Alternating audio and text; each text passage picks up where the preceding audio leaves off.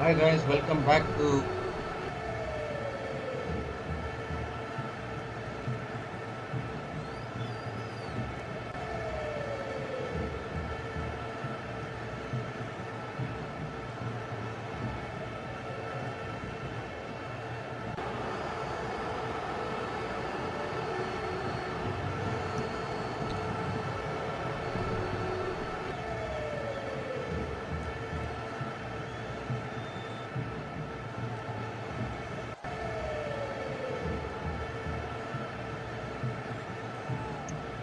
hi guys, welcome back to the second match of the Women's Cricket World Cup 2025. The match is between Australia women and New Zealand women, and both of them are playing at the Holker Cricket Stadium in Indore. Such a small ground, high scoring venue. Australia women have won the toss and elected to bat first, and I guess Australia have taken that decision only because they have scored 412 against India in similar kind of conditions. So they'll be enjoying to bat in these indoor conditions once again.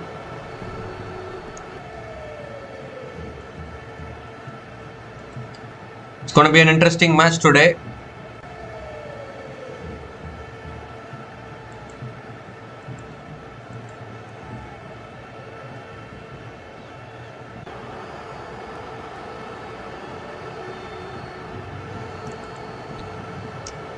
It is the defending Women's ODI World Cup champions versus the reigning Women's T20 World Cup champions. So it's going to be a cracker of a game today between these two teams. It's a trans-Tasmanian rivalry, we can say. Two neighbors playing against each other.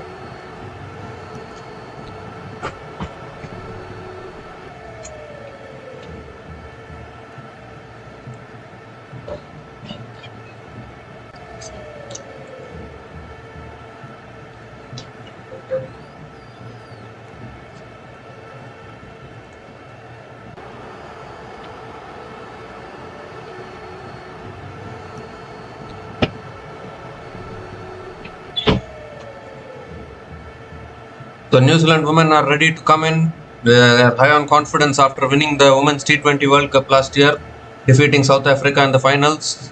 So they have a world trophy. They have won both these World Cups actually. They have won the T20 World Cup as well as the ODI World Cup once. So New Zealand will be confident about that.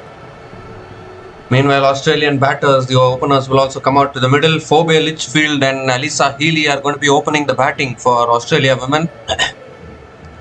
They're on a mission to score 400 once again. It's that kind of a conditions and that kind of a ground. Very small ground.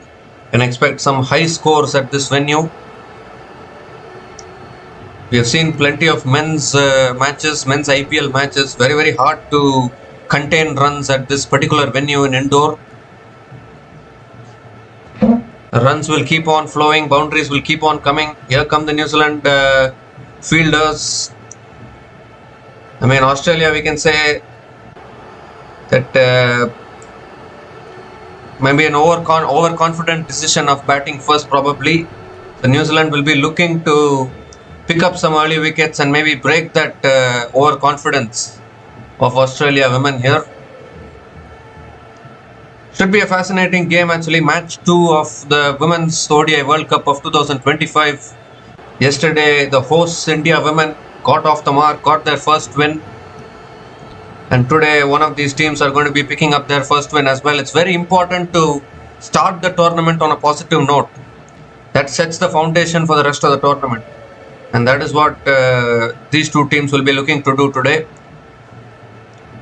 Well, Elise Perry opening the batting. You don't even need to give any introduction about someone like an Elise Perry. Has been a legend for Australian women's cricket for quite a long time now.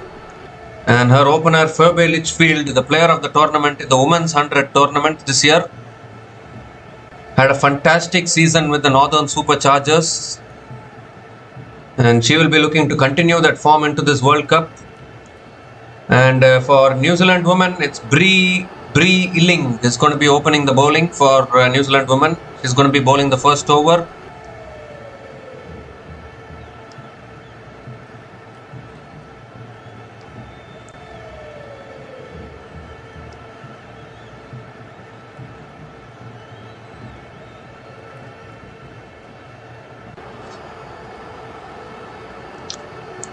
So Elise Perry is going to be taking strike here.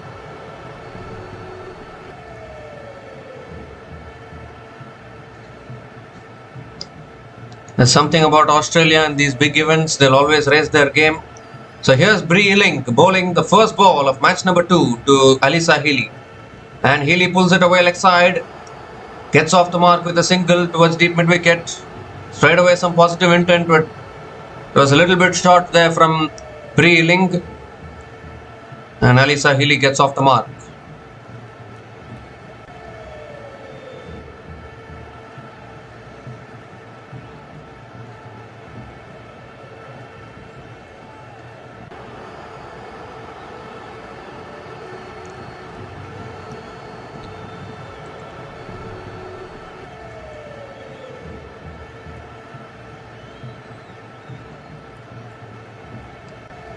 So Lichfield is now taking strike.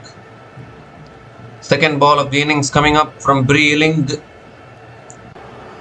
And that's on a good length again. Defended again by Lichfield. Gets off the mark with a single as well. So both batters off the mark with singles of their first deliveries.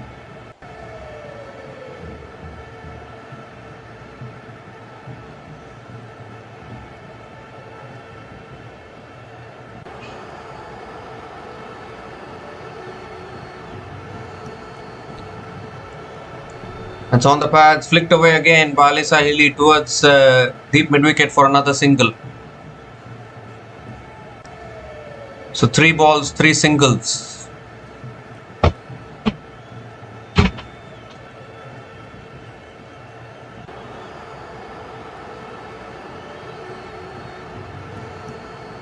So Lichfield is back on strike. 3 more deliveries left in this over. And Lichfield comes down the wicket, drives it through the offside, picks up another single.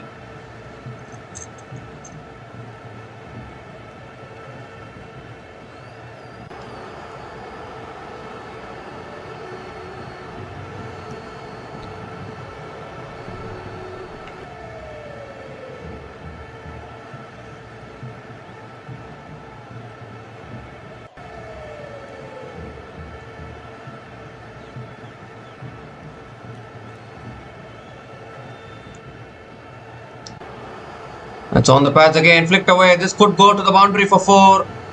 It will. First boundary of the innings. Straying onto the pads by Bree Link. And Elise Perry puts it away. And that's a way to get the first boundary of the innings.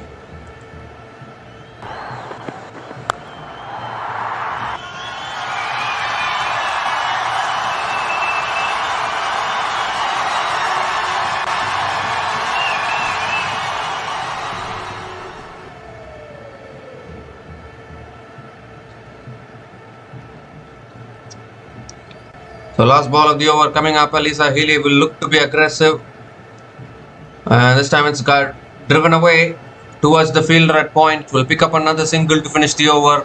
So 9 runs came from that over, and Australia women are 9 without loss after 1 over. Australia women are 9 without loss after 1 over.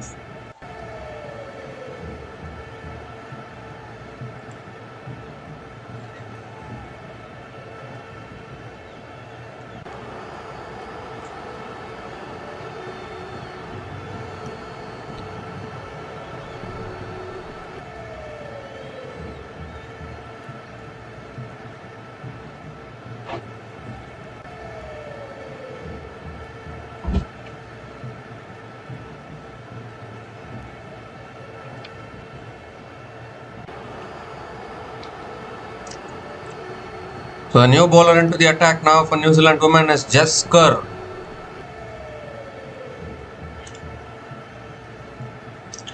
A good fast bowler, Jessica Kerr, is the new bowler into the attack now for New Zealand women.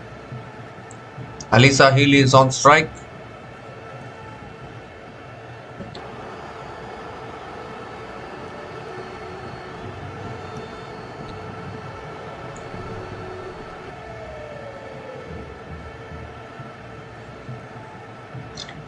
And it's a full delivery driven down the ground. Mid-on is there. So a dot ball from Kerr.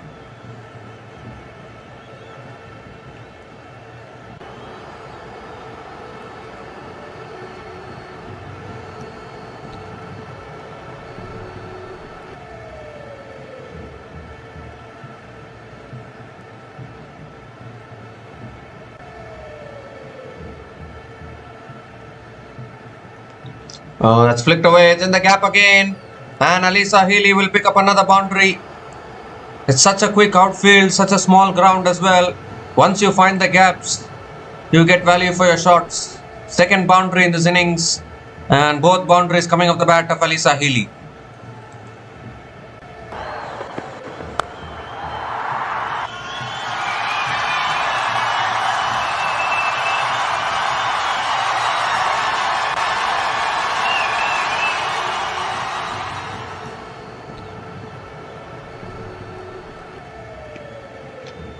It's full again, driven by Elise Perry straight to point.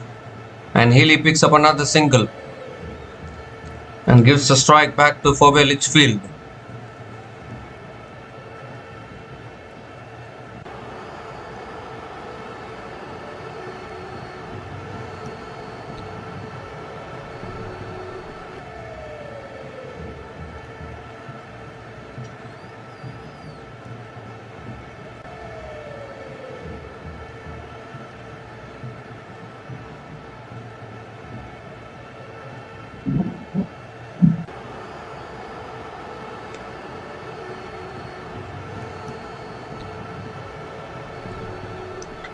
And now Lichfield comes down the wicket, drives it again, finds the gap again. And will go to the boundary as well. Beautiful timing and placement from Lichfield. So Lichfield also gets her first boundary, and this is an expensive over from Kerr. 9 runs from this over already. Still 2 balls left.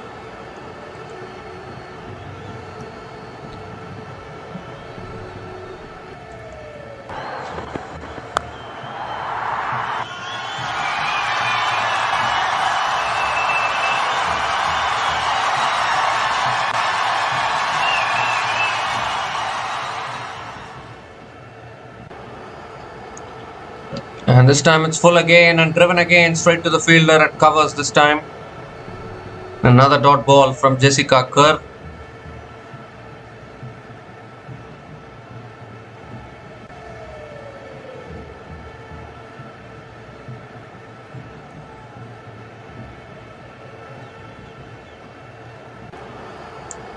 One more delivery left in this over. 9 runs from this over so far.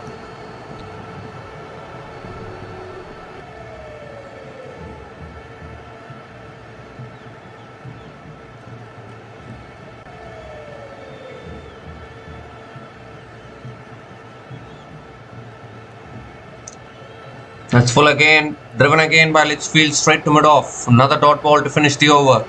So 9 runs came from that over, and Australia women are 18 without loss after 2 overs.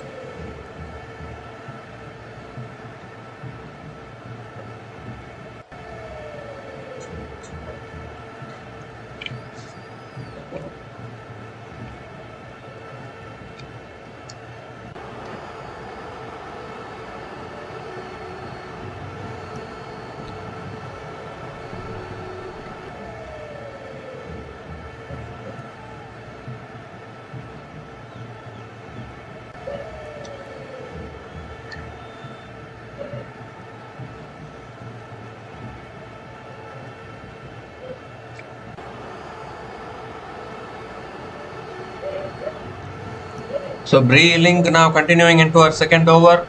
Elise Perry is on strike.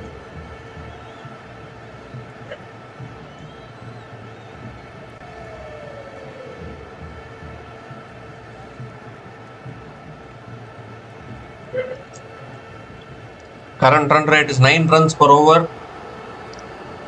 Oh, looking to flick it away. Appeal for LBW, but that's straying down leg side big time. It's not out to start the over. First dot ball to start the over though. New Zealand need early wickets actually, otherwise Australia will be looking to score big.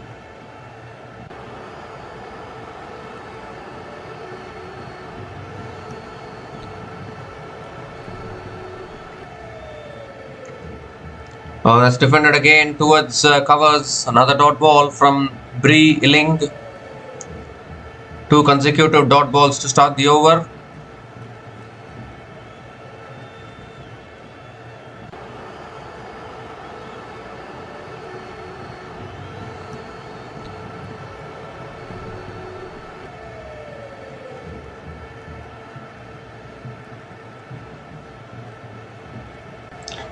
Oh, that's driven again by Healy. Finds the gap.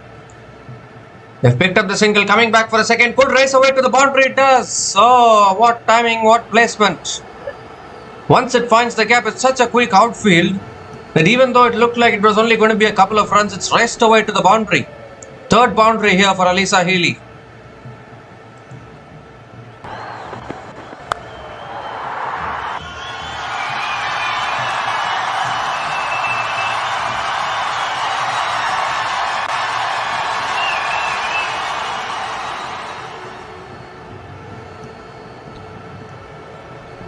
And this time it's on the pads again. Alisa Healy flicks it away towards deep mid wicket and picks up another single.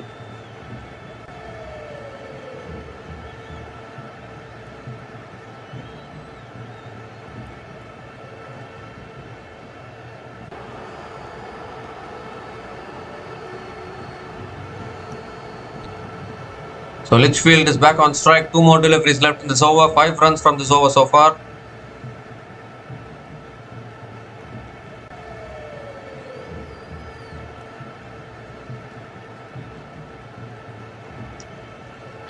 And now Lichfield comes down the wicket, goes over the top and finds another boundary. You cannot stop the bleeding at this venue. Conditions are so good for batting. And Lichfield smashes it over the top for 4. Second boundary in this over. And second boundary for Lichfield in this innings.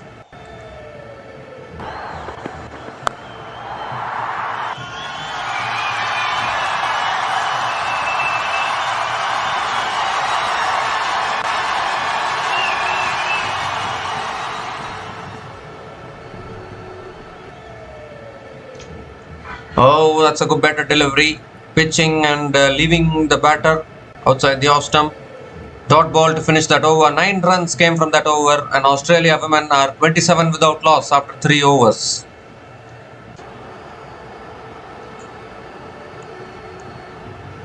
So the first 3 overs, Australia women have scored 9 runs each in every over, which is something extraordinary.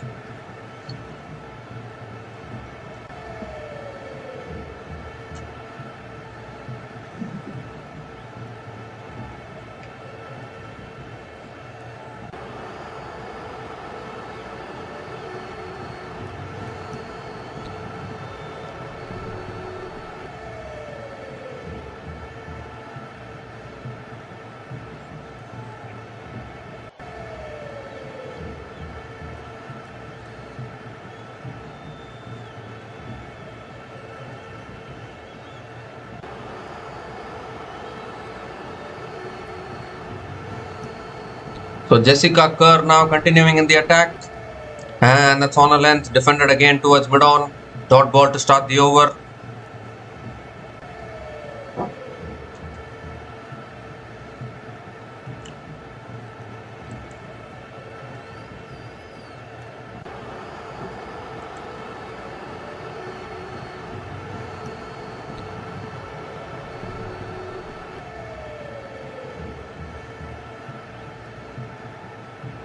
That's on the pads, flicked away again by Alisa Healy. Deep square leg is there.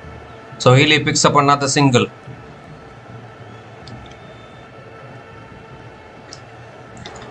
Powerful batters, these Australian batters will keep on going after the bowlers. And New Zealand need to find a way to keep taking wickets if they want to stay in the game.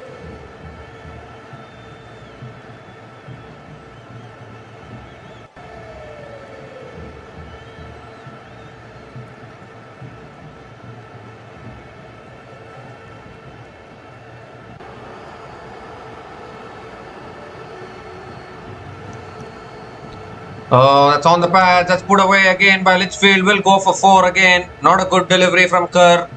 You cannot be bowling on, straying on the pads of Phoebe Lichfield. That is exactly what she will do. Another boundary here for Lichfield, and Australia women are racing along here. in this first innings.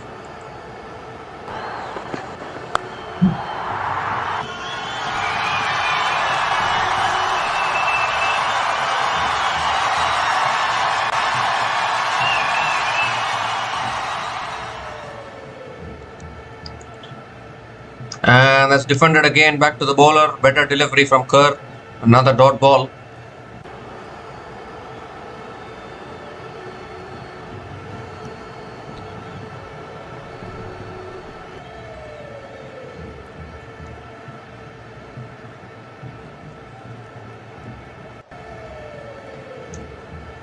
And 2 more deliveries left in this over. Oh, goes down the ground again. 1 bounce into the boundary for 4. She's a very, very dynamic player, Phoebe Lichfield. Will play everywhere, all parts of the ground. She has no restrictions whatsoever. She will go after everything. A second boundary in this over, and once again 9 runs from this over. Still 1 ball left in this over.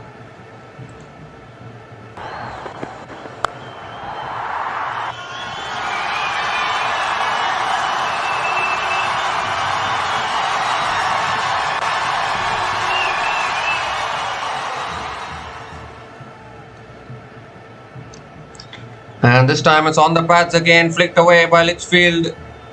A deep square leg comes around, cuts it off. So Lichfield picks up another couple of runs to finish the over. So 11 runs came from that over. And even more expensive over there from Jess Kerr. And Australia women are now 38 without loss after 4 overs.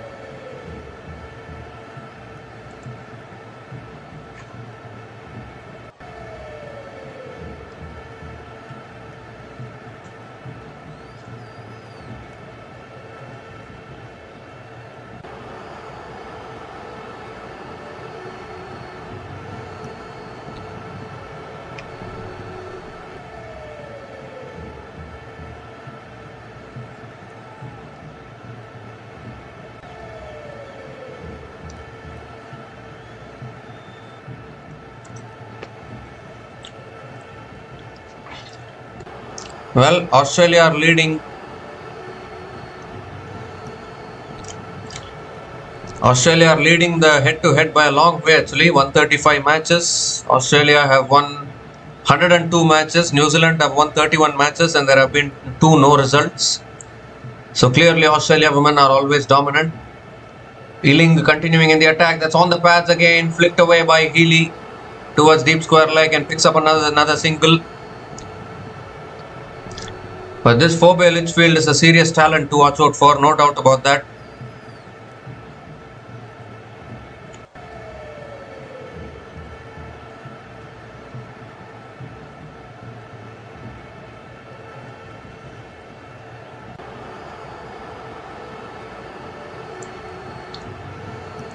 And that's driven again by Lichfield straight to point. Dot ball from Bree Ealing.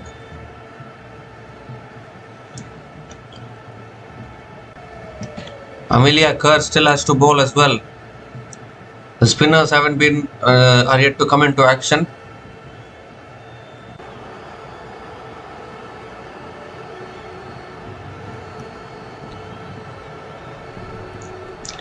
It's full again, driven again by Lichfield towards deep extra covers and picks up another single.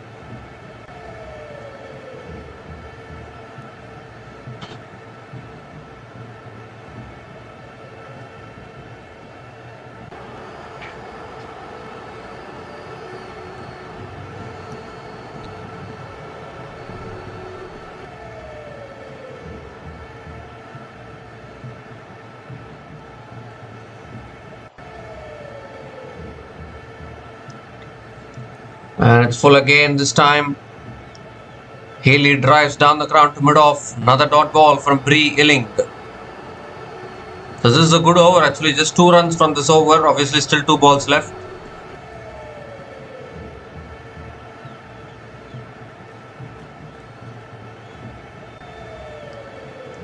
Meanwhile, Jess Kerr at the other end has been a little expensive, has to take care of that.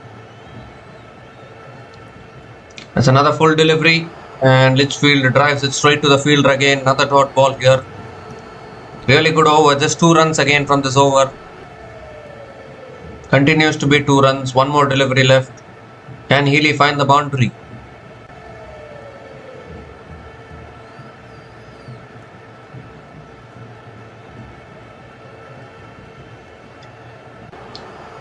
Last ball of the over. And Elise Perry comes down the wicket, hits it in the air, the catch is taken at covers. First wicket goes down for Australia. And what a huge wicket that is. Elise Perry has to go. Susie Bates takes the catch at covers. And Bree Illing strikes for New Zealand. And the crowd are happy. Obviously, the Indian crowd will be supporting New Zealand. New Zealand are the second favourite team in India, no doubt about that. Elise Perry was going for that expansive drive. And Susie Bates held on to the catch. The experienced campaigner does not put that down. And an early breakthrough here for New Zealand inside the power play. Elise Perry is walking back. Elise Perry is gone after scoring 19 runs from 17 balls. And Australia women are 40 for 1 after 5 overs.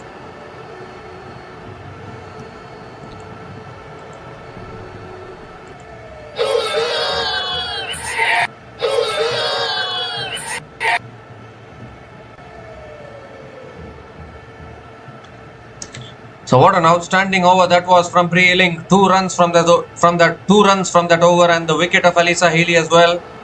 And now the new batter to the crease is Elise Perry, yet another experienced player.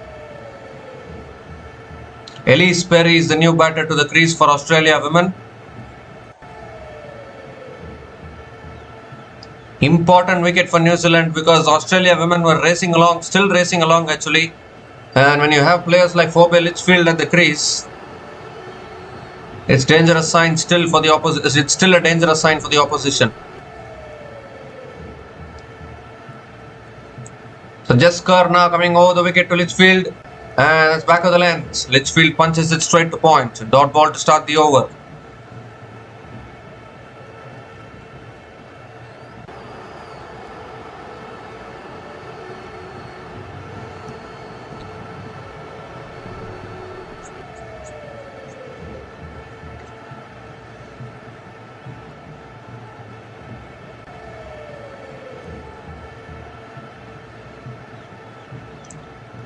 Oh, that's cut away again, finds the gap. But there is a deep point. So Lichfield picks up another single and gives a strike to the new batter, Elise Perry.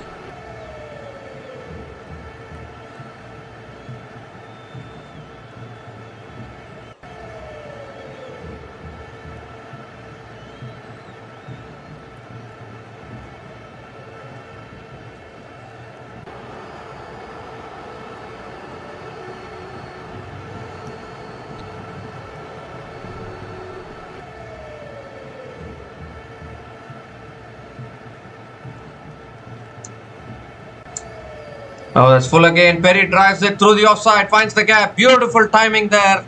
And the first ball which Elise Perry faces puts it away to the boundary. Too full there from Jess Kerr, and that's beautifully driven through the offside. That's a way to get your innings going.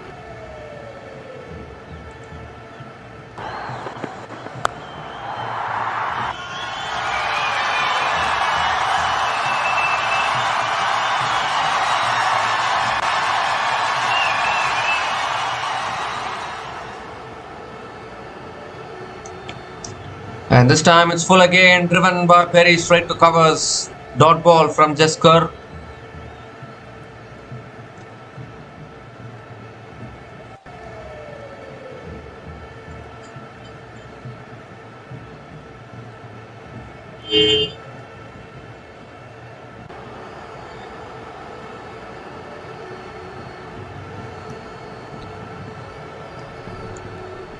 It's driven again by Perry through the offside again, finds the gap, but this won't go for 4.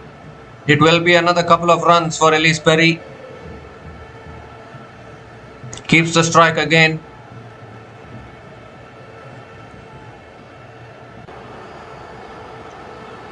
One more delivery left in this over.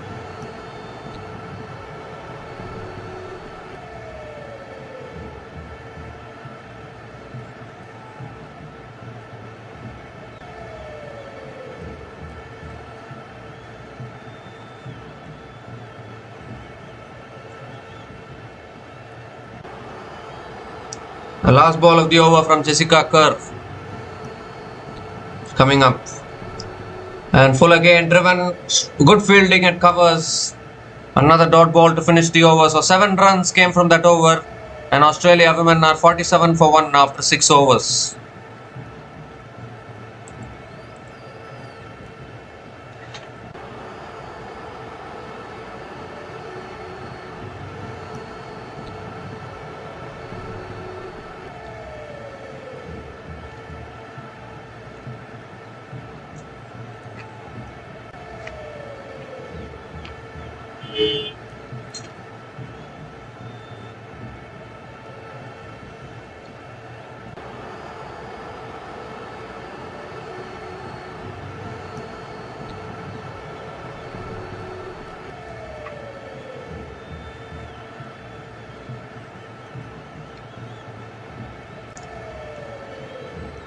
Well, Breeling has been brought back into the attack. And the first ball, Lichfield comes down the wicket, goes over extra covers all the way for 6. Oh my goodness, what a shot that is from Lichfield. Down the wicket and smashing it over extra covers. The ground is too small for someone like a Phoebe Lichfield. Has a wide range of shots, clears the boundary. So the first 6 of this innings comes to the bat of Phoebe Lichfield.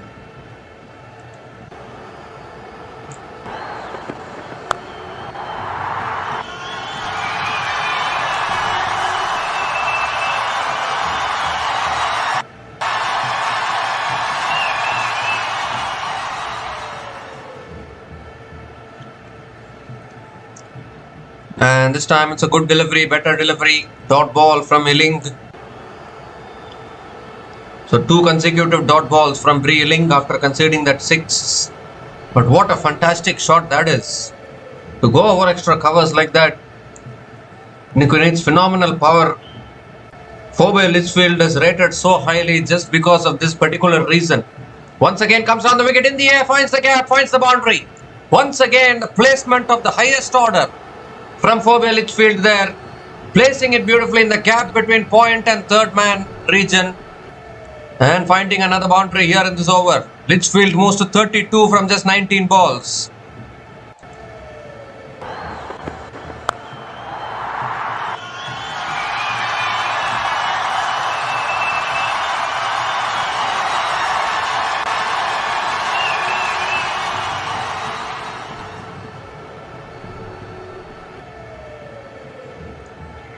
Well, what a versatile player this Lichfield is. That's another delivery outside the off stump, but Lichfield lets it go this time. Another dot ball from Breeling.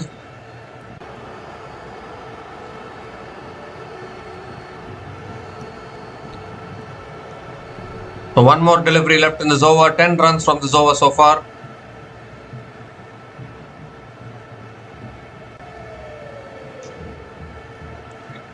Oh, that's on a good length again, defended by Lichfield towards covers. Another dot ball to finish the over. 10 runs came from that over, and Australia women are 57 for 1 after 7 overs.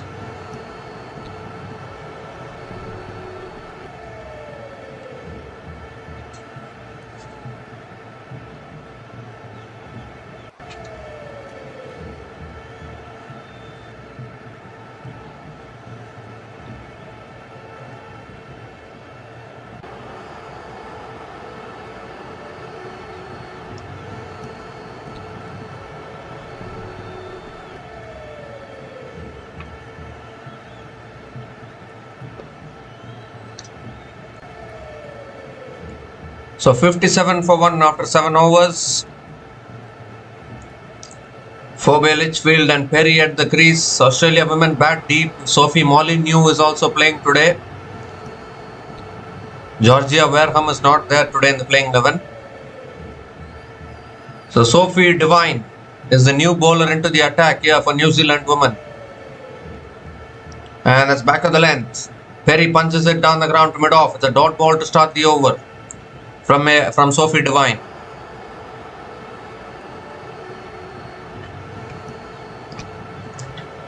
So the captain brings herself into the attack now. Bowled fantastically well in the Women's 100 tournament. which concluded a month ago. Oh, that's another good delivery on the stumps. Almost an inside edge there from Perry, looking to defend it. Another dot ball here.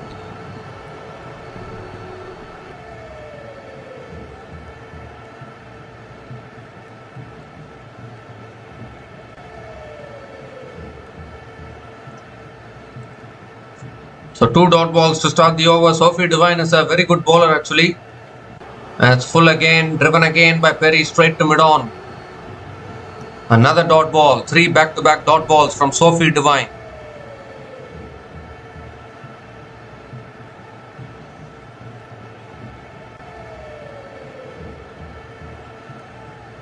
Three more deliveries left in this over.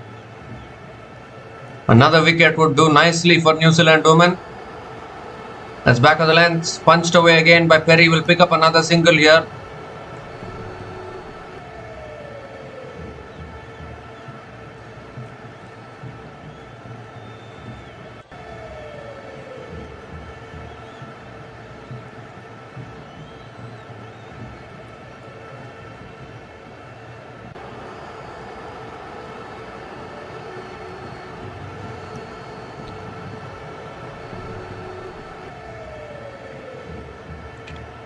And it's driven down the ground again by Lichfield towards mid-off. A fumble by the fielder at mid-off will allow Phoebe Lichfield to complete another single.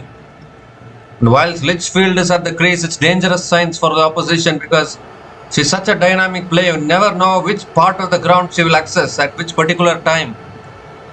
Has shots all around the ground, and those kind of batters can be very dangerous. Last ball of the over. Width offward, cut away, past the point fielder into the fence. Such a good over until that point from Sophie Devine, but offers a little bit of width of the last ball of the over and punished to the fence for 4. Second boundary for Elise Perry and ends the over as well. 6 runs came from that over, and Australia women are 63 for 1 after 8 overs.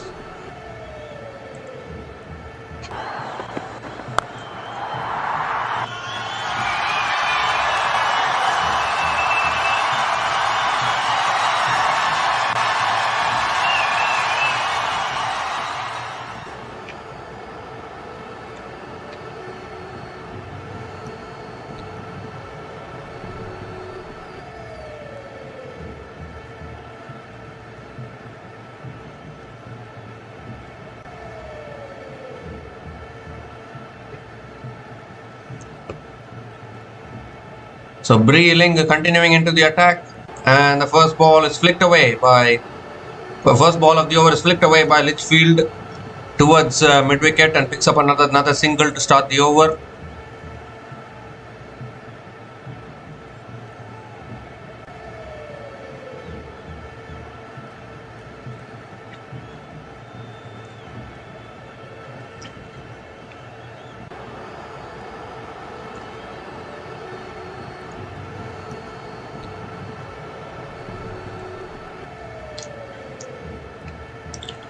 So Elise Perry is back on strike. Here comes Bree Ling again. That's on the pads again, flicked away. There is deep fine leg. So Elise Perry picks up another single. It's such a short grass, such a small ground actually. Very, very hard to contain the runs. Once you find the gaps, it's such a quick outfield as well. Favors the batters. I mean, one would have thought that Australia women would opt to chase today in these kind of conditions because it's very hard to defend totals as well. But does New Zealand have the firepower to chase down whatever Australia women gives them? That will be the test. That's driven again by Lichfield straight to the fielder at point. Another dot ball from Bree Ling.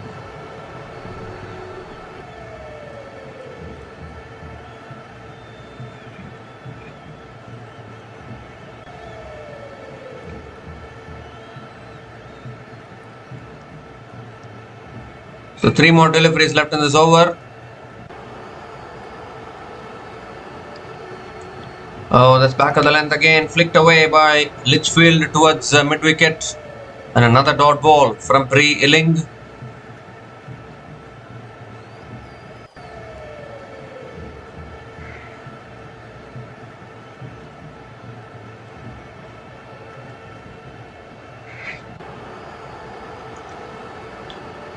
So 2 more deliveries left in this over. Oh, that's picked in the air by Lichfield. Goes over the top. Will find another boundary. One of the most dangerous batters in the world now is Phoebe Lichfield. This is exactly why you bowl it slightly onto the pads.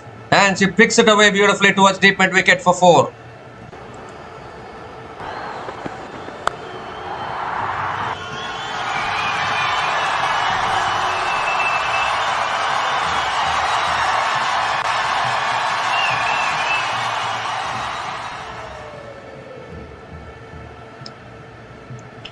The last ball of the over coming up, and that's back of the length.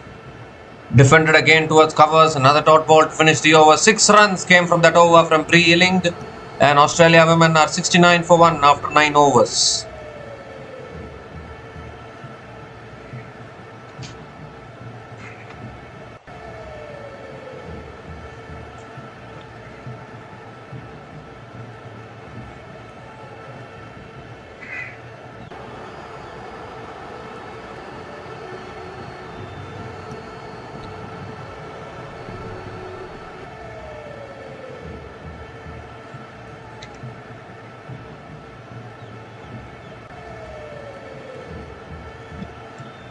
So Sophie Devine continuing. Oh, and that's a good start.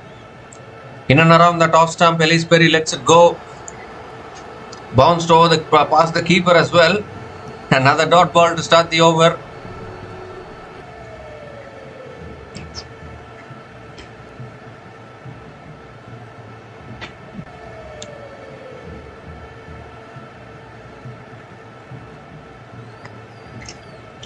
It's on the pads again, flicked away, it's in the gap again, will race away to the boundary.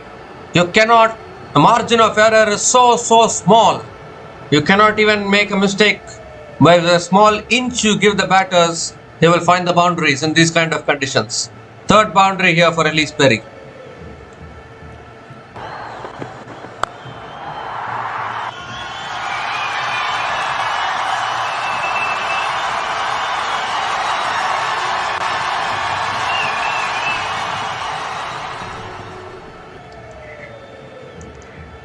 And this time it's on a good length. Defended again towards defended by Elise Perry towards covers and picks up another single.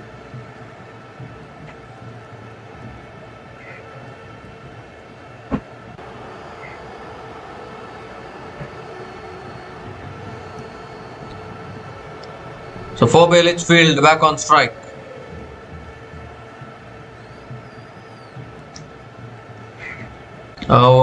Defends it towards covers again.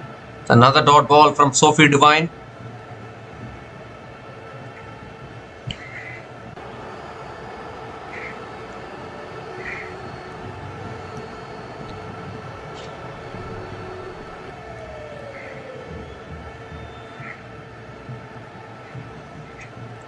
Full again over the top. Lichfield might even go all the way. Oh, I think it's bounced before hitting the rope, I think. Surely the umpire will have a look, but I think that's bounced before hitting the rope, or has it hit the rope on the full? That is exactly what we need to check. But what hitting this is from Phoebe Lichfield today. Need to see whether it's hit the rope on the full. It has. It's gone all the way for second six here for Phoebe Lichfield. Goodness gracious me, the kind of power hitting.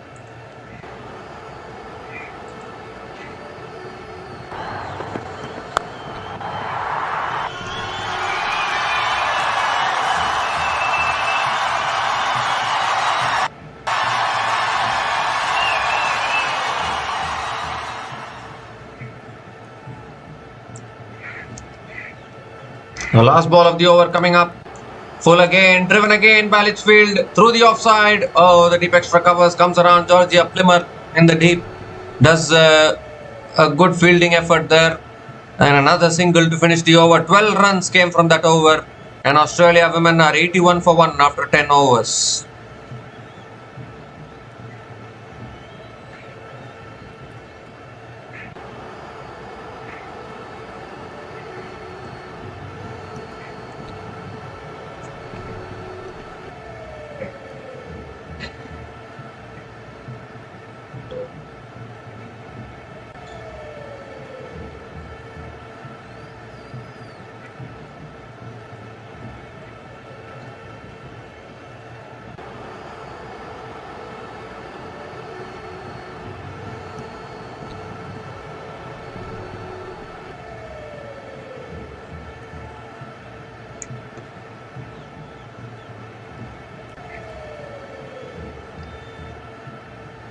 So now the new bowler into the attack is a very popular bowler actually. Amelia Kerr is into the attack now for New Zealand women.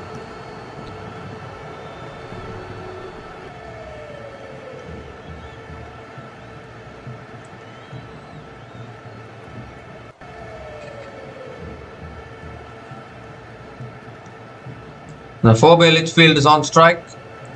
Oh, and cleans her up first ball. What a beauty of a delivery to start from Amelia Kerr. The googly goes past the defense of 4-bay Lichfield. That is an absolute beauty to start a spell. And it's a huge wicket actually, because 4-bay Lichfield was looking very, very dangerous, moving closer to her half century. But look at the delivery, pitches and spins away from the left-hander, completely squaring up 4-bay Lichfield there and loses her off stump in the process. This is a dream start for Amelia Kerr to her spell.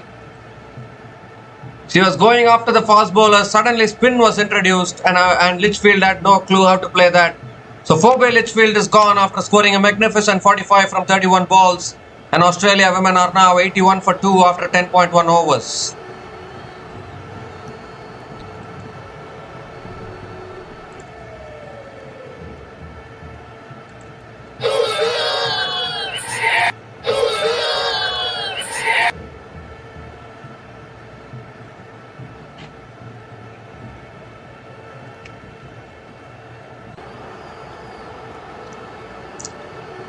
Well, what a dream delivery there, picking up a huge wicket of 4-bay Lichfield.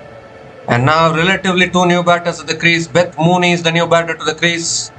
Scored 100 against India not long ago in that 412 runs which Australia scored in Delhi.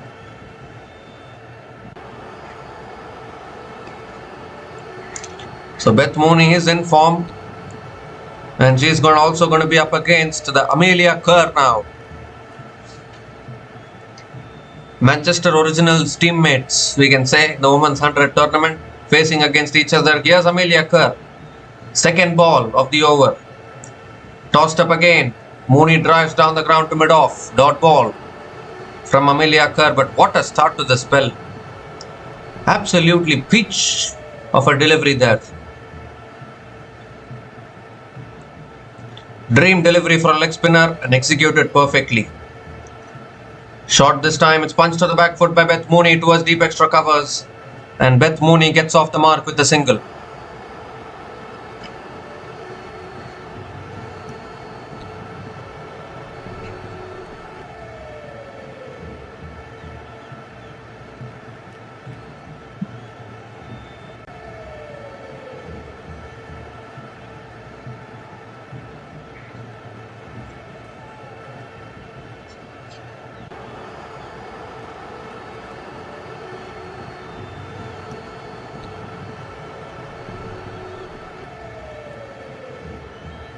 So Elise Perry on strike now.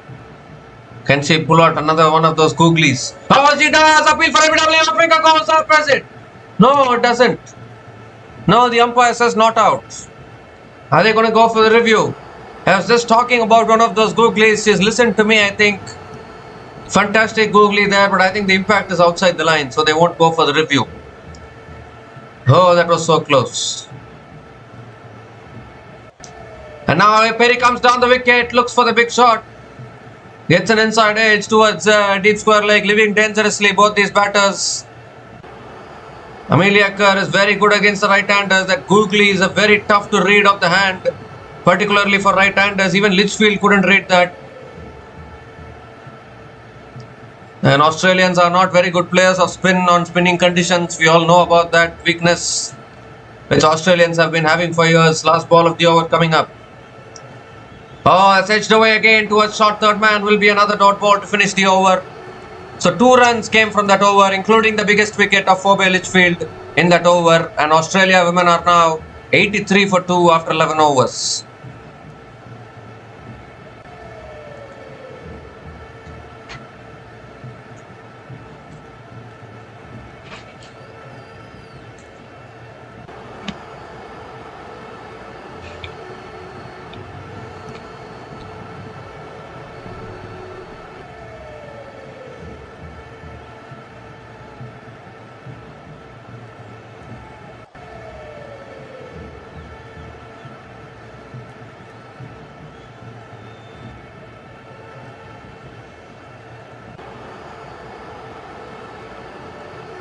Sophie Devine now continuing in the attack, and oh, first ball keeps a little low.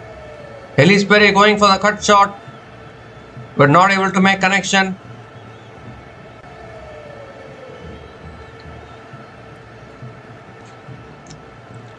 So again a dot ball to start the over. Full this time, driven again straight to covers. Another dot ball from Sophie Devine.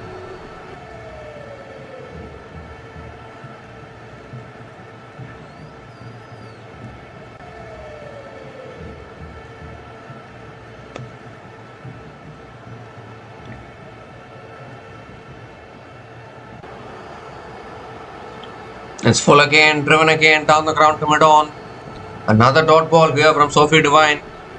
So after the wicket of Phoebe Lichfield, things again slowing down for Australia here. And this is exactly what wickets can do. It will slow down the proceedings. Wickets will put pressure on the batting team, no doubt about that.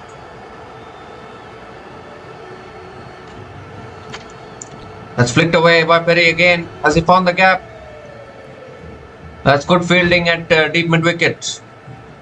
So Elise Perry picks up another couple of runs.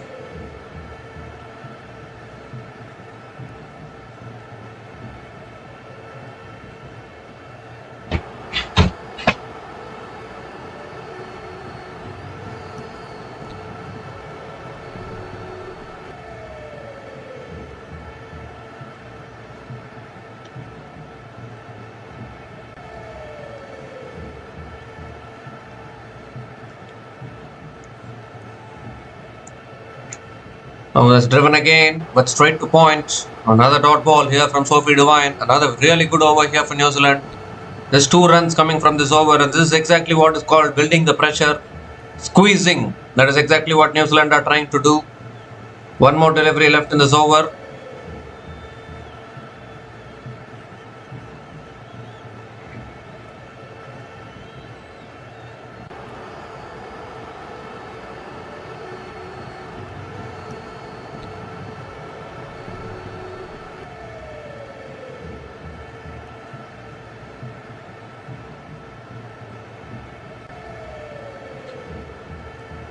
The last ball of the over coming up from Sophie Devine. It's on the pads, flicked away and beats mid-on. Oh, long on is there. What fielding. New Zealand are always known for their good fielding. One of the best fielding teams in the world is New Zealand. Stops the boundary again and picks up another single here. Elise Perry to finish the over. 3 runs came from that over. And Australia women are 86 for 2 after 12 overs.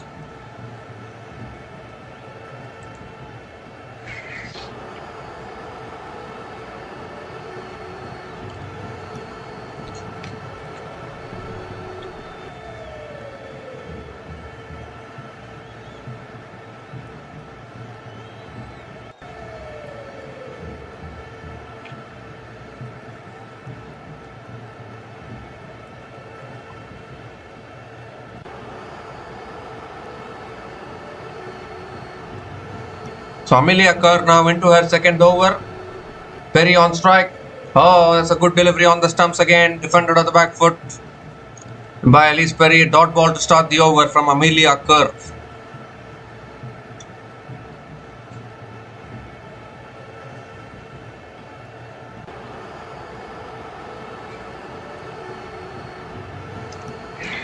Flighted delivery, Perry comes down the wicket, goes over the top, over mid-off, 1 bounce into the boundary for 4. So takes on Amelia Kerr here and succeeds in doing so. And an important boundary here for Australia.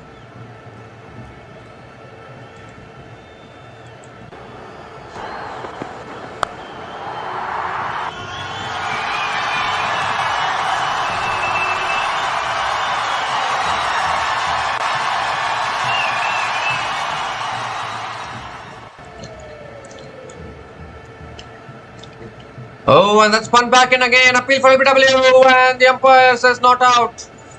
And are they discussing about going for the review? I don't think so. Maybe might be sliding down like again. The googly spins so much for Amelia Kerr that might be turning too much as well, missing the stumps. Oh, there was an inside edge probably in that. So 3 more deliveries left in this over. Amelia Kerr troubling Elise Perry at the moment.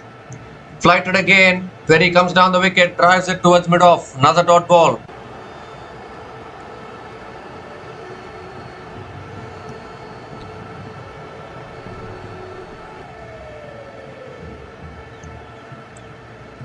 And 2 more deliveries left in this over. Amelia Kerr bowling wonderfully well here. Again comes down the wicket Perry, but straight to mid-off again. Another dot ball. So just 4 runs from this over. Still 1 ball left.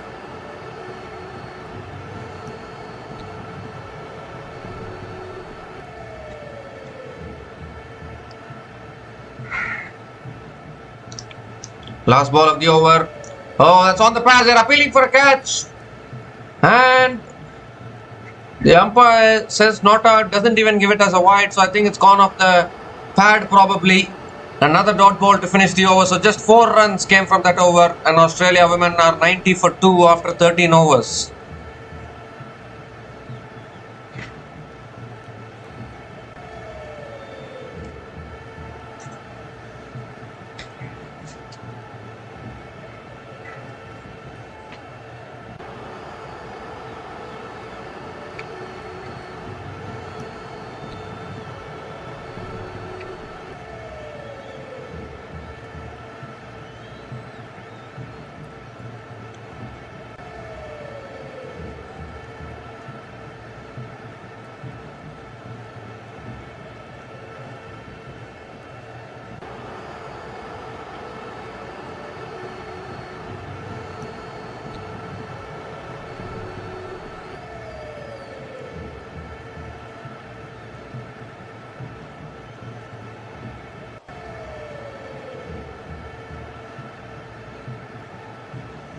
So Sophie Devine now is continuing into her 4th over. Beth Mooney on strike. That's a full toss. Mooney hits it down the ground to mid-on. Fumble by the mid-on fielder. Chance over and out. Fielder should be more alert. Should be looking at where the batters are. Then only you can be throwing down the stumps when there's a chance of a run out. Cannot be too casual.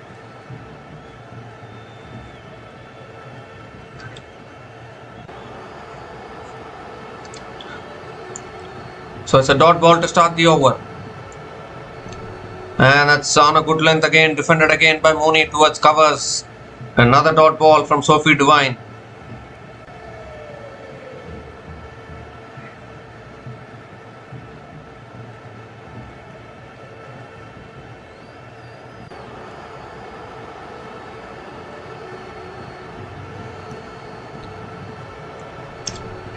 That's full driven again. Oh! What outstanding fielding there at point.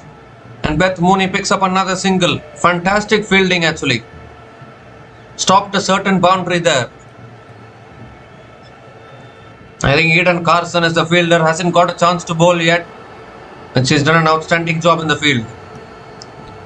So Elise Perry back on strike now.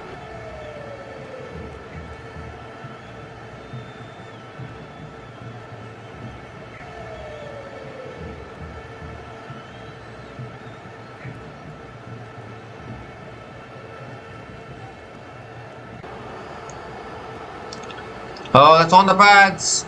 Should be given as a wide, I think. Yes, it is signalled as a wide. So Sophie Devine has to reload that one again.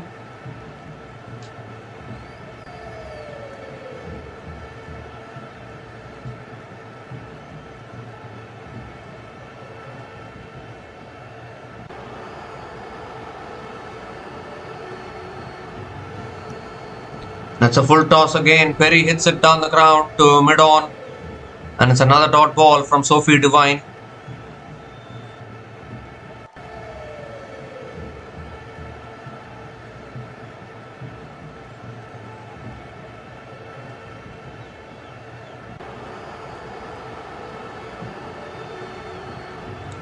And Perry picks it up leg side, finds the gap. But there is long on. Will pick up another single. And look at the difference between the Indian bowlers and the New Zealand bowlers. Australian batters are coming hard at New Zealand as well. But New Zealand are having a plan for that. They are able to contain the runs. They are picking up wickets. 2 wickets they have picked up. 2 huge wickets they have picked up. So Need to see how New Zealand deal with this pressure. Last ball of the over coming up. Short and wide again, cut away, straight to point. Another dot ball to finish the over. So just 3 runs came from that over from Sophie Devine. And Australia women are now 93 for 2 after 14 overs.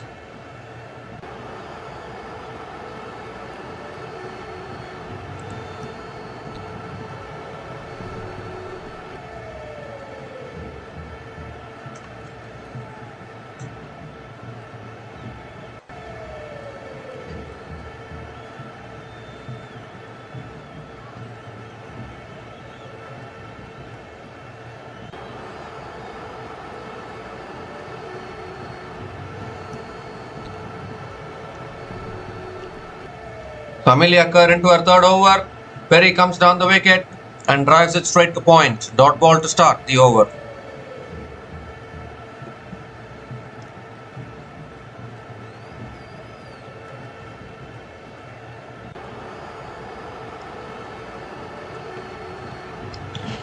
Oh, that's cut away again. Straight to the fielder again. At point, another dot ball from Amelia Kerr.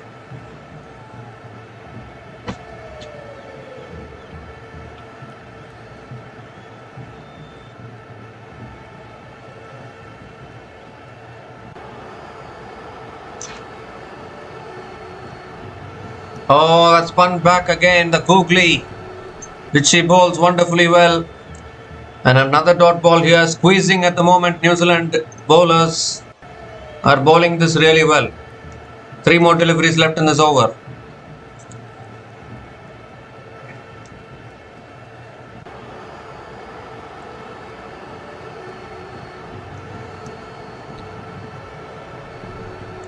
Perry comes down the wicket this time. Good fielding at mid-off.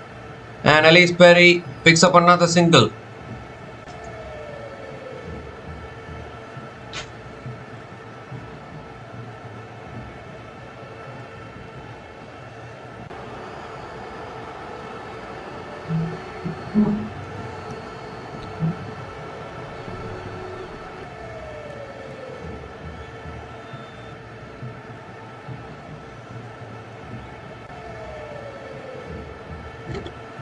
So 2 more deliveries left in this over. Mooney back on strike. That's short and wide, cut away. Oh, goodness me. Misfield at point allows Beth Mooney to get a boundary. They were squeezing so well. And then a misfield through the fielder, Eden Carson.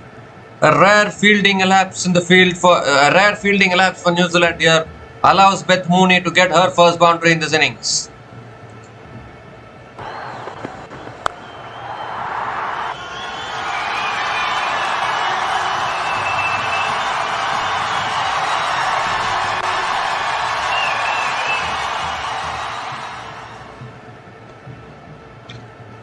And this time it's short and wide again, cut away by Mooney towards deep extra covers. And will pick up another single to finish the over. 6 runs came from that over. And Australia women are 99 for 2 after 15 overs.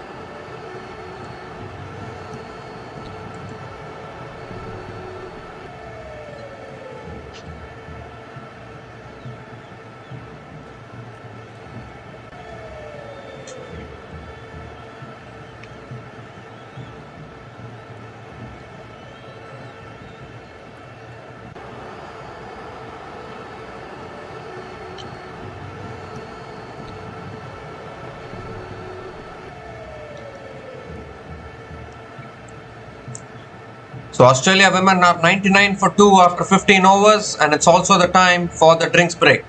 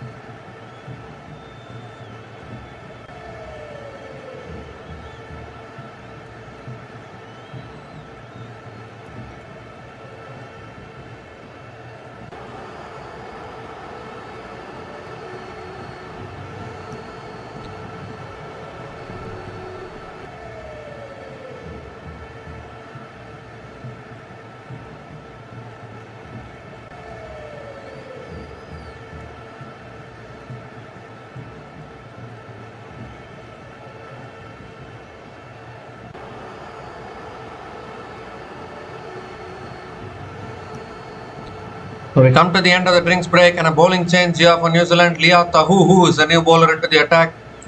And it's guided away by Mooney again. First ball straight to the fielder at point. So normally these drinks breaks might affect the momentum of the batting team. We see plenty of times wickets falling after a drinks break. Both these batters are set at the crease now.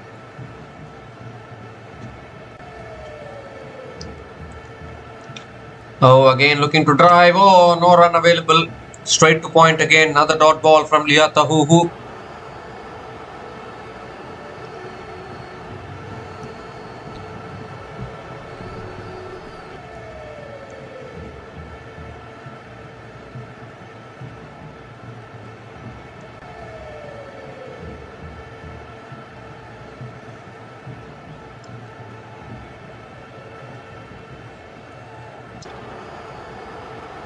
Oh, another good delivery there. Beating the outside edge of Beth Mooney. And Leah Tahuhu starts her spell with 3 dot balls. This is really good bowling now from the New Zealand bowlers. Can they stranglehold Australia here?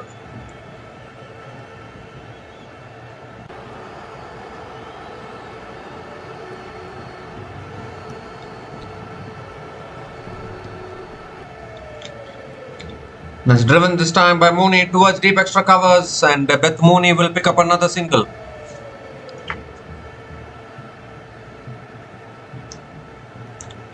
Gives a strike back to Elise Perry.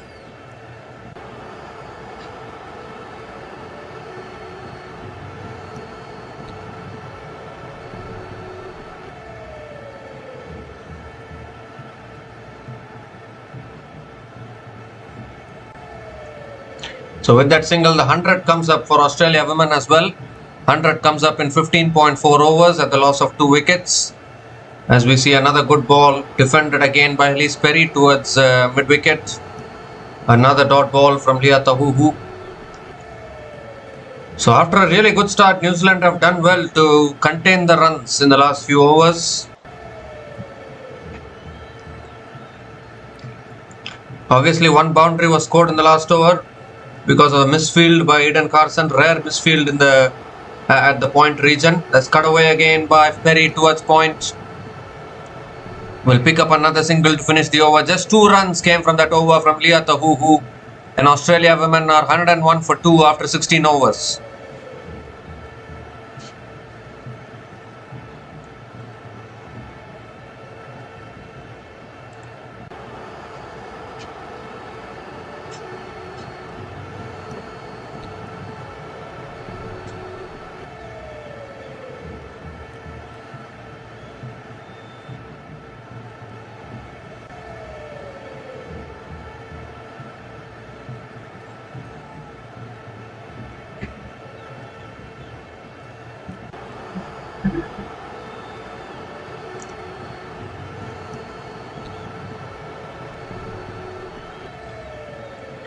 So Amelia Kerr continuing in the attack, and that's cut away again by Elise Perry towards deep extra covers. Gave herself room and cut it away. Picks up another single to start the over.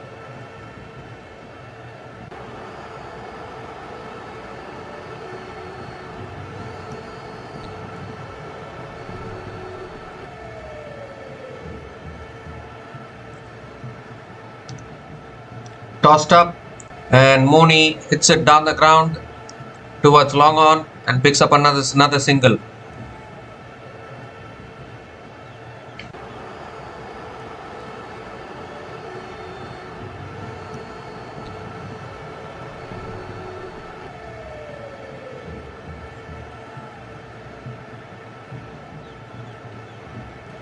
Oh my goodness! Perry came down the wicket. It's beaten everyone. It's beaten the keeper as well.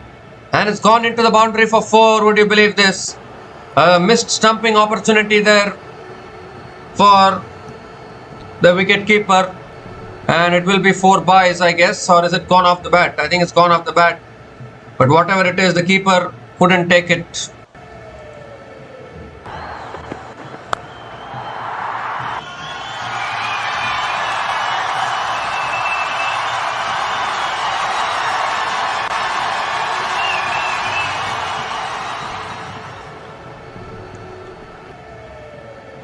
this time Perry comes down the wicket again and drives it straight to covers. Another dot ball from Amelia Kerr.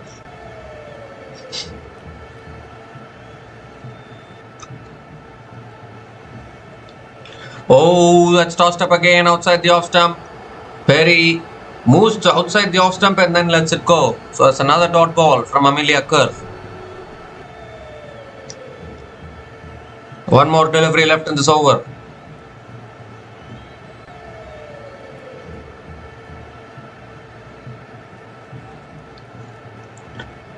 Oh, that's guided away to short third man. Will be another dot ball to finish the over. So 6 runs came from that over.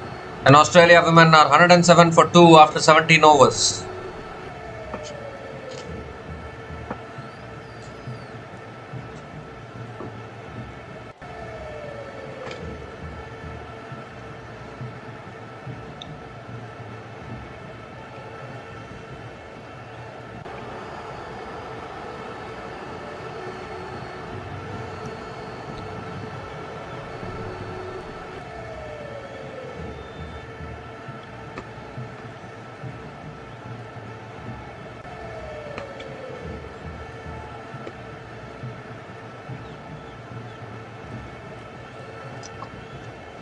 So Leah Tahuhu into her second over now. And that's driven again by Beth Mooney. Cover fielder got a hand on it. But Mooney will pick up another single.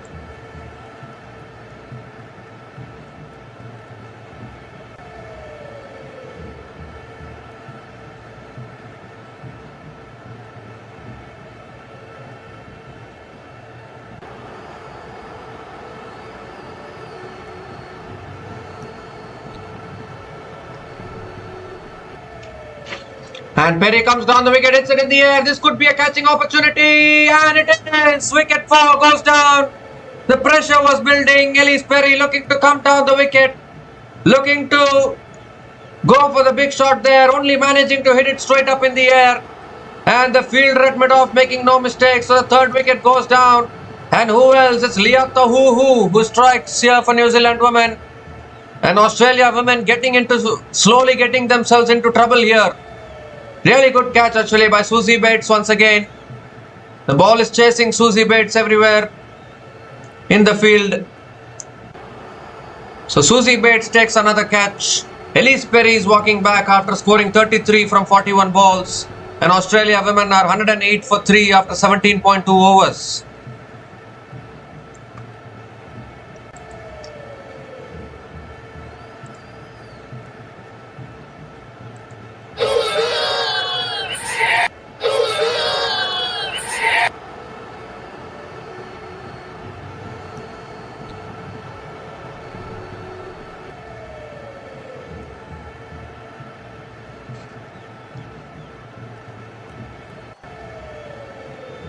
So Annabelle Sutherland is the new batter to the crease. And New Zealand women chipping away the wickets at the moment. Pressure building here on Australia.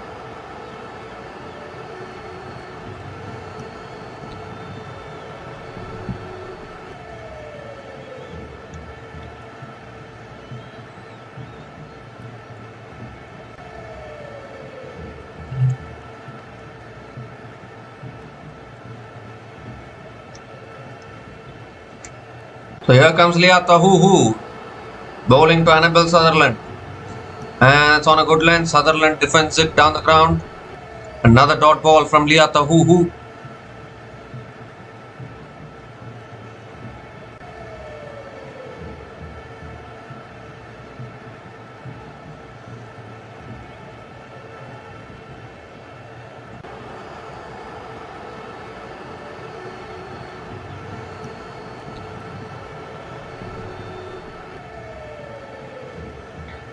And Sutherland again drives towards mid-wicket.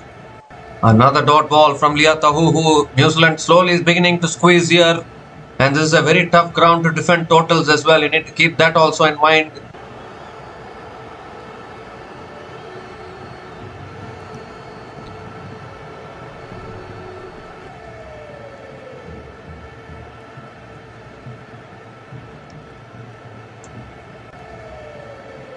Oh, that's on a good length again. Defended again towards covers. And another dot ball here from Leah Tahuhu. Just one run from this over, important wicket as well of Elise Perry. And what a comeback this is from New Zealand women. We need to really applaud them, proving why they are the former world champions in the ODI format, as well as the current world champions in the T20 World Cup as well, the Women's T20 World Cup. It's flicked away this time by Annabel Sutherland towards deep mid-wicket, and Annabel Sutherland gets off the mark with a single. Ends the over as well. 2 runs came from that over, including the biggest wicket of Elise Perry, and Australia women are 109 for 3 after 18 overs.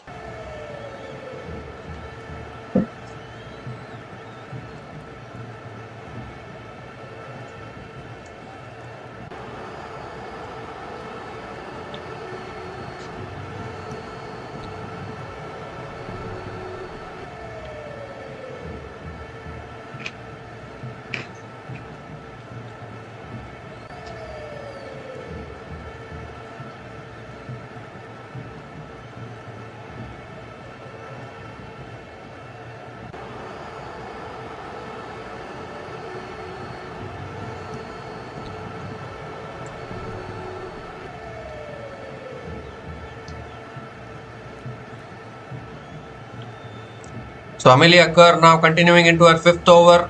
Annabel Sutherland is on strike.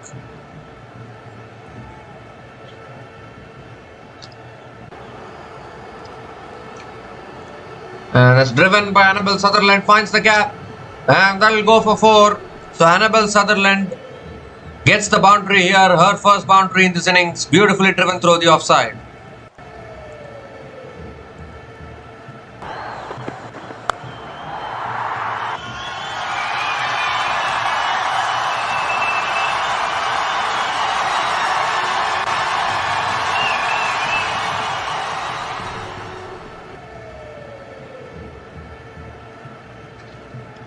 And this time it's a better delivery.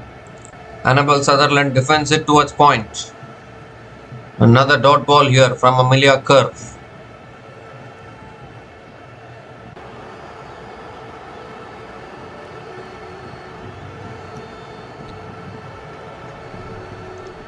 Driven again by Sutherland, straight to covers. Another dot ball.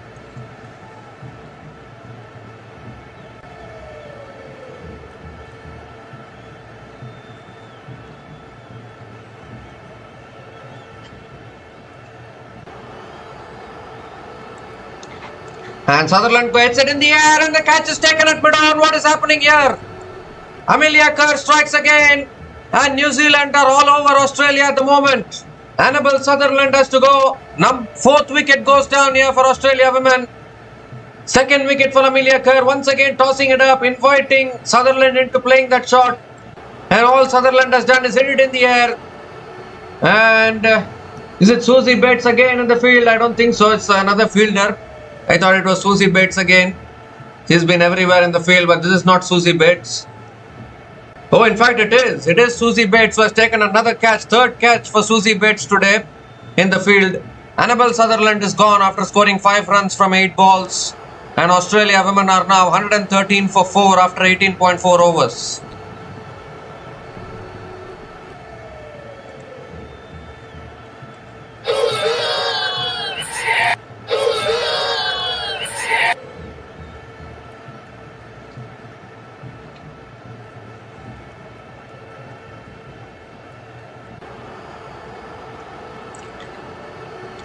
So new batter to the crease now for Australia women is Gardner.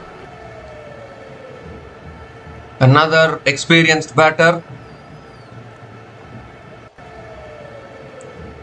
2 more deliveries left in this over. Oh, that's on the down the leg side. Should be a wide. It will be. Wide signalled by the umpire. So Amelia Kerr has to reload that one again.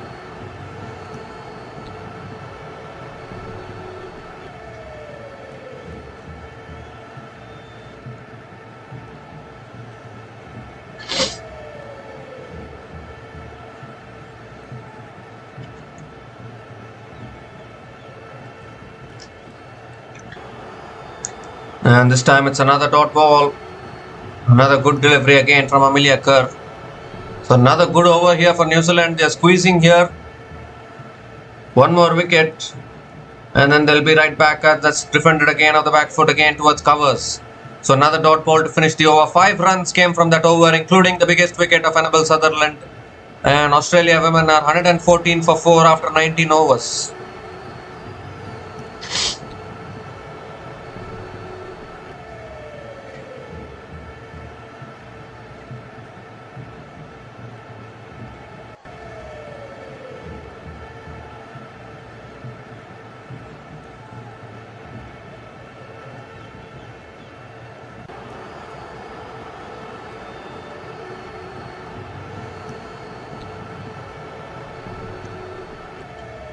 The Australia women won the toss, selected to bat first, got off to a good start, but have now lost 4 wickets here. Leah Tahuhu into her 3rd over. Oh, that's edged, is it? No, it's not. A dot ball to start the over. Once again beating the outside edge of Beth Mooney. 3 catches today for Susie Bates. In the field, ball is chasing her everywhere.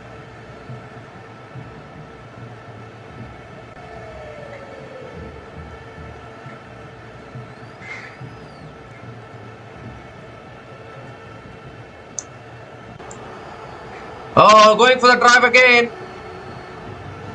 And not able to make connection. Another dot ball. This is fantastic bowling here from Leah Tahuhu. 2 dot balls to start this over.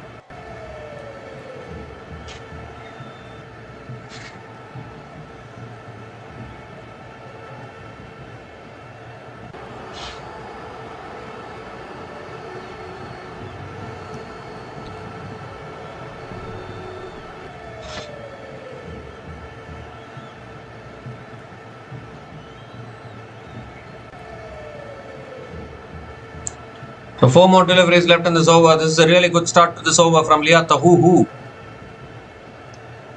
Has driven again towards deep extra covers. Mooney picks up the single, can't come back for the second, has to settle for the single. Another single from Beth Mooney.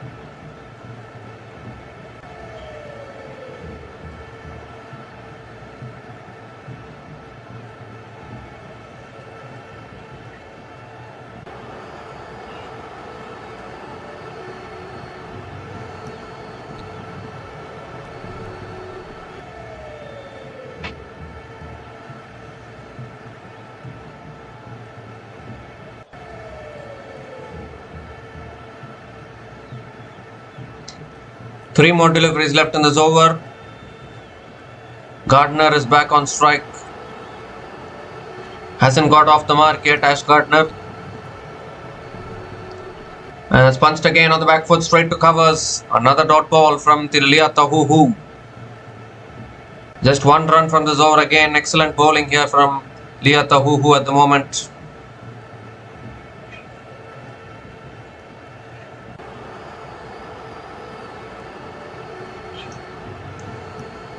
Two more deliveries left in this over.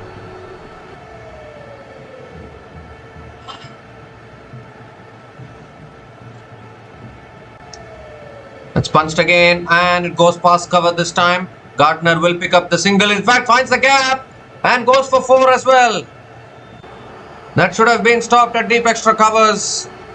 But it's gone through everyone and Ashley Gardner gets off the mark with a boundary.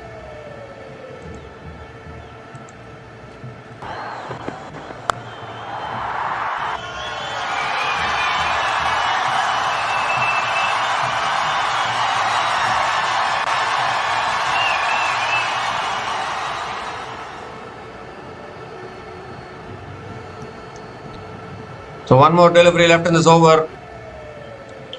Ash Gardner getting her first boundary there. Last ball of the over. On the pads again, going for the flick shot. It's gone off the pads. I think it will be 1 leg byes to finish the over. 6 runs came from that over. And Australia women are 120 for 4 after 20 overs.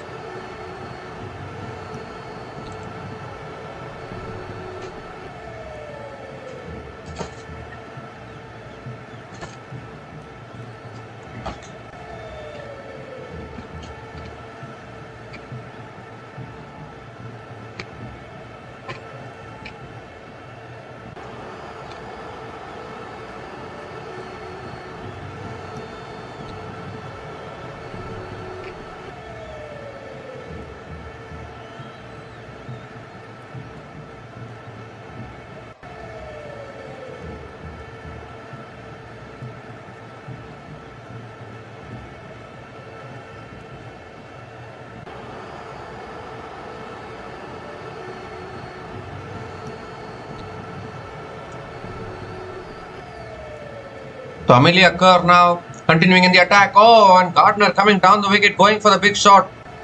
Getting an inside edge towards mid-on. And picks up another single to start the over.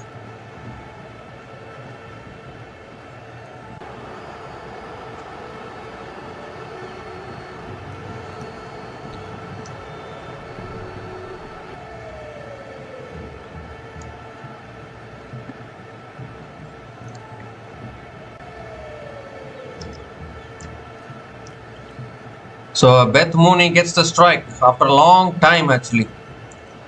And that's defended again by Mooney. Oh, miscommunication. And they'll eventually pick up another single here.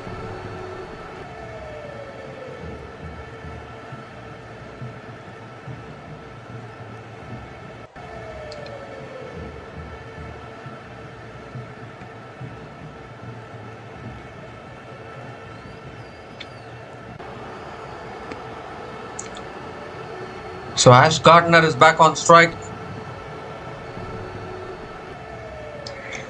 Oh, that's spun back again, flicked away by Gardner straight to mid-wicket.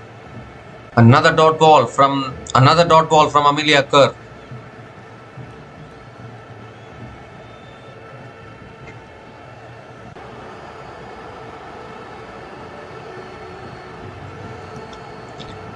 Tossed up again. Gardner goes for the drive, gets the gap, and that'll go for another boundary. So as Amelia Kerr looking to play with the temptations of the batters, and that temptation has gone against Amelia Kerr now. Gets the boundary here, second boundary for Ash Gardner.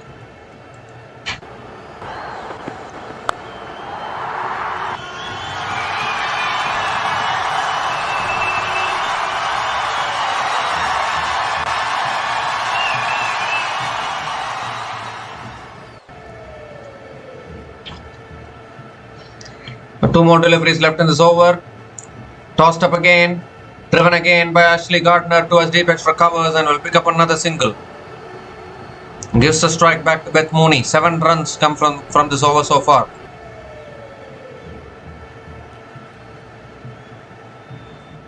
Seven runs from this over so far. Still 1 ball left.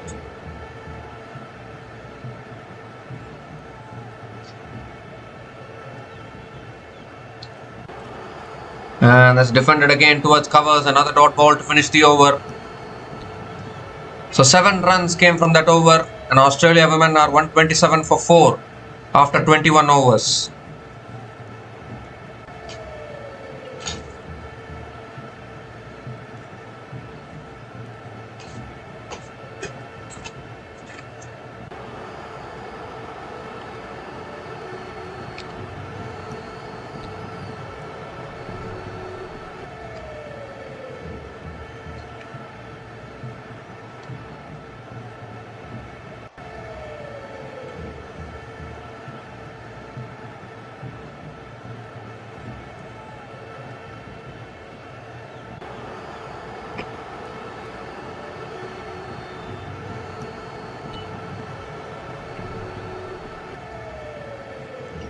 So Tahuhu continuing in the attack,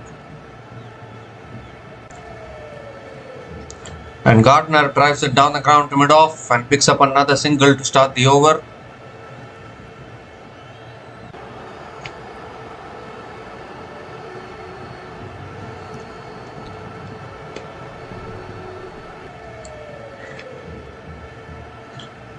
So Beth Mooney back on strike. Oh, that's driven in the air, and another catch, another wicket. Beth Mooney is also walking back now. Tahuhu picks up another one. And Australia women continue, slide into further trouble here. Was driven in the air, and a simple catch at covers. And Mooney is on her way back now. New Zealand bowlers are right on top in this game. They are squeezing and squeezing and squeezing, building the pressure, which creates these shots.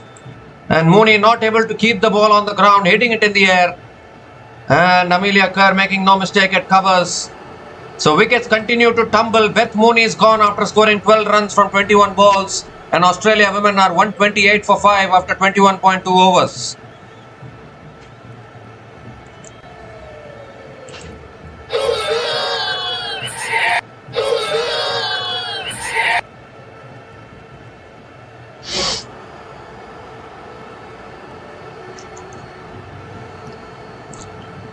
So running out of batters at the moment, Australia women. Probably this is the last recognized batting pair. After this is the bowlers left, Megan Shute, Darcy Brown, Sophie Molyneux is there still to bat after this. No Georgia Wareham today. Thalia McGrath is the new batter to the crease, coming in at number 7. But what a series of wickets this has been as far as New Zealand is concerned. Kept on taking wickets at regular intervals. Leah Tohuhu picking up her second wicket. And Australia women are under pressure once again, similar to what India were yesterday.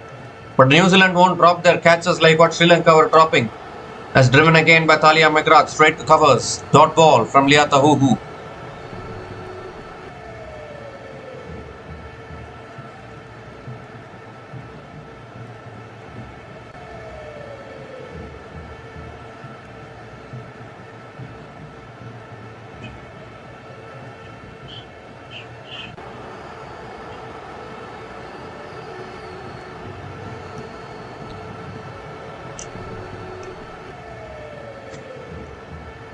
And McGrath drives down the ground again towards mid-off. Another dot ball from Leah Tohuhu.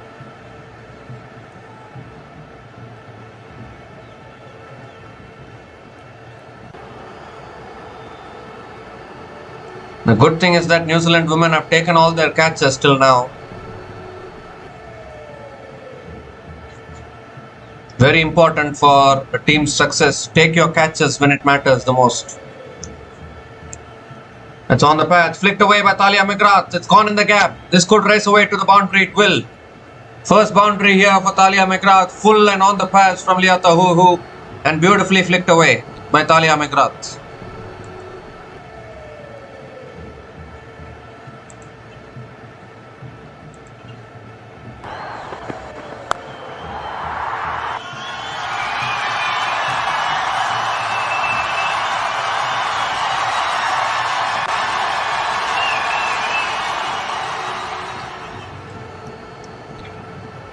And this time it's short and wide, cut away by Thalia McGrath towards covers, and picks up another single to finish the over.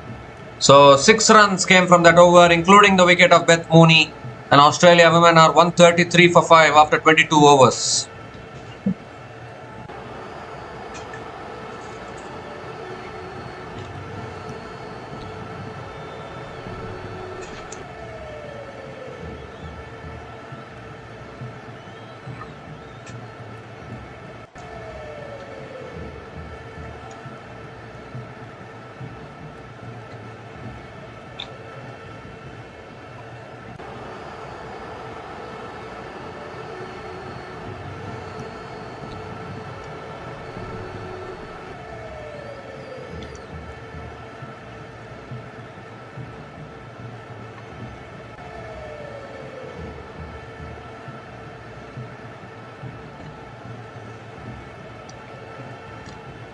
So Bree Illing has been brought back into the attack now. 5 wickets in hand for Australia women. And New Zealand looking for another wicket here.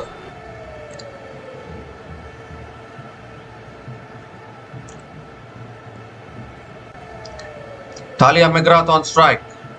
Oh, that's edged away, but deep third man is there. So Thalia McGrath will pick up another single.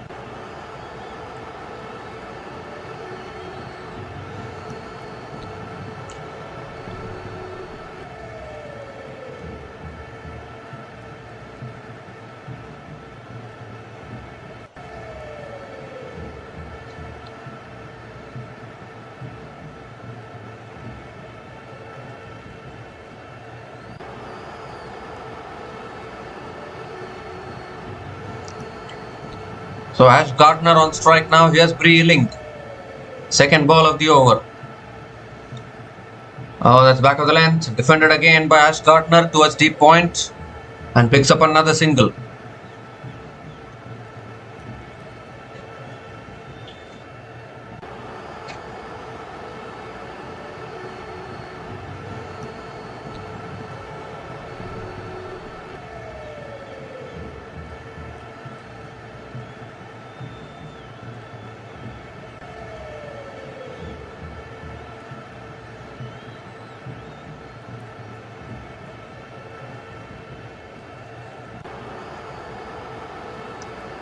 Well, a fielder has been brought in close in, but that's driven beautifully by Amelia McGrath. Deep extra cover is there still. And McGrath picks up another single. But the slip was brought in close there. Good captaincy by Sophie Devine. Good attacking mindset.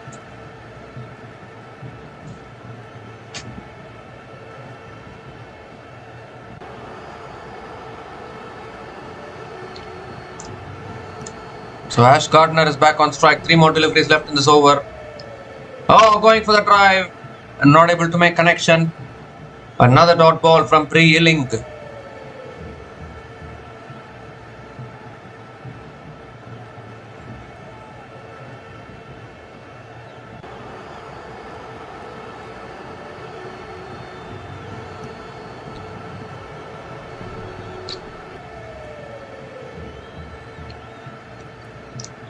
Oh, looking for the drive.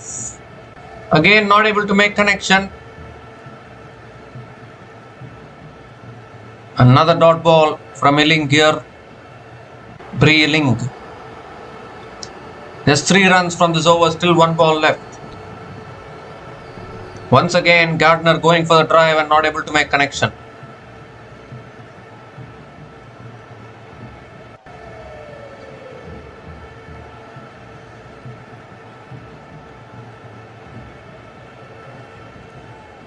So last ball of the over coming around the wicket now, and that's pulled away by Gardner, looking to complete the quick single, and they will complete the single. So single to finish that over. 4 runs came from that over, and Australia women are 137 for 5 after 23 overs.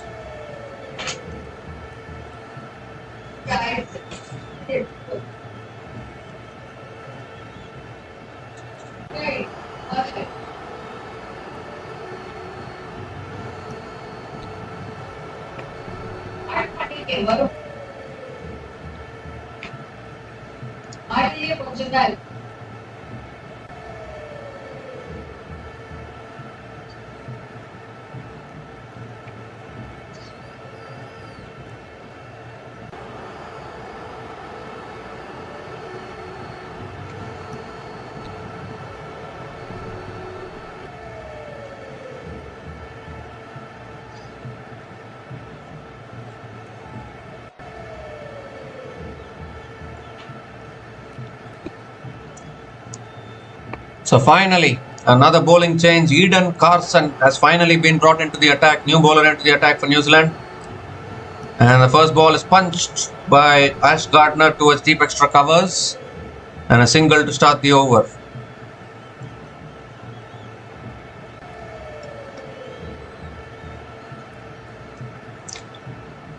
Carson was such a great bowler in the Women's T20 World Cup last year for New Zealand.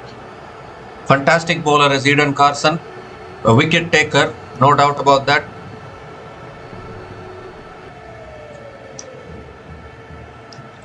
That's shot again, cut away again by Amelia McGrath. Pick up another single.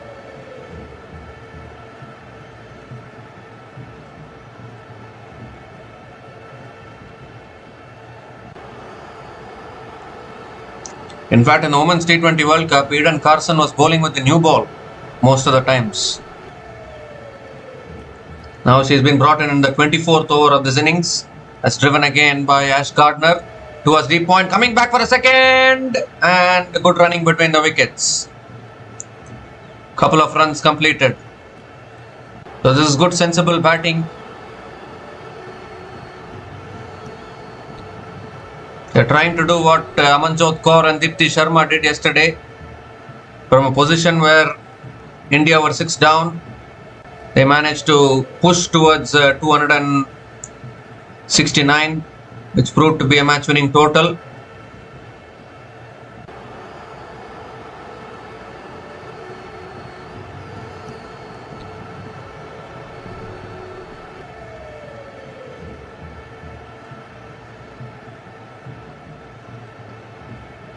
So 2 more deliveries left in this over. Amelia McGrath on strike. Has driven again, finds the gap. This time it will go for 4. That's beautifully driven through the offside by Amelia McGrath. Second boundary in this innings for her. 2 full this time from Carson and punished to the fence.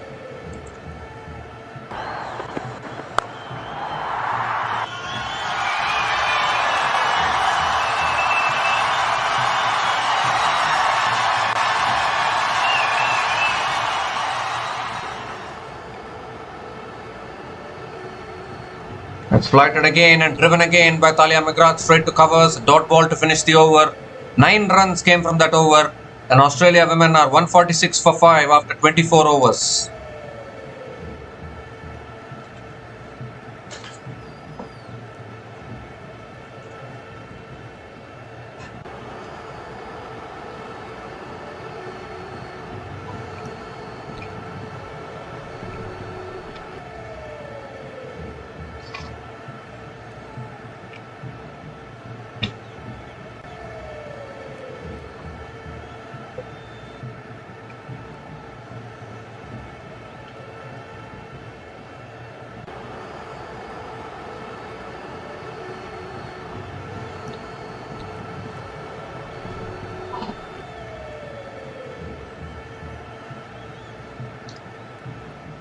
So Breeling now coming around the wicket to Gardner, and Gardner defends it towards point. Dot ball to start the over.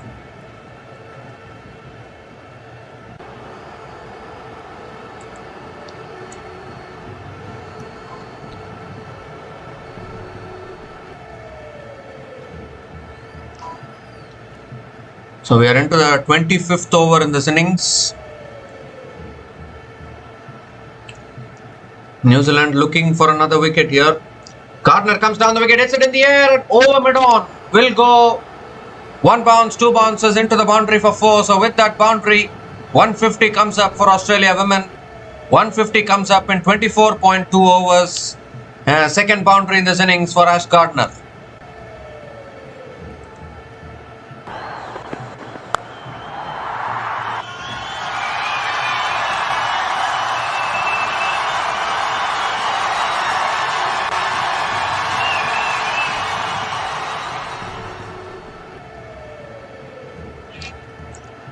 And it's also no ball and a free hit as well, adding insult to injury.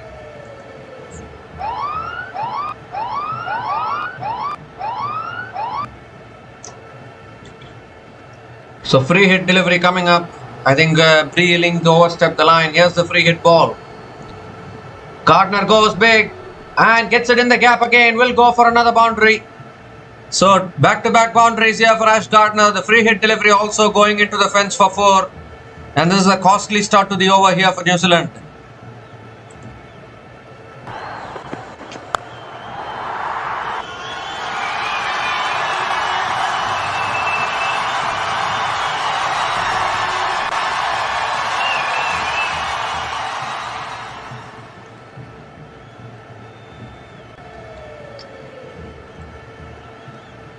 So 4 more deliveries left in this over. And Gardner is on the charge, batting on 25 from 20 balls. As driven again by Gardner towards deep extra covers, will pick up another single.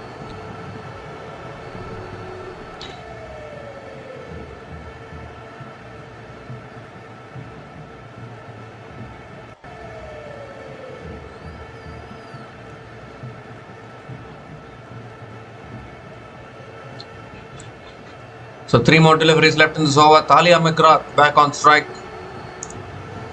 Oh, that's a short ball. It's defended towards point. Another dot ball from Breeling.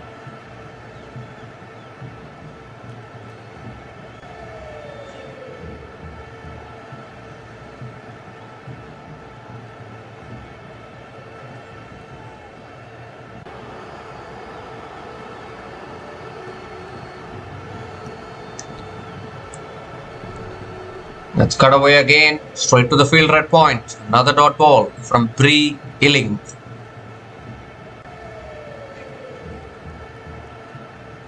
One more delivery left in this over. 10 runs from this over so far.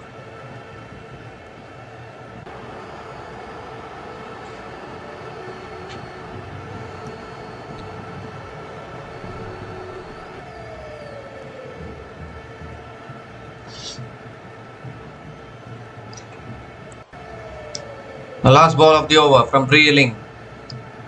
That's driven again by Amelia McGrath towards deep extra covers.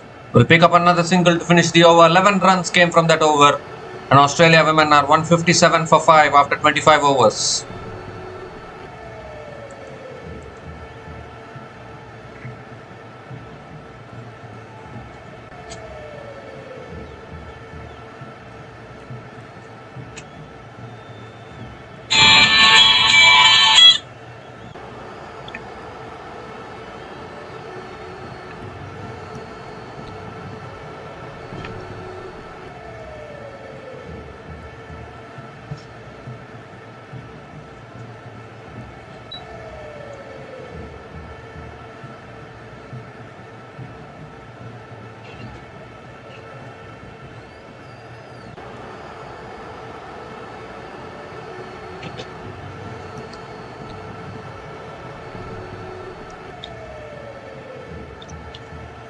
So Eden Carson now back into the attack. And that's flicked away by Amelia McGrath. Picks up a quick single. That's good running between the wickets. Single completed.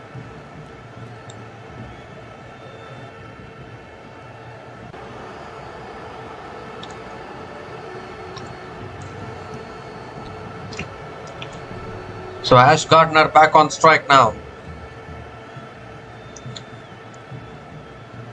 Shot again, cut away again by Gardner towards deep extra covers and picks up another single.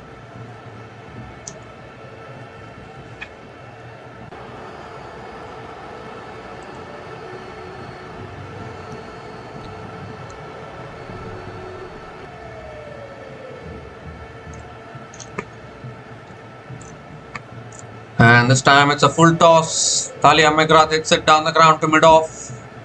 Another dot ball from Eden Carson.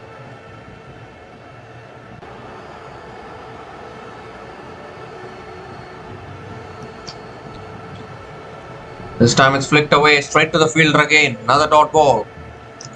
Really good over here from Eden Carson. She's a great bowler actually. Brought in very late into the attack, to be honest. There's 2 runs from this over, still 2 balls left. Shot again, cut away by Amelia McGrath. Will pick up another single. Gives a strike back to Gardner. 1 more delivery left in this over.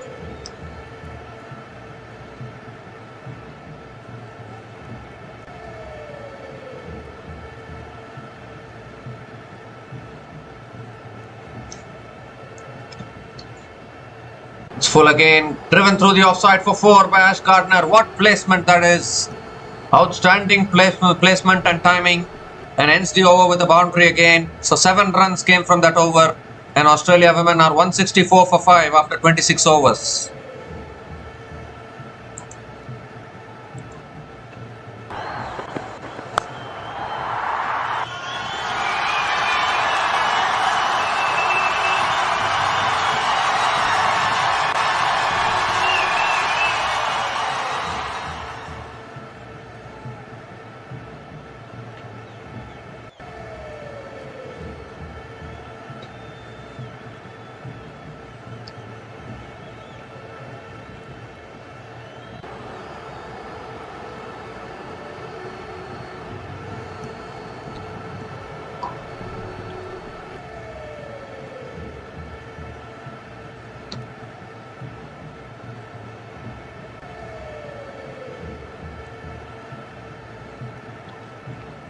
Sophie Devine is back into the attack, and the first ball is driven down the ground by Amelia McGrath towards mid-on. It's a dot ball to start the over.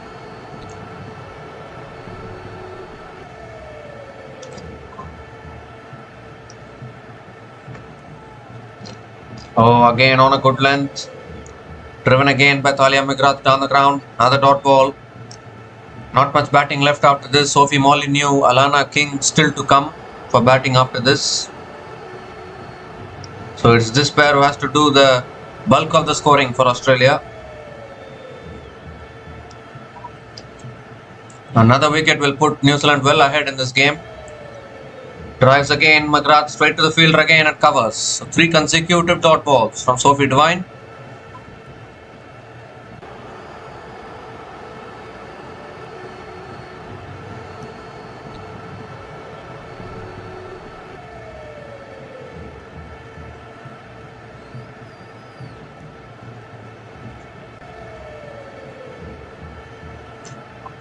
Oh, inside edge there. Back to the bowler again. Another dot ball. So could we see a maiden over here from Sophie Devine? Outstanding bowling till now.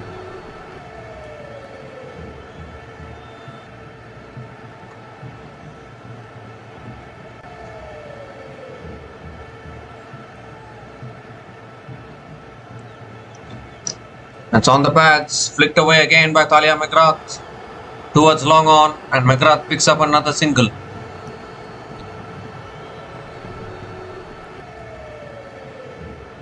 This partnership now 37 from 33 balls between Ashley Gardner and Amelia McGrath.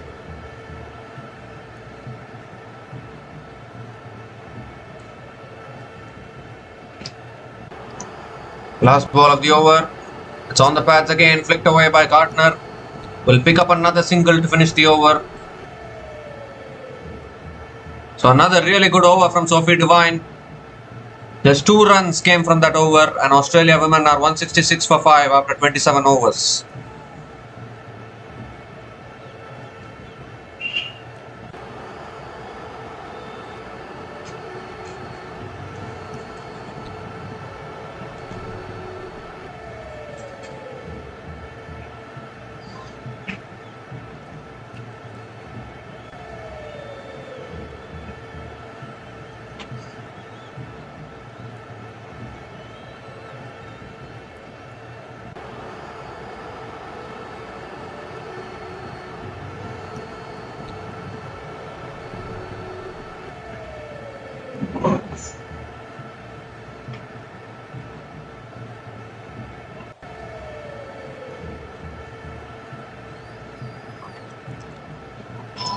So Jessica Kerr is back into the attack now, has very expensive figures, none for 27 and 3 overs. That's picked in the air, straight to deep square leg for another single for Ash Gardner.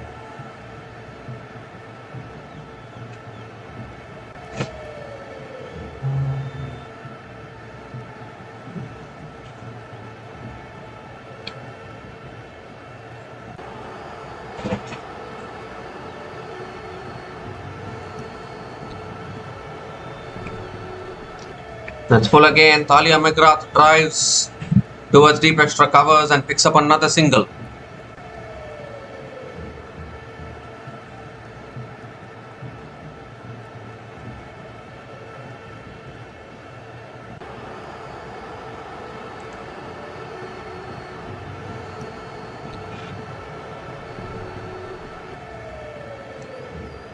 So Ash Gardner is back on strike. It's punched to the back foot again by Gardner, straight to covers. Another dot ball from Jessica Kerr.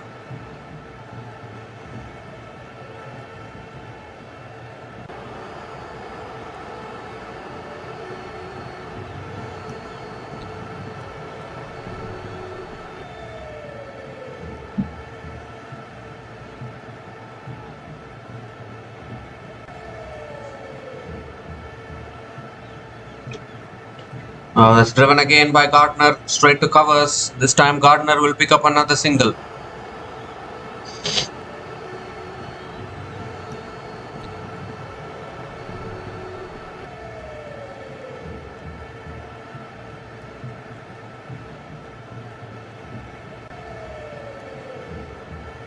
Thalia McGrath back on strike. 2 more deliveries left in this over. Megan Shute not playing today. Georgia Wareham not playing today.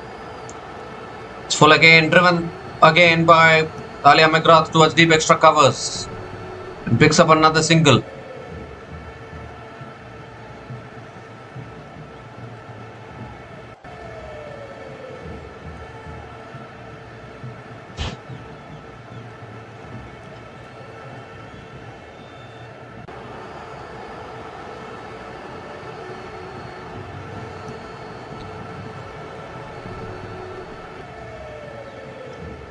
So last ball of the over from Jessica Kerr.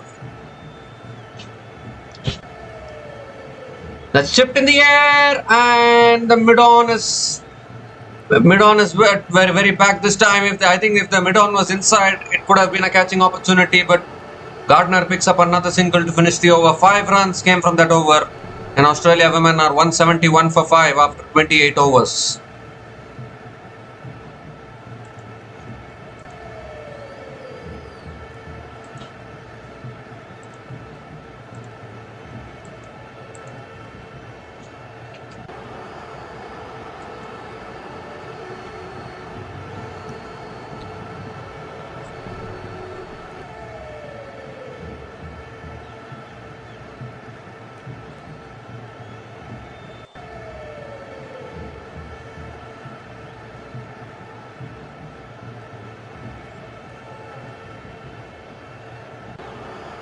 Here's Sophie Devine now, and at the back of the length, punched away again by Gardner towards deep extra covers, and picks up another single to start the over.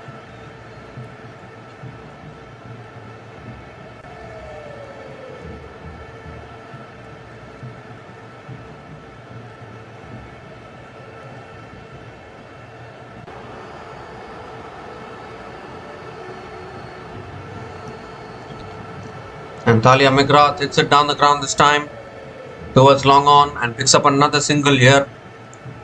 Two singles to start the over.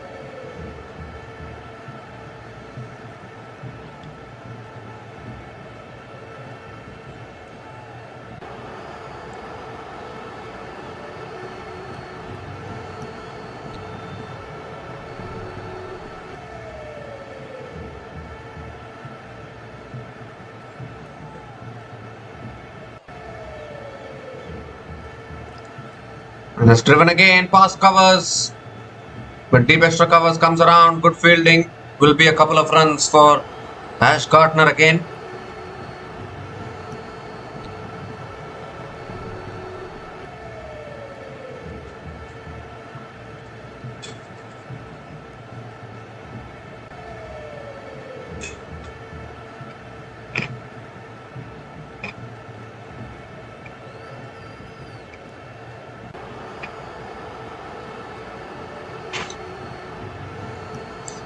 And that's full again, driven again by Gardner. Straight to mid-off. Another dot ball from Sophie Devine.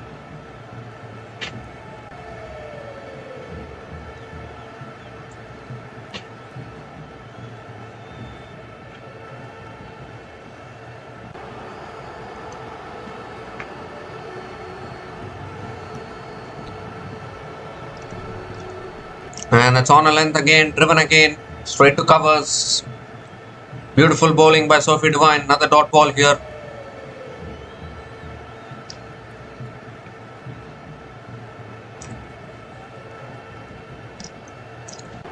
The last ball of the over. And that's driven down the ground again. Will be another dot ball to finish that over. 4 runs came from that over. And Australia women are 175 for 5 after 29 overs.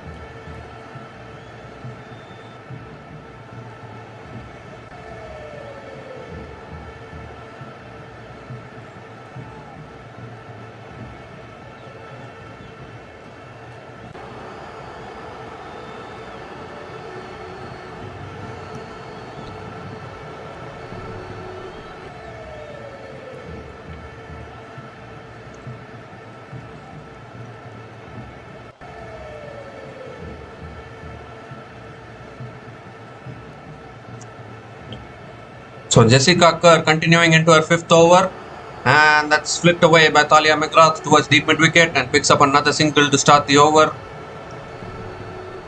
Gives the strike back to Ashley Gardner.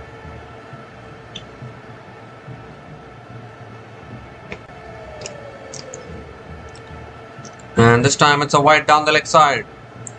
Umpire gives it as a wide, so has to reload that one again.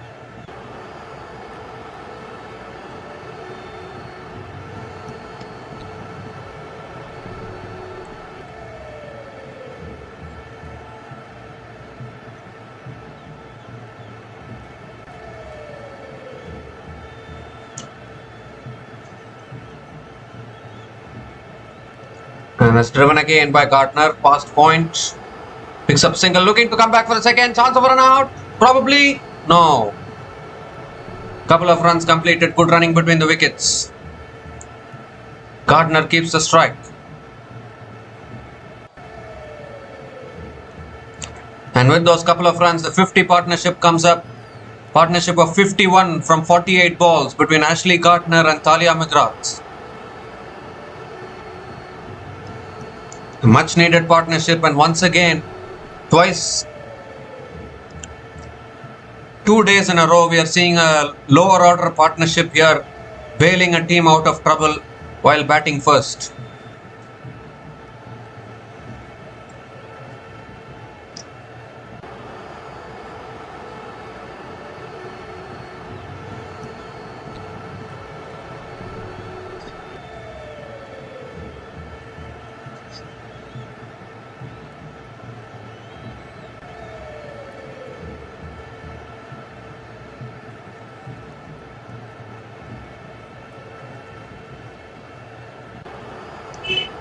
And that's driven again by Gardner. Good fielding and covers. Another dot ball from Jessica Kerr. 3 more deliveries left in this over. Really good bowling from Jessica Kerr now.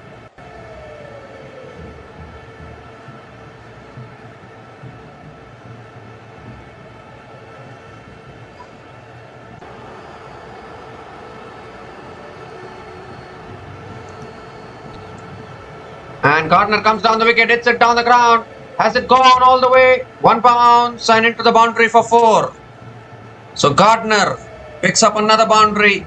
They sensed the need to go for the shot there because there were too many dot balls. So Gardner went over the tops and succeeded in doing so.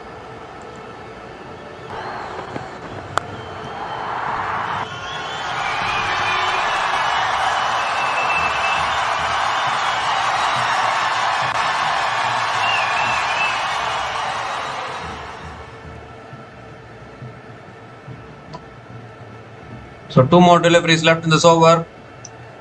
And this time it's flicked away by Gardner. Picks up the single, looking to come back for a second, but there's no second run available. So just a single for Ashley Gardner.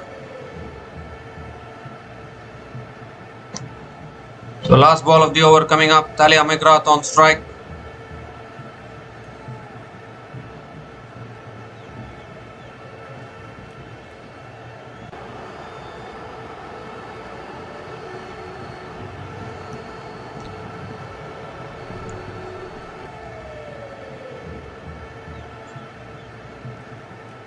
The last ball of the over. And that's on the pads again. McGrath will flick it away and pick up another single to finish the over.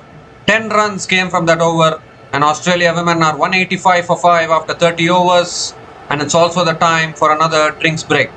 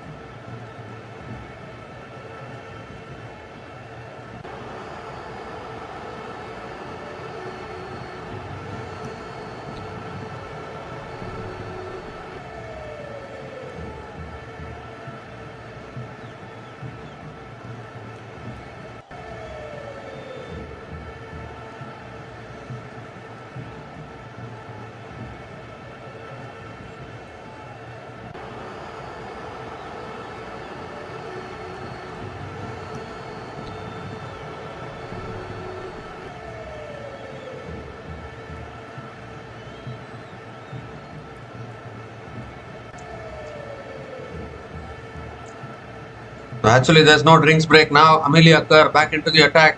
And that's a good delivery to start. Amelia McGrath drives it back to the bowler. Dot ball to start the over.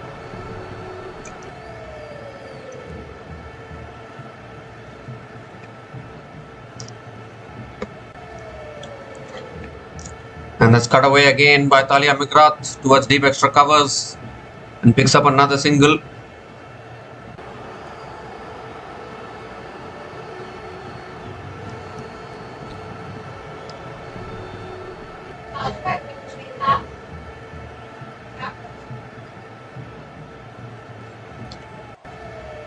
Oh, again that googly, which Amelia Kerr bowls really well. Spun back, defended back to the bowler again by Ashley Gardner. Another dot ball from Amelia Kerr.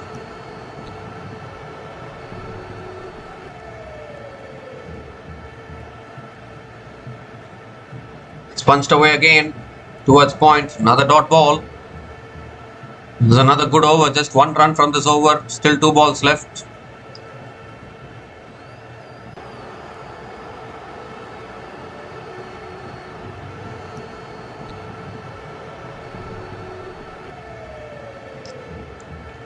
A shot again, pulled away by Gardner.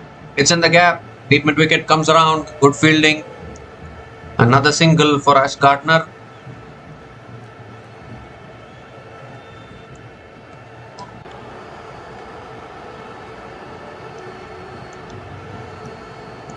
So last ball of the over coming up.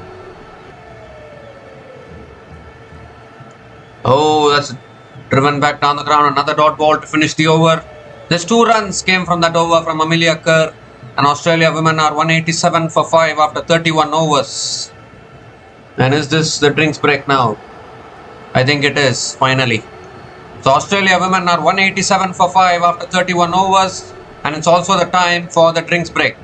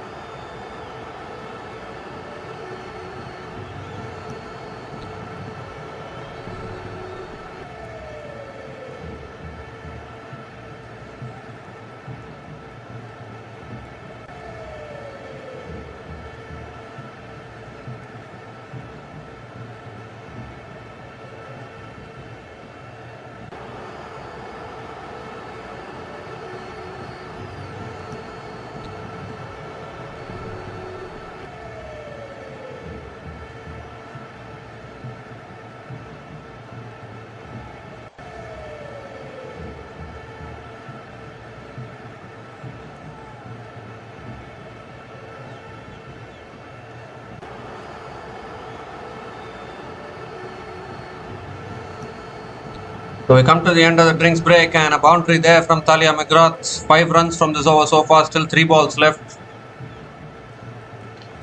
And McGrath gives herself room again, cuts it away straight to point.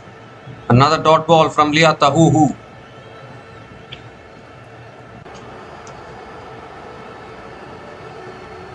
This is a fantastic partnership of 64 from 62 balls between Ash Gardner and Amelia McGrath.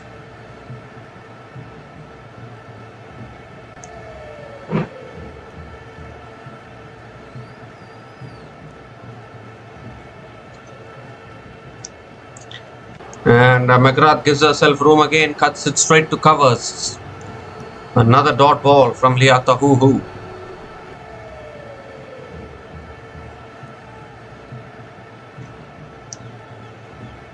One more delivery left in this over.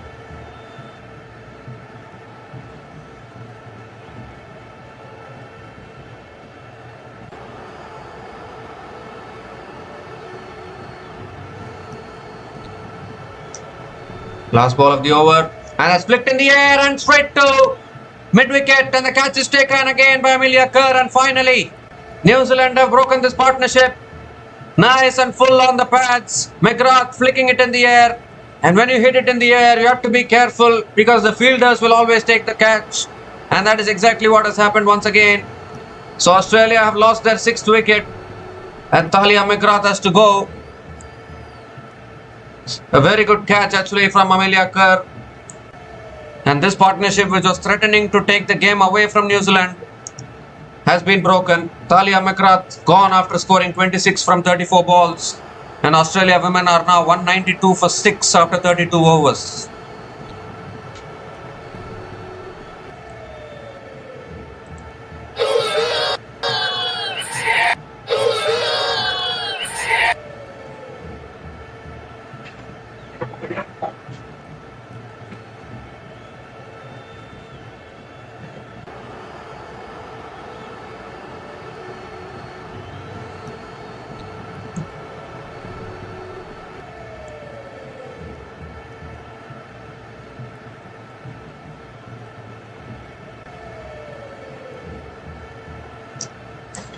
So Sophie Molyneux is the new batter to the crease. Amelia Kerr back into the attack. Oh, looking for the pull there, Gardner, but not able to make enough connection. Another dot ball to start the over. So it's all on Gardner now to do something. Only the bowlers to follow after this for Australia. And Gardner comes down the wicket, hits it in the air and over, long off all the way for 6. What a shot that is from Ash Gardner, hitting through the line and clearing the boundary and brings up another half century under pressure. Ash Gardner has been a pillar for Australia women for a long time now, once again clearing the boundary when it's needed.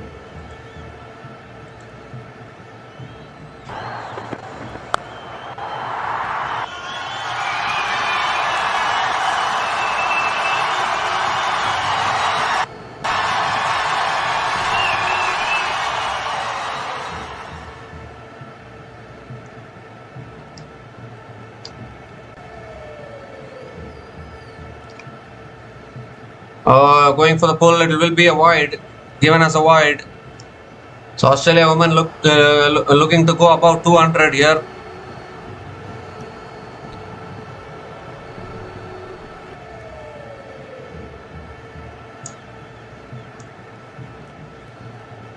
And that's flicked away again towards deep fine leg.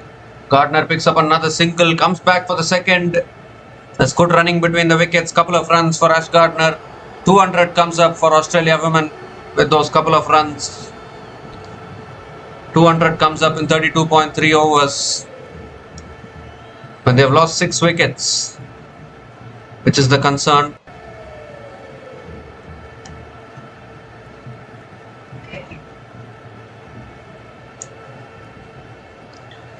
That shot this time pulled away by Gardner. Poor delivery, punished into the boundary for 4. So 6 and a boundary in this over. Rare poor delivery from Amelia Kerr and dispatched to the fence.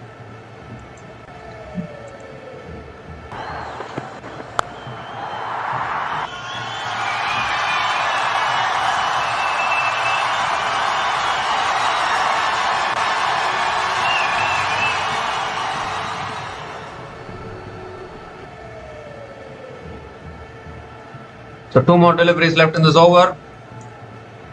And that's defended this time by Gardner. Another dot ball from Amelia Kerr.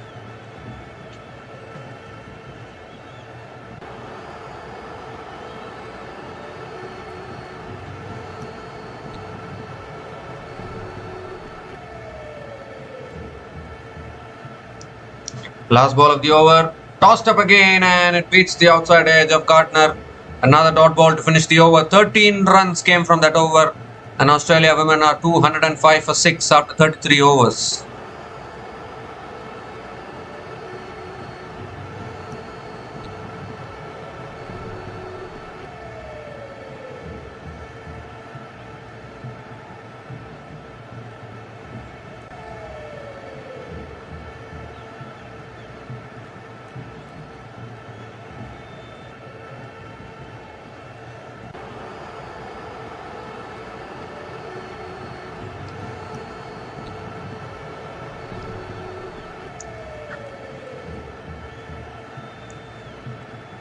So Leah Tahuhu now back into the attack.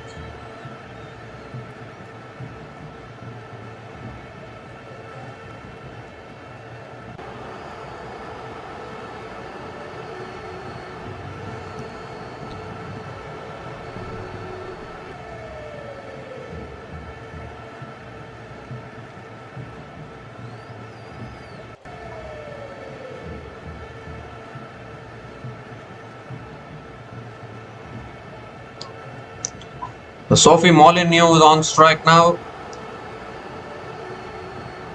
Leah Tahuhu, can she pick up another wicket? Yes, has figures of 3 for 20 in her 5 overs. That's a good delivery to start. Defended again by Molyneux towards mid-off. Dot ball to start the over.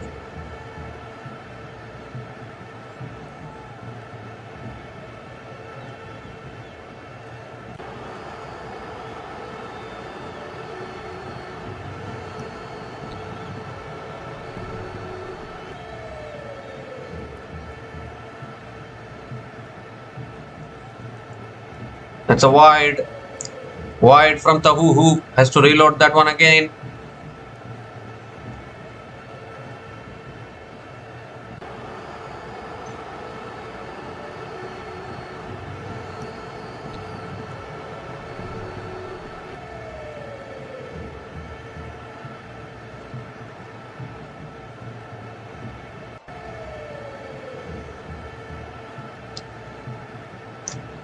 And Molyneux drives down the ground, past mid-off and into the boundary for 4. Once it finds the gap, it's such a quick outfield.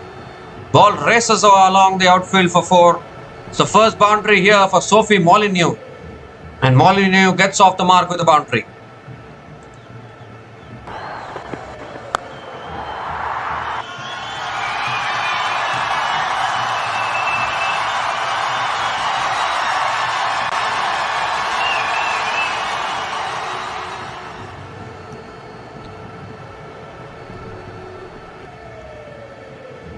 Oh, again going for the drive, but this time missing it.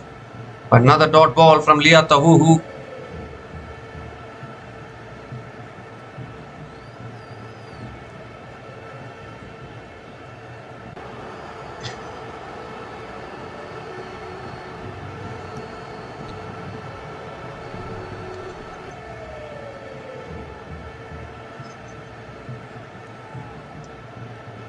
And 3 more deliveries left in this over. That's back of the length again, driven by Molyneux, straight to covers. Another dot ball from Leah Tahuhu.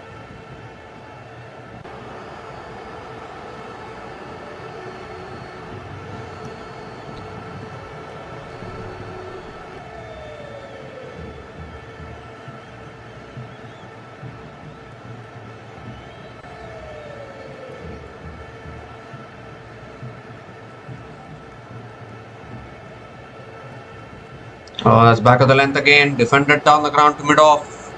Another dot ball. Just 5 runs from this over, really good over from Leah Tahuhu.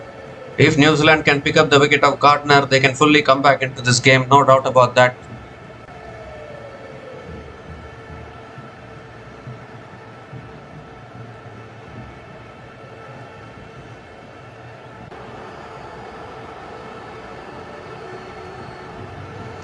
The last ball of the over coming up from Leah Tahuhu.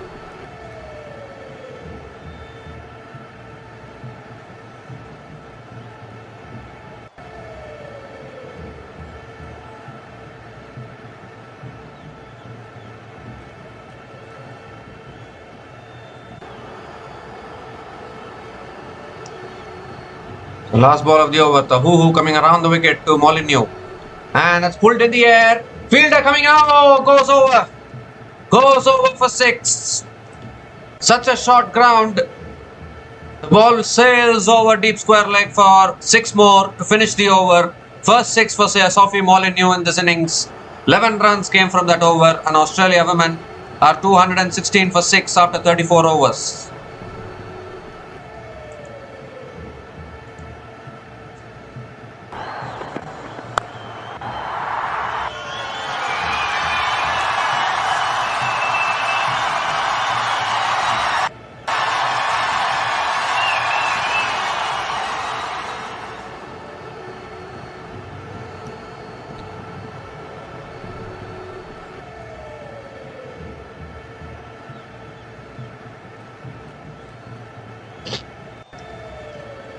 So Sophie Molineux with a 4 and a 6. Eden Carson now is back into the attack. Ash Gardner on strike. Tossed up delivery. Gardner hits it down the ground to mid-on. Picks up another single. And gives a strike to Sophie Molineux.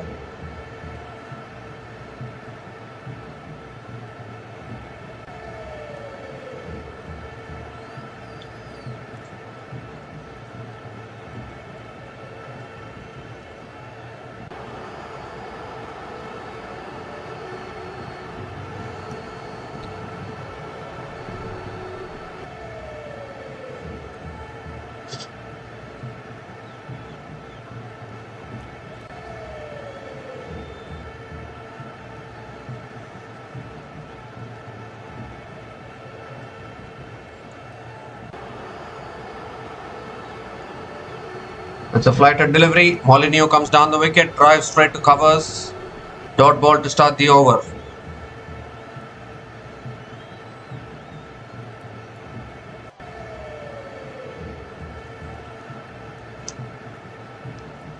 It's punched again, straight to covers. Can't take the single again. Amelia Kerr is very sharp in the field.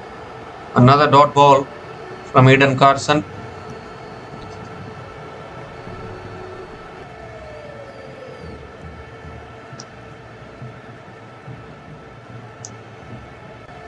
Oh, that's a quicker delivery again, skidded on. Defended again by Molineux towards point. Another dot ball.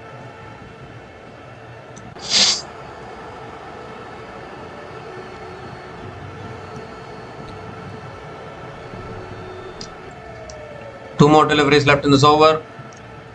Defended again by Molineux towards covers. Another dot ball here from Carson.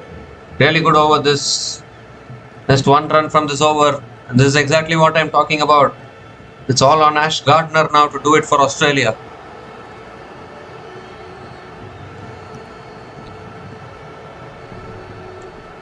Last ball of the over.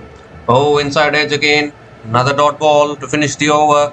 Just 1 run came from that over from Eden Carson. And Australia women are 217 for 6 after 35 overs.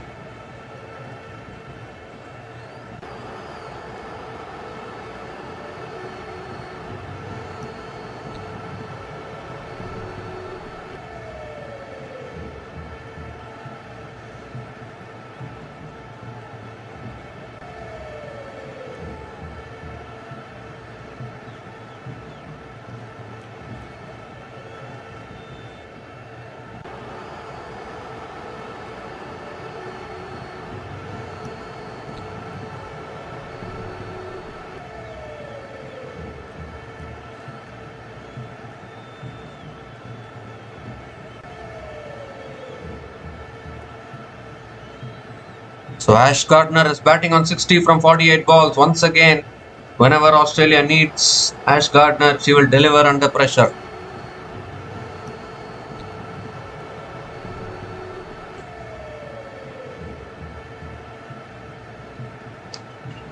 So Jessica Kerr now is back into the attack.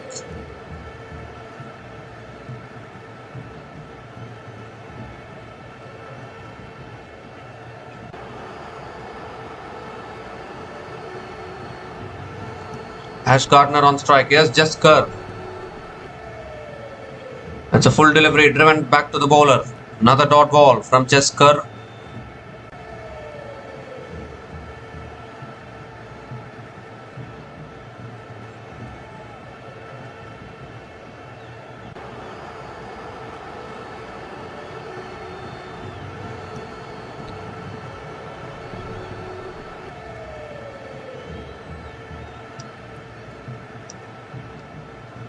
That should be a wide down the leg side. It will be.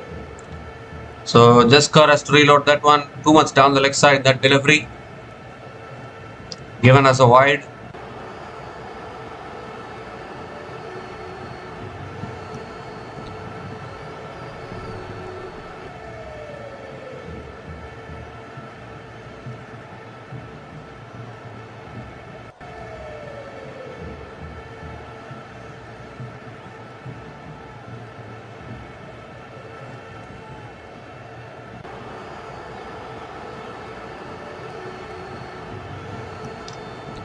Is driven down the ground again by Gardner towards long on. Picks up another single. And gives a strike back to Sophie Molyneux.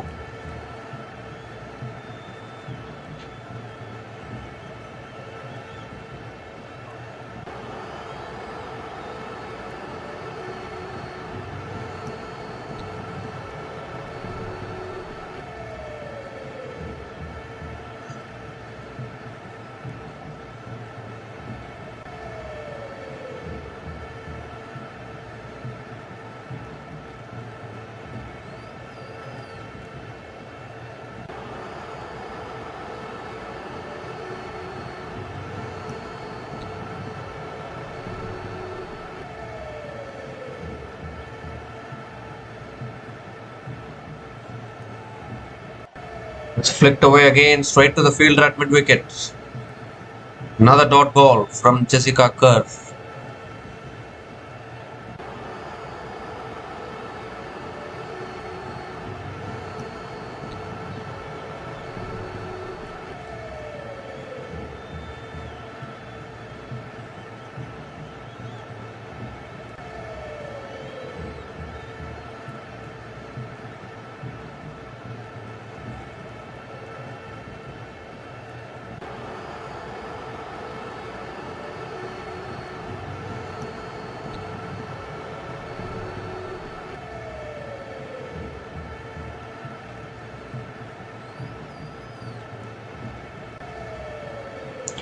With 3 more deliveries left in this over.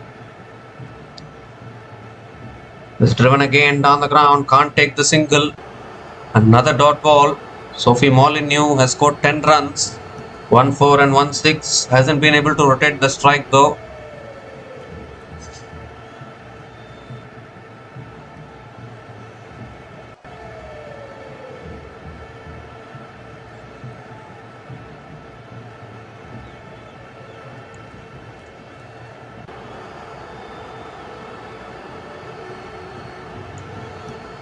It's flicked away again. Is looking to take the single, and finally Sophie Molyneux picks up the single. Oh my goodness, overthrows. So it will be a couple of runs for Sophie Molyneux.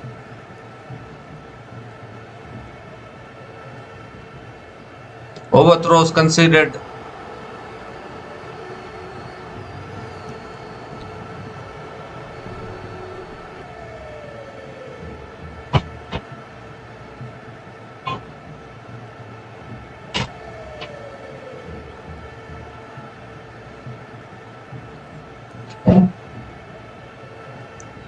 That's driven again by Molyneux straight to covers. Another dot ball to finish the over. 4 runs came from that over. And Australia women are 221 for 6 after 36 overs.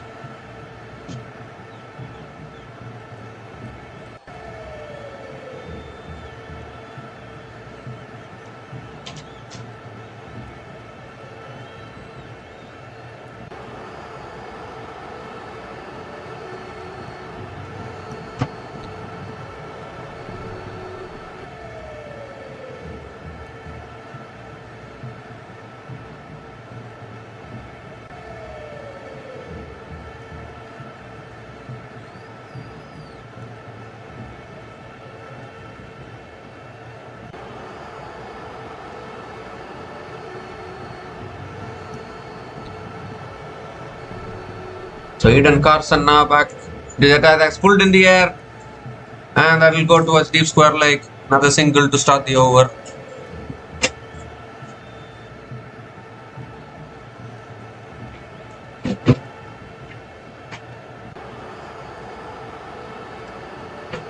Sophie Molyneux is back on strike.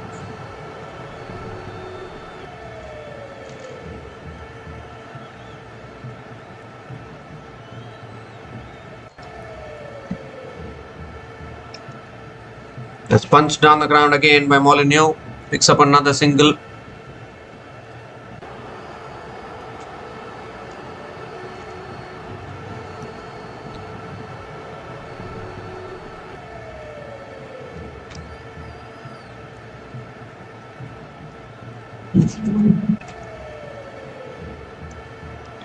That's a flighted delivery. Gardner goes down the ground. Over mid-off.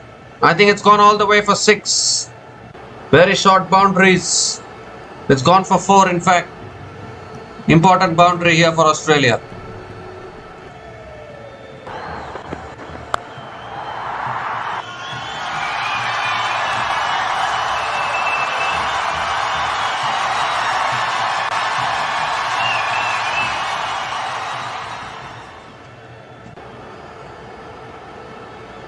So 3 more deliveries left in this over and Ash Gardner is standing alone here.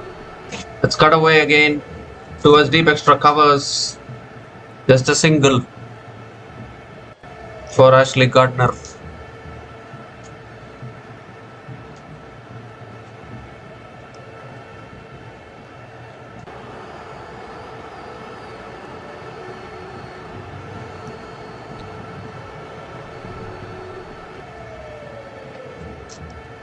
And Molyneux comes down the wicket, tries to point, looks to pick up the quick single and completes it. Another single here.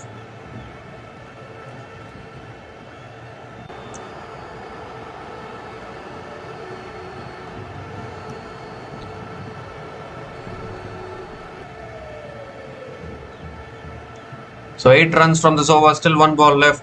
Gardner back on strike. Last ball of the over, and Gardner flicks it leg side, will pick up another single, keep the strike for the next over as well. 9 runs came from that over, and Australia women are 230 for 6 after 37 overs.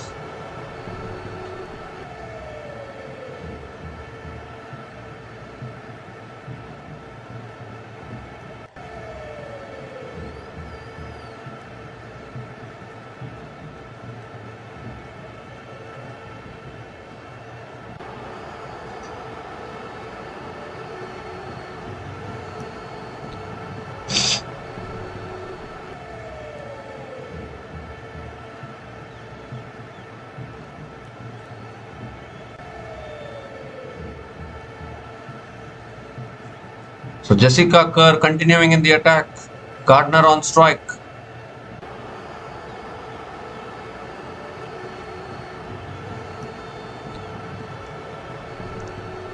Oh, looking to pull it away. It's an inside edge. Will go into the boundary for 4 as well. A very, very fortuitous boundary, but Gardner will take it. 9th boundary in this innings for Ash Gardner. Moves into the 70s.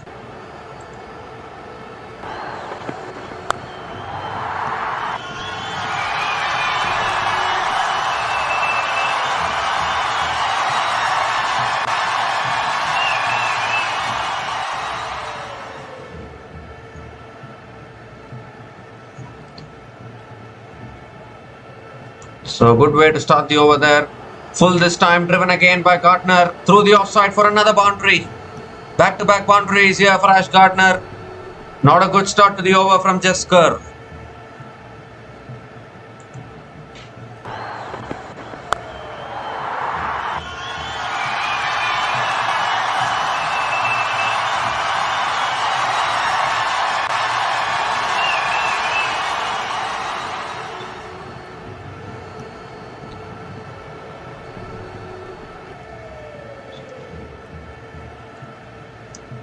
So once again Ash Gardner proving to be dangerous here. It's on the pads, flicked away this time by Gardner, will pick up only a single this time, gives the strike back to Sophie Molyneux.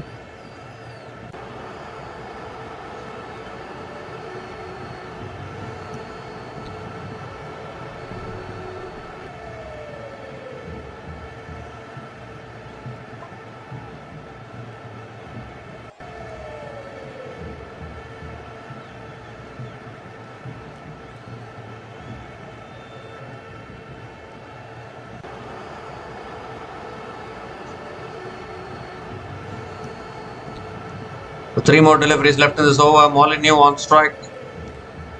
And that's cut away again straight to point. Another dot ball from Jess Kerr.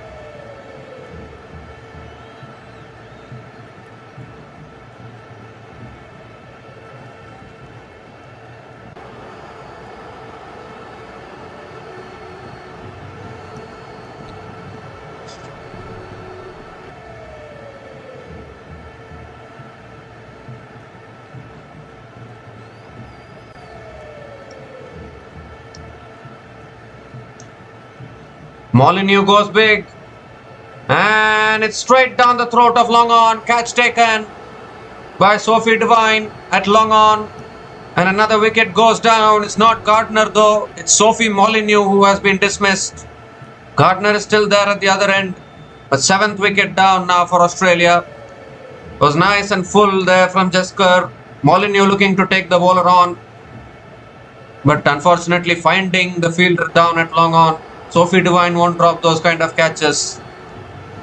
So finally Jess Kerr has something to smile about. Has been a little expensive today, but picks up the wicket. Sophie Molyneux is gone after scoring 14 runs from 19 balls, and Australia women are 239 for 7 after 37.5 overs.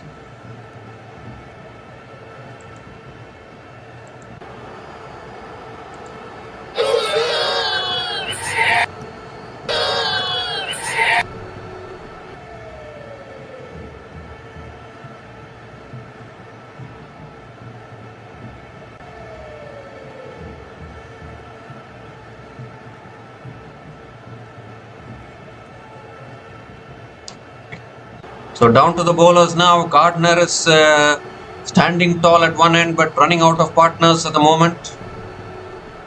Just 3 more wickets in hand. Kim Garth, Alana King and Darcy Brown left to bat after this.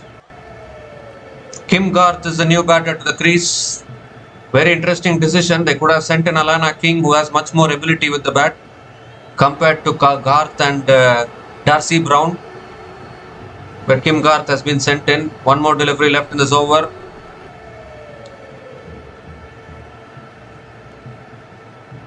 Last ball of the over from Jess Kerr. It's on the pads, flicked away by Kim Garth.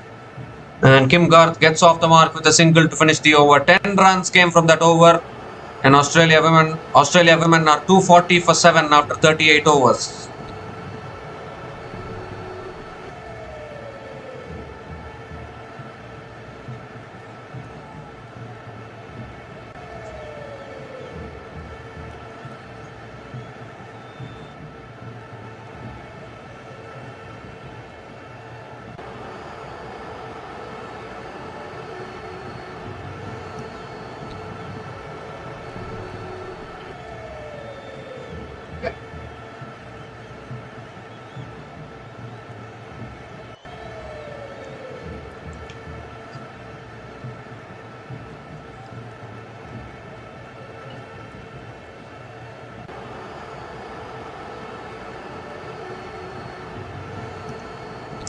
So Amelia Kerr has been brought back into the attack.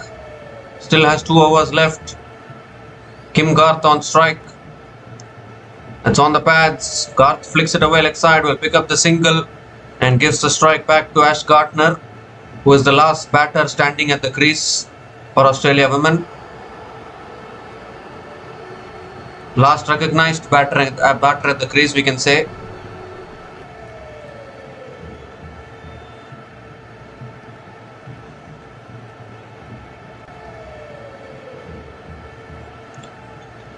And Gardner comes down the wicket, looks to defend, picks up the quick single and gives the strike back to Kim Garth.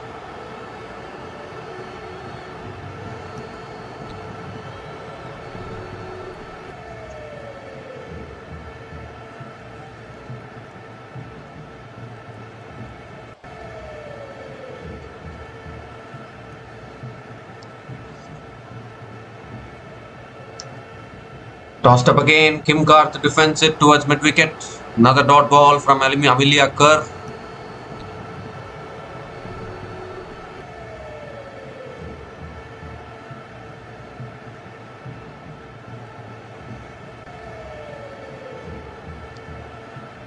Shot pulled away by Kim Garth. Is it in the gap? It is. Another boundary. Two shots from Amelia Kerr and punished to the boundary by Kim Garth. First boundary in this innings for Kim Garth.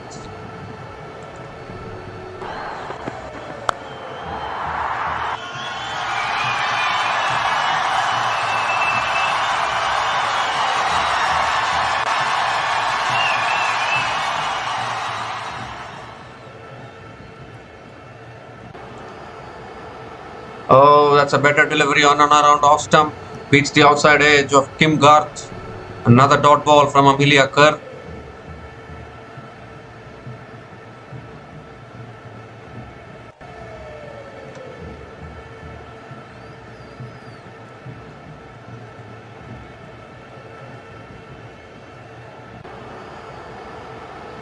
The last ball of the over coming up from Amelia Kerr.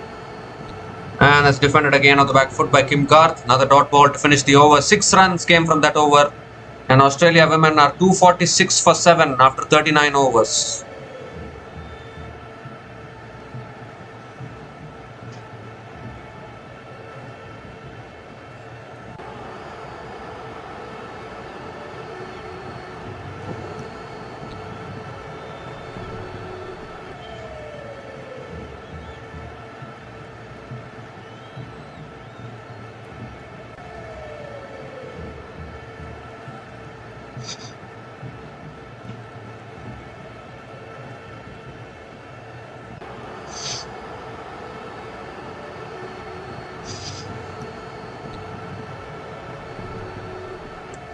So Leah Tahuhu now back into the attack.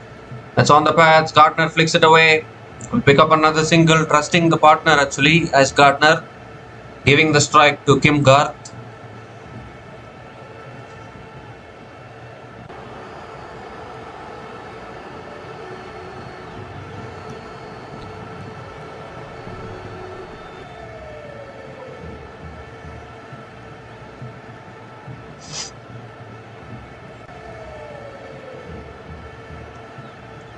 Oh, that's back of the length, and Kim Garth defends it back to the bowler.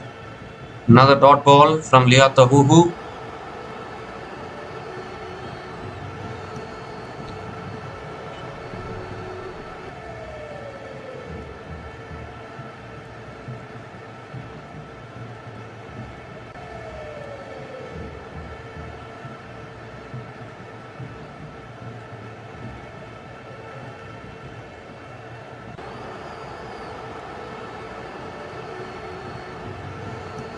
That's back of the length again. Kim Garth flicks it away again towards mid-wicket. Another dot ball from Leah Tahuhu.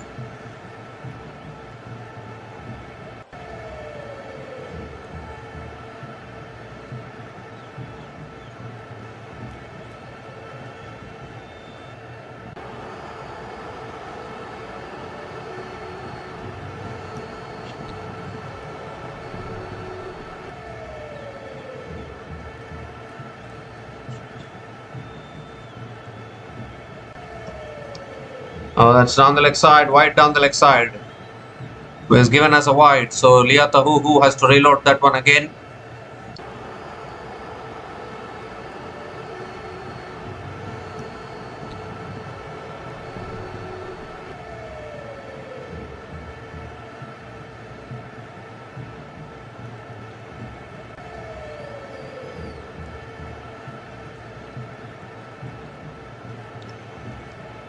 Oh, that's short and wide, cut away by Kim Garth.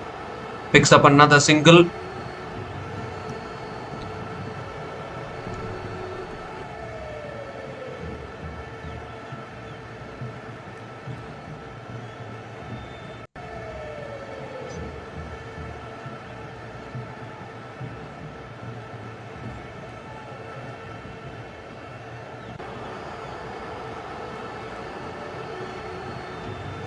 Gardner comes down the wicket, lifts it in the air, and it falls just short Off deep mid wicket, that could have been the biggest wicket of Ash Gardner, but Gardner picks up another single, and with that single, the 250 comes up for Australia women.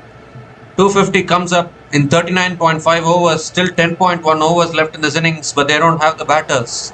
They only have Ash Gardner left. The wickets column is the concern for Australia here. 7 down. Last ball of the over. And flicked away again by Kim Garth. It's in the gap. Deep square leg comes around. It will be a couple of runs for Kim Garth to finish the over. 6 runs came from that over. And Australia women are 252 for 7 after 40 overs.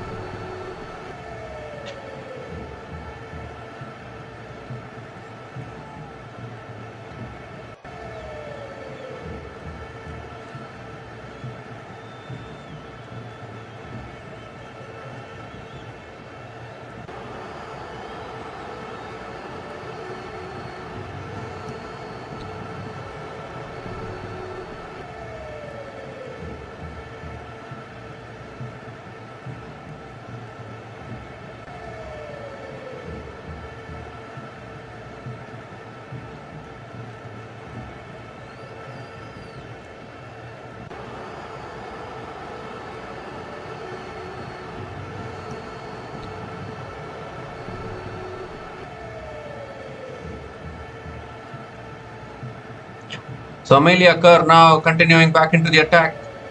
Let's cut away straight to point. Dot ball to start the over. I'm sensing a wicket of Ash Gardner in this over. This could well seal it for New Zealand. Seal this innings, I'm saying.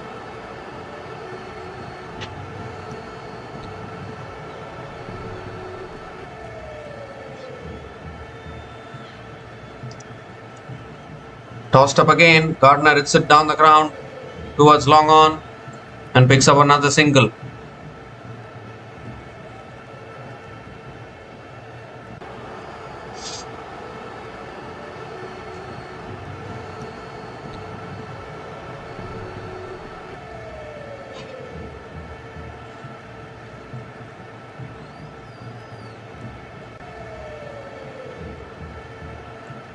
Tossed up again. Kim Garth defends it off the front foot.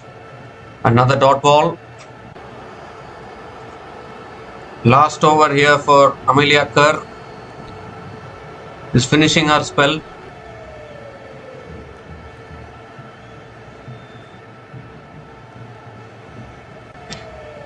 And that's defended on the back foot this time by Kim Garth. Straight to covers and another dot ball from Amelia Kerr.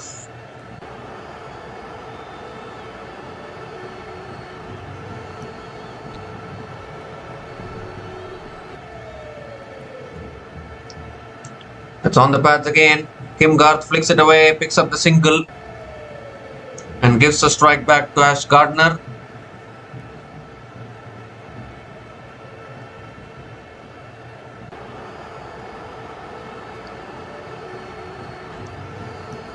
The last ball of the over coming up from Amelia Kerr.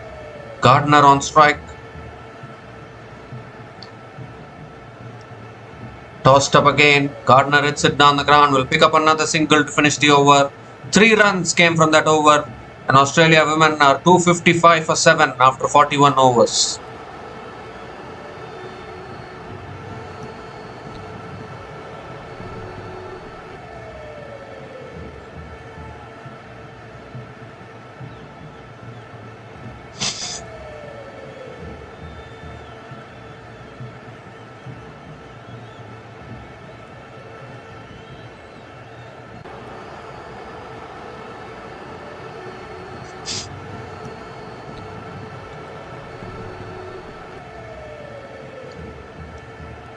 So Leah Tahuhu is continuing into her 8th over.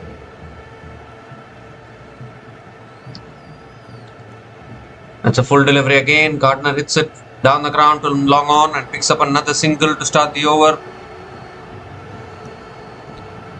The way Ash Gardner is batting, she looks undismissible at the moment.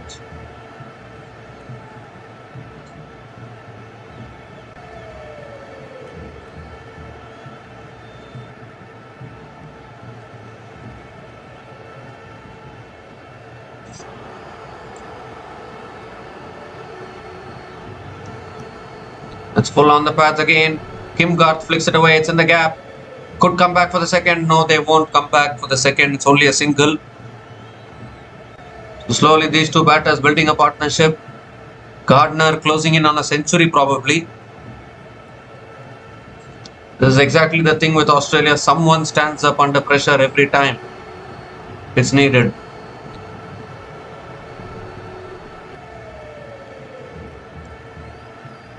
It's driven back to the bowler again. Another dot ball from Leah Tahuhu.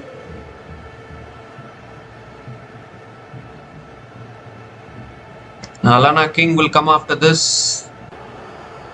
And then Darcy Brown. Those are the two batters left after this. They need the wicket of Ash Gardner, which will save a lot of runs.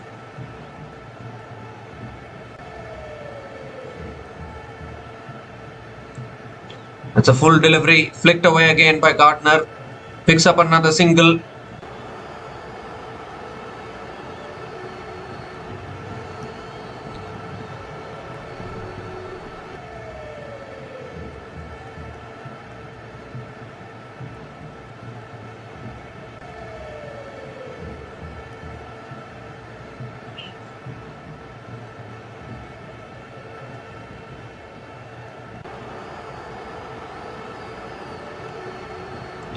Oh, that's wide down the leg side.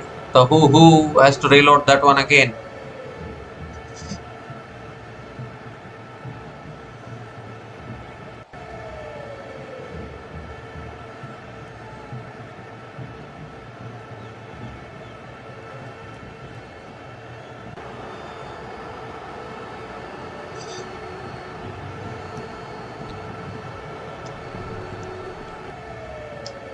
That's full again. Tahuhu drives down the ground to mid-on. Another dot ball from... Kim Garth drives down the ground to mid-on. Another dot ball from Tahuhu. One more delivery left in this over. Things going a little quietly now for Australia. Obviously still Gardner is there though.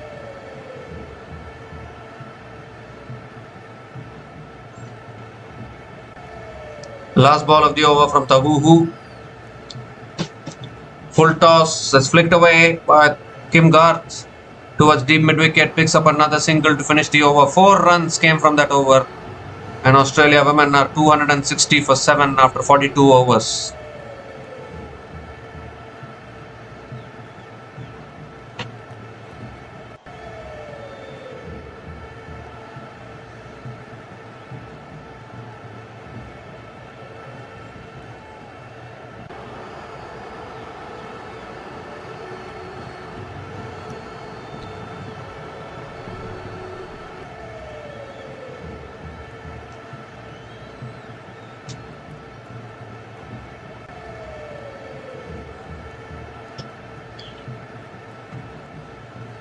So Eden Carson now is back into the attack here. 8 more overs left in this innings.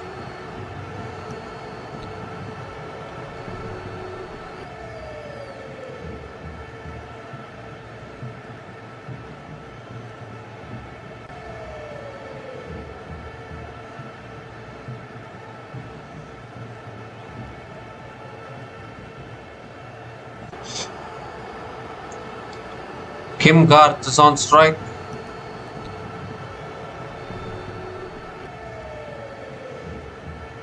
Tahuhu is going inside. So here's Eden Carson. It's flicked away again by Kim Garth. Happy to take another single. Gives a strike back to Ashley Gardner.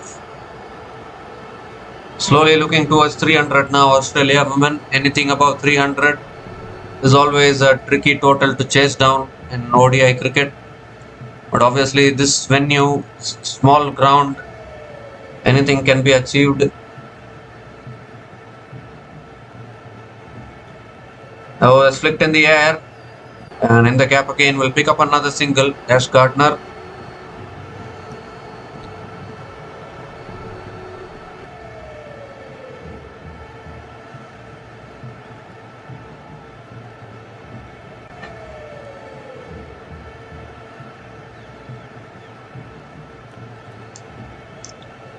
It's flicked away again, straight to short fine leg. Another dot ball from Eden Carson.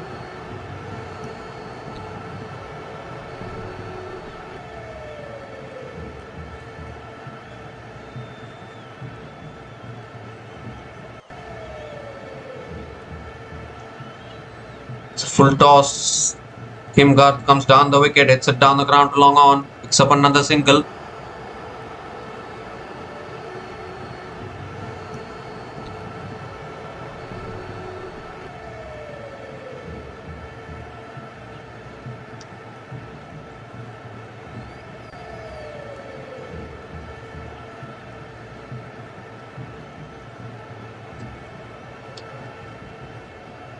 So Ash Gardner on strike now. And Gardner comes down the wicket, slices it to covers. Another dot ball from Eden Carson.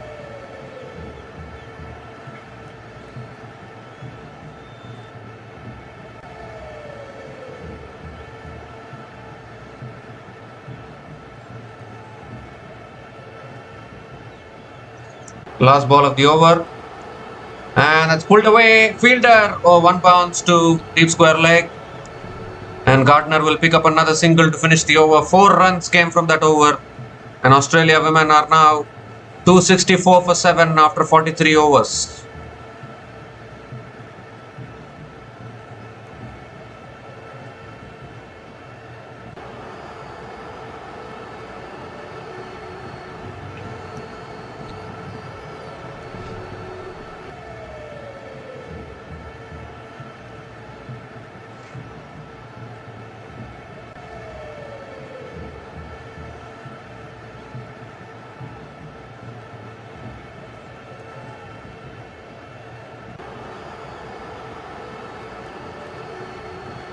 So Leah Tahu, who still has 2 overs left, but she went inside for something. She back and ready. No, she's not.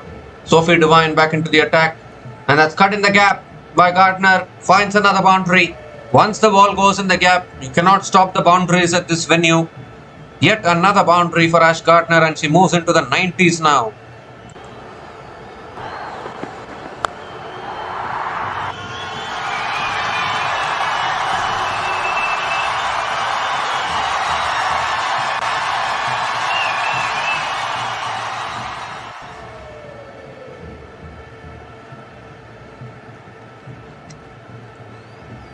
It's on the pads, will be a wide again. It is given as a wide by the umpire. So Sophie Devine has to reload that one again.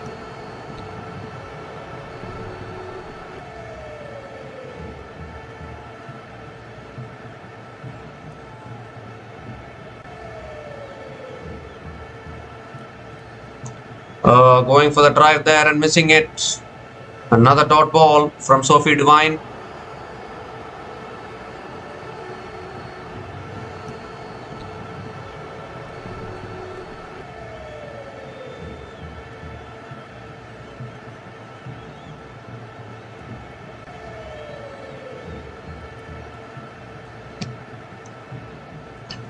It's full again, driven towards covers by Ash Gardner.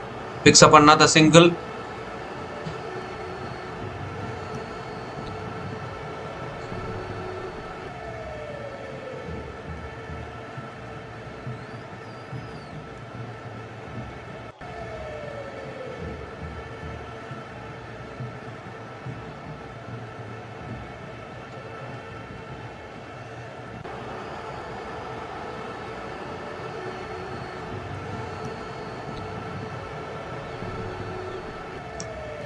It's another full delivery, flicked away by Kim Garth. Straight to the fielder at mid-wicket. Another dot ball from Sophie Devine.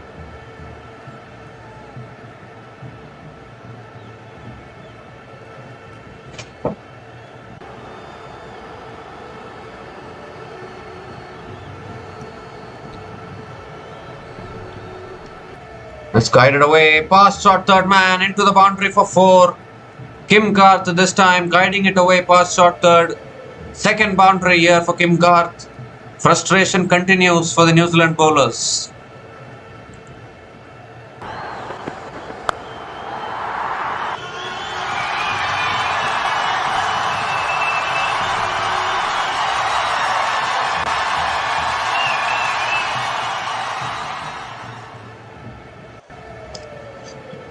And this time it's full again.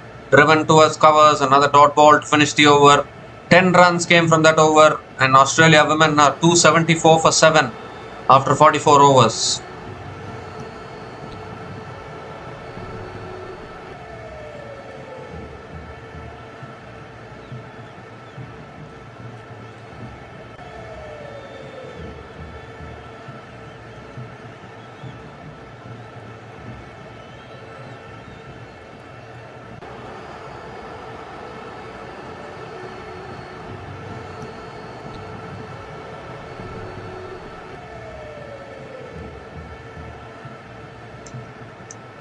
So Carson now is continuing into her 6th over. I think she'll keep on continuing because she has plenty of overs left. That's flicked away by Amelia Gardner and picks up another single to start the over.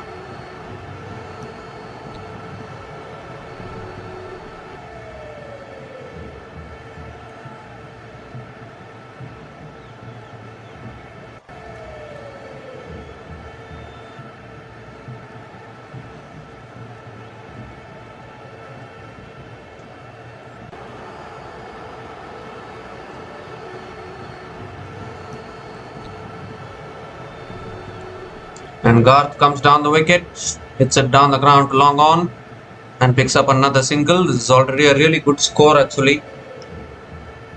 Once again a lower order recovery, but Australia are always known to do this. One batter will always take the responsibility. Today's Ash Gardner nearing a century here. Comes down the wicket, goes inside out, over the top and one bounce into the boundary for 4. Moves to 96 now. 12th boundary in this innings for Ash Gardner. 280 comes up. I'm afraid New Zealand, this match is slipping away, I think.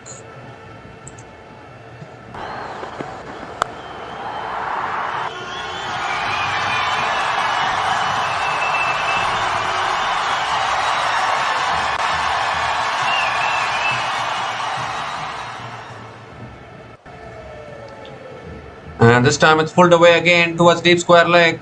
Good fielding at deep square leg. And Gardner picks up another single, moves to 97. What a knock this has been. Australia are so blessed that they always have one player who stands up under pressure. One of the most blessed teams in world cricket, Australia. It's guided away again to short third man and picks up another single here. Kim Garth gives a strike back to Ash Gardner.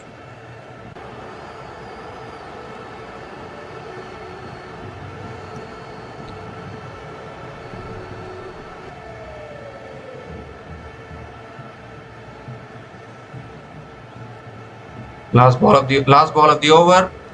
Short and wide again, cut away by Gardner towards covers. Another single to finish the over. Ash Gardner moves to 98 and keeps the strike as well.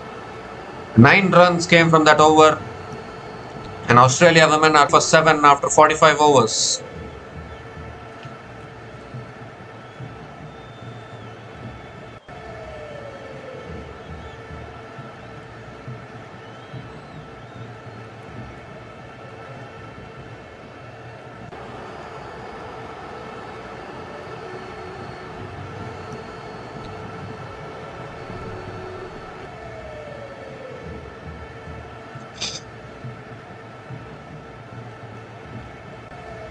Sophie Devine now continuing, and that's driven through the covers for 4. That is it, century for Ash Gardner. What a knock this has been from Ash Gardner here. 102 from just 77 balls. She was under pressure when she came to the crease. Plenty of wickets went down, but then just stand up and salute this lady actually. Once again standing up under pressure and performing, showing why she's one of the best all-rounders in the world at the moment. Amelia Gardner, remember the name. 13 boundaries and 1 6 at a strike rate of 132.47, and she's still not finished yet. That's driven down the ground again, past mid-off into the boundary again. Now they are having fun now, Australia women. Back-to-back boundaries here for Ash Gardner. Now that she has completed her century, she'll bat with more freedom, and that is exactly what is happening.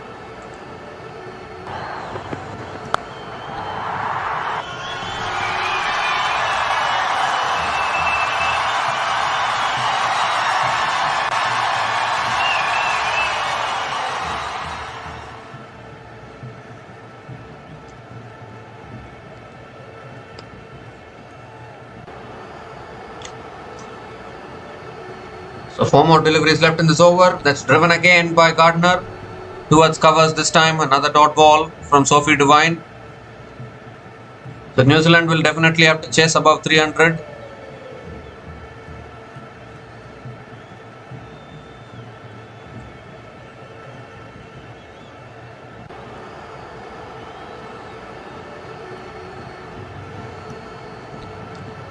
And that will be a wide down the leg side. Given as a wide, so Sophie Devine has to reload that one again.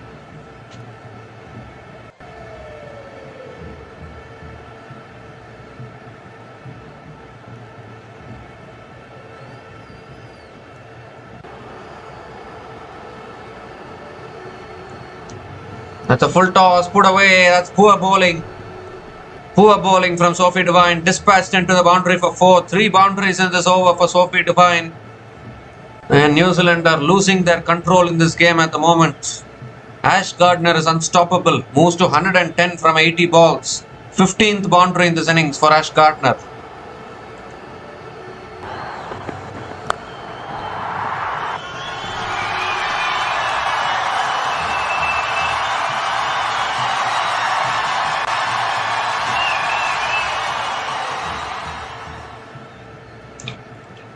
And this time it's hit in the air and it falls just short of long on. Just short of long on, and Gardner picks up another single. That could have been some relief for New Zealand if Gardner had been dismissed, but still there at the crease. So the relief will not come yet. 1 more delivery left in this over. And Kim Garth comes down the wicket, hits it down the ground, picks up another single to finish the over. 15 runs came from that over. And Australia women are now 298 for 7 after 46 overs.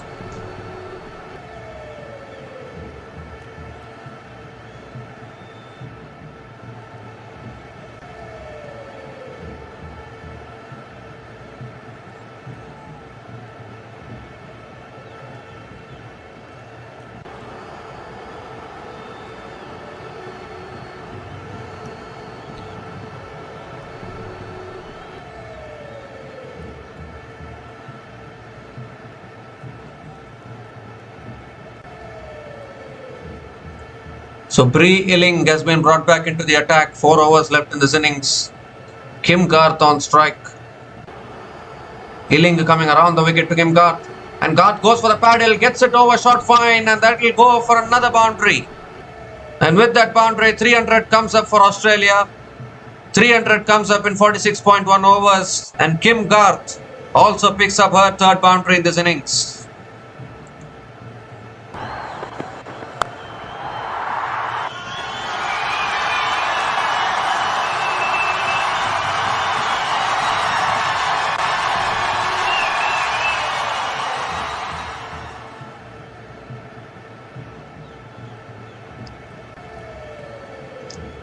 The 300 comes up in 46.1 overs, looking for 350 probably. This Australian team, or is it a no ball? It is a no ball as well. No ball free hit coming up as well.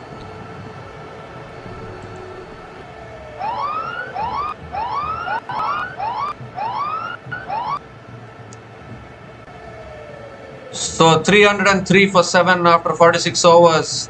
Bree Illing has overstepped. Free hit delivery. And Kim Garth pulls it in the air. It doesn't matter whether the catch is taken or not. It's a free hit delivery. And Kim Garth picks up another single.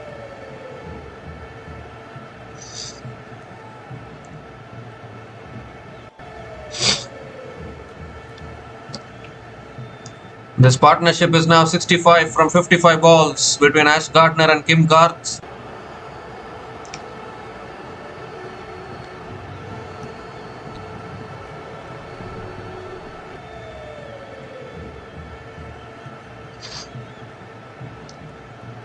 Oh, that's sliced away. Will go into the boundary again. Someone stop this Ash Gardner now. And they say impossible. That is what is the answer.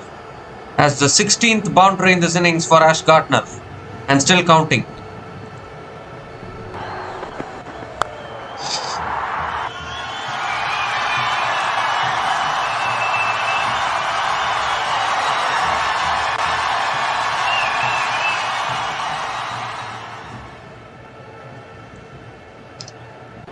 Oh, comes down the wicket again, appealing for a catch, and the finger goes up. Finally something for New Zealand. And the biggest wicket of Ash Gardner, but we can say that the damage has been done already, 300 plus on the board. But Gardner has been dismissed. Bree Illing picks up the big wicket, coming from around the wicket. And Gardner came down the wicket. Faintest of nicks through to the keeper. Good catch by Gaze behind the stumps. And boy, how badly they needed that wicket there. They've got the wicket, but is it too late is the big question. So Ash Gardner is gone after scoring 115 runs from 83 balls. And Australia women are 308 for 8 after 46.3 overs.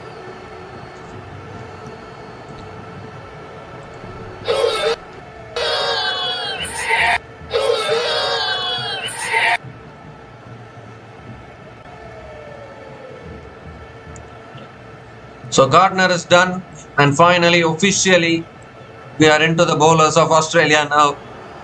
I mean, until the last recognized batter is dismissed, even the last recognized batter does a lot of damage.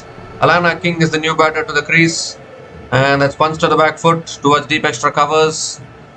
And Alana King gets off the mark with a single.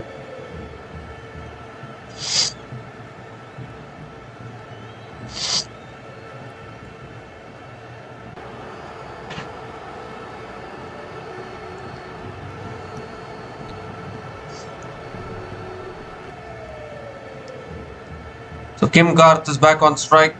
2 more deliveries left in this over. Oh, that's a good delivery. Beats the outside edge of Kim Garth. Now after Gardner's dismissal, you will see a different version of Kim Garth, I think, because she has to take the responsibility with the bat now. He has scored 26 from 28 balls, but that was all with Gardner's support.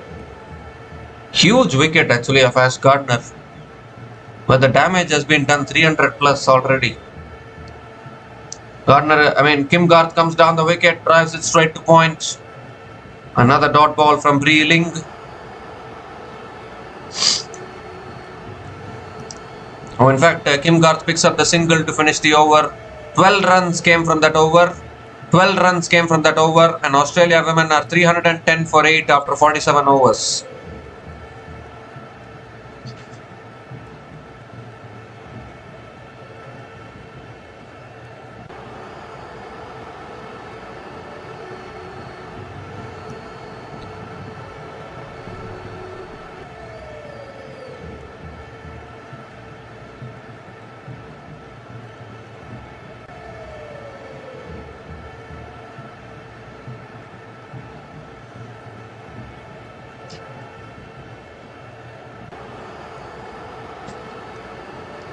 Jessica Kerr now is bowling the 48th over of this innings. Oh, and Kim Garth gives herself room, looks to guide it away, misses it. This is exactly what happens when you lose your support at the other end. And it's like the switch getting turned off. Now Kim Garth, she's a pure bowler, to be honest. She was just helping out Gardner in the other end. Now Gardner has been dismissed, so the runs will automatically dry up. Dot ball to start the over.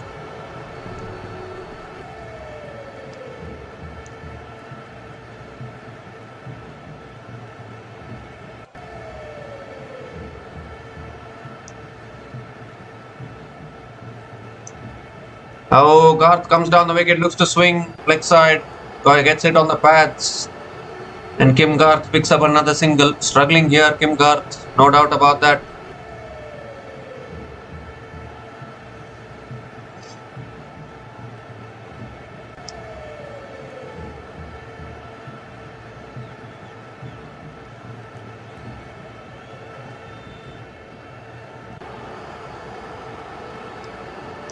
So Alana King back on strike. Slow ball, goes for the drive, misses it. Another dot ball from Jessica Kerr. So what a last few overs. Ever since the wicket of Gardner, runs have dried up. And this was expected. You're down to the pure bowlers now. Everyone, all 11 players in a team can't bat. Definitely.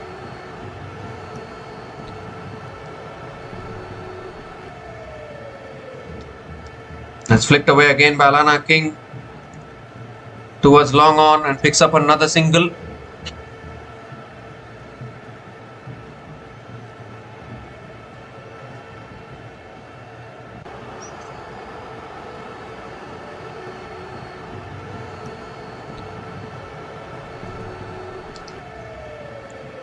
Two more deliveries left in this over.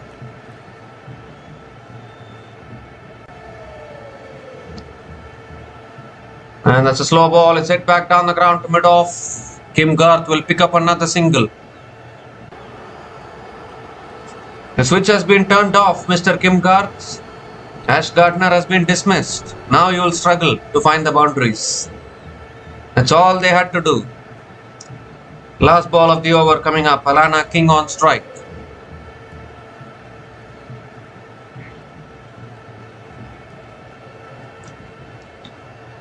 Let's cut away again, straight to point. Dot ball to finish the over. Excellent over from Jessica Kerr.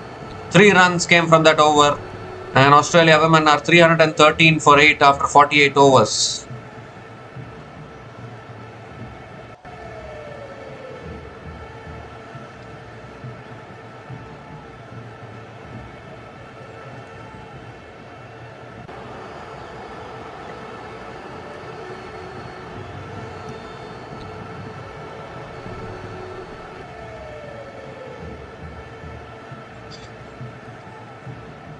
So look at that scorecard. Ash Gardner stands out with 115 runs, or no other batter able to contribute. As Breeling continues in the attack, Kim Garth hits it down the ground, past mid-off, into the boundary for 4. That's a great start to the over for Kim Garth and Australia women.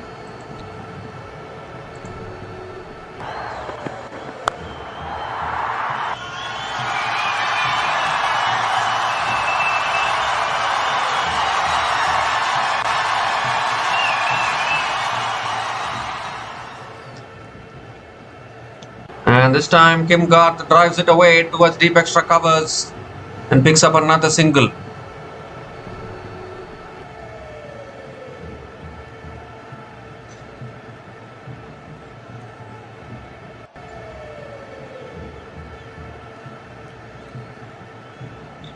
Alana King back on strike.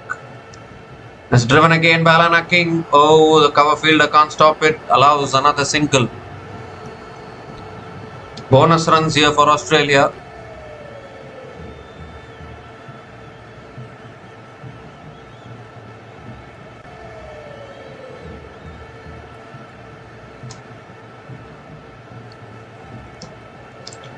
Comes down the wicket again, goes in the air, over mid-off, 1 bounce into the boundary for 4. Kim Garth taking charge and finding the boundaries. How many batters does Australia bat? Everyone are coming in and scoring boundaries. Kim Garth moves to 37 now with that boundary.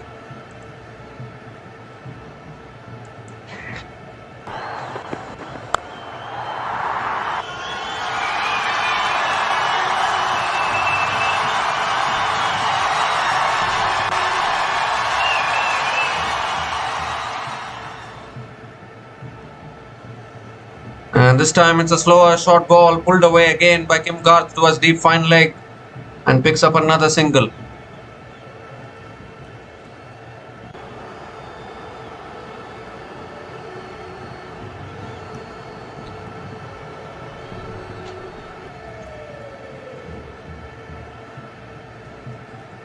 The last ball of the over.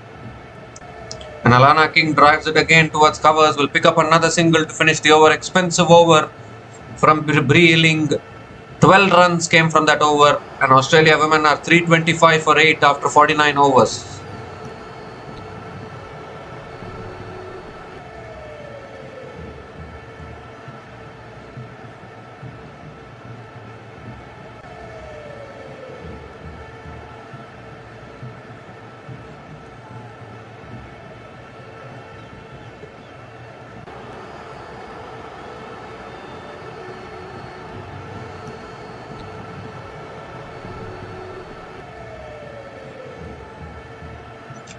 So Jessica Kerr bowling the last over, and Alana King hits it in the air. Should be taken, it is. Catch taken. Susie Bates has never missed any catch today. One of the safest fielders today for New Zealand. takes the catch, and Alana King has to go. 9th wicket goes down for Australia, and this is always on the cards when tail-enders are at the crease. So Jessica Kerr picks up her 2nd wicket. Alana King is gone after scoring 4 runs from 7 balls, and Australia women are 325 for 9 after 49.1 overs.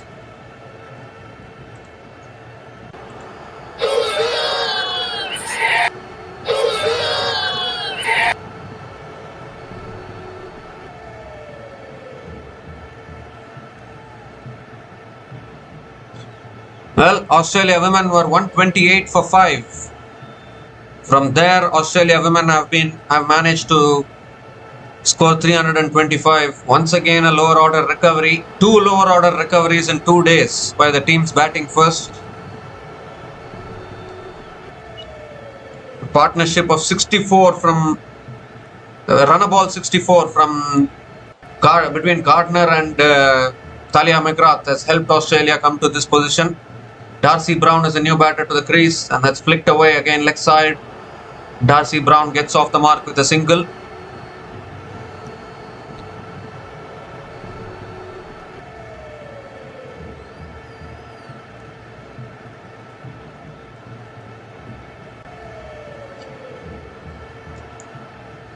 So still 4 balls left in this innings. Kim Garth back on strike. And Kim Garth swings in the air. Fielder is there and takes the catch. That is it. All out for 326 Australia. Kim Garth finds the fielder at deep mid wicket. And Jess Kerr finishes off everything with 2 wickets in the last over. And Australia women have eventually been bowled out inside their 50 overs for 326 runs. It's been a good bowling performance from New Zealand. They can be proud of their bowling performance, because this is a small ground and these kind of big scores are inevitable in a ground like Holker Stadium indoor. Such a small ground, short boundaries, you get value for your runs, for your shots. You get value for your shots. Plenty of runs are always scored at this venue, high scoring venue. So these kind of scores are inevitable, and I think New Zealand women can back themselves to chase down 327. But a fantastic recovery, it has to be said, from Australia women, once again showing that champion mindset and making a comeback from 128 for 5 to 326 all out, all thanks to one batter, Ash Gardner, who scored 115 from 83 deliveries, with supporting knocks from Talia McGrath, Sophie Molyneux and Kim Garth towards the end, scoring a runner ball 38 as well, which has helped Australia get to 326. But whether this will be enough or not, only time will tell, because I think New Zealand can back themselves to chase down 327 at this venue. The Holker Stadium indoor is a chasing paradise. Chasing teams get value. So chasing teams get the advantage, but obviously this is an ODI game, anything can happen. So Australia women have been bowled out for 326. New Zealand women, when they come out to bat, will need 327 runs to win this match from their full quota of 50 overs. If you look at the bowling card, Jess Kerr finishing with 3 for 59, Leah Tahuhu 3 for 42, Amelia Kerr 2 for 64, and Bree Illing also picked up 2 wickets. Overall, a good bowling performance from New Zealand women today. In fact, Amelia Kerr is 2 for 54 in her 10 overs. Jess Kerr 3 for 59, Leah Tahuhu 3 for 42, and Bree Illing 2 for 75 in her 9 overs. So 327 to win for New Zealand women to pick up their first win of Women's ODI World Cup 2025. We'll be back again in a short while to cover the run chase. Until then, please stay tuned.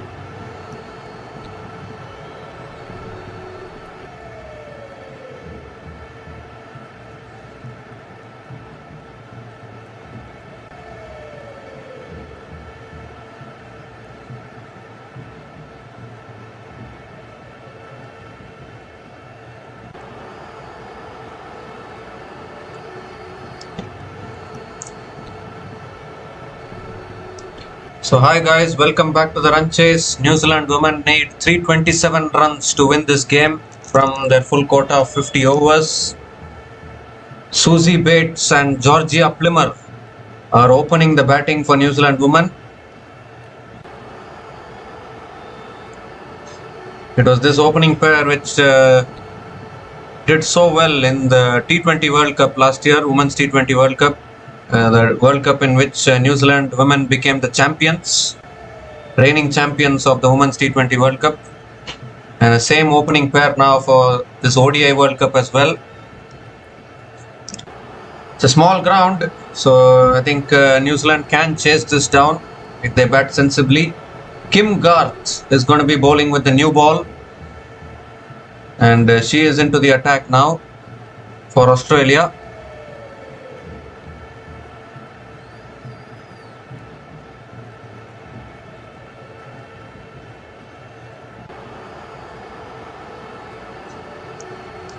So all in readiness here. Kim Garth is going to be bowling to Susie Bates. Here's Kim Garth with the first ball of the run chase. Susie Bates on strike. Oh, a little bit of swing in the air. Susie Bates defends it back to the bowler. Dot ball to start the over from Kim Garth.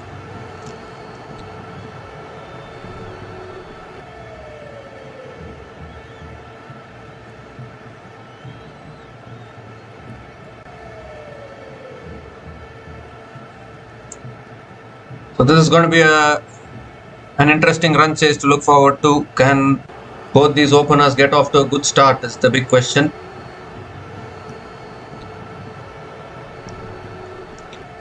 Oh, that's on a good length. Flicked away again by Susie Bates towards mid-wicket. Another dot ball from Kim Garth.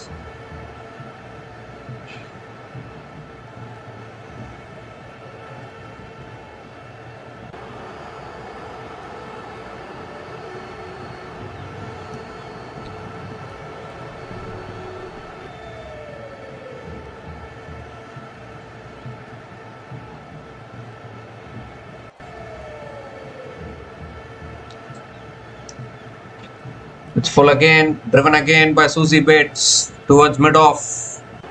And another dot ball from Kim Garth. 3 dot balls to start the over.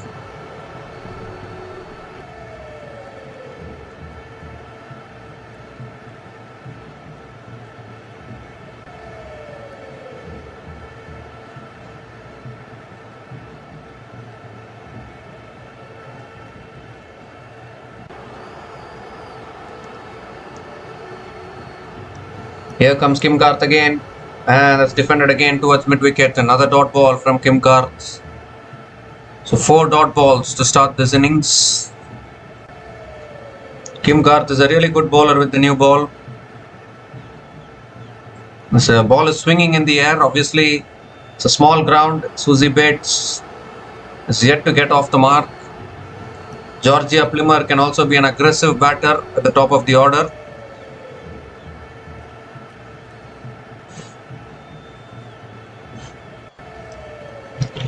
And now Susie Bates comes down the wicket, cuts it straight to point. Another dot ball from Kim Garth.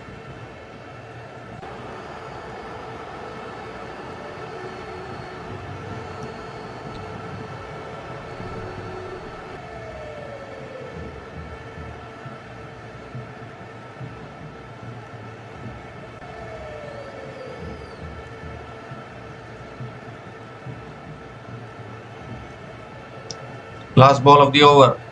And Susie Bates comes down the wicket, drives down the ground, goes for the swing single. Chance of a run out at the keeper's end, and is she gone?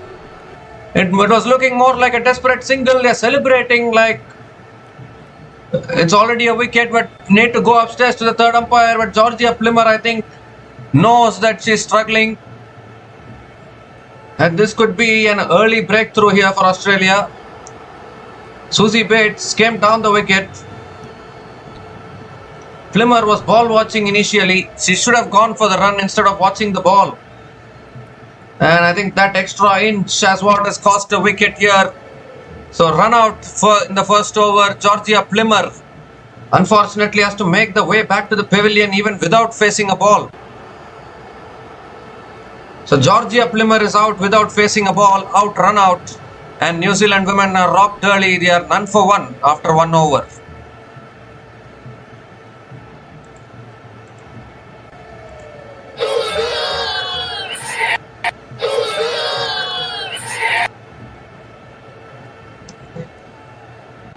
So New Zealand women are 0 for 1 after 1 over. Not the ideal start to a run chase like this. Georgia Plymmer is done. She's back in the pavilion. And now the new batter to the crease for New Zealand women is Amelia Kerr. And this is exactly what New Zealand didn't want. You cannot be losing early wickets when you want to chase this total.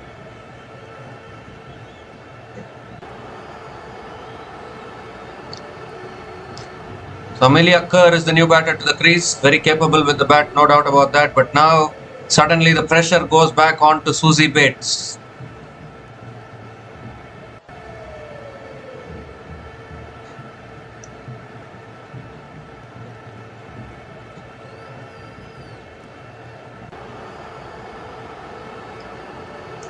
Sophie Molyneux is going to be bowling the second over here for Australia.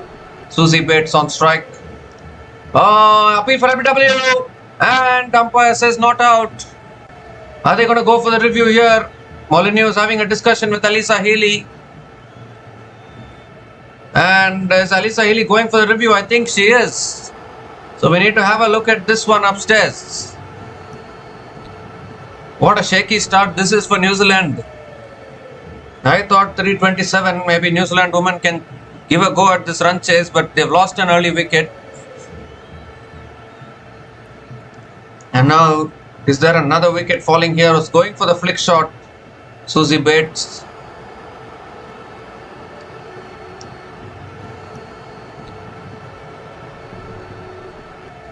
But I think this is sliding down the leg side, probably. Most probably sliding down the leg side.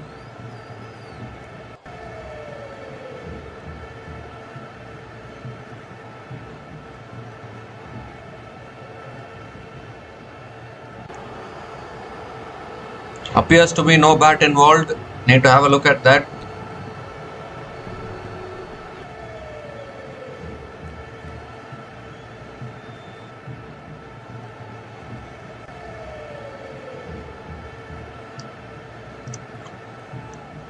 Pitching outside off, impact in line, and wickets missing. So Suzie Bates will survive, and Australia women will lose their review actually. And I think that was a very premature review taken by Alyssa Healy. She should have thought about it. It looked like it was sliding down the leg side. A dot ball to start the over from Sophie Molyneux.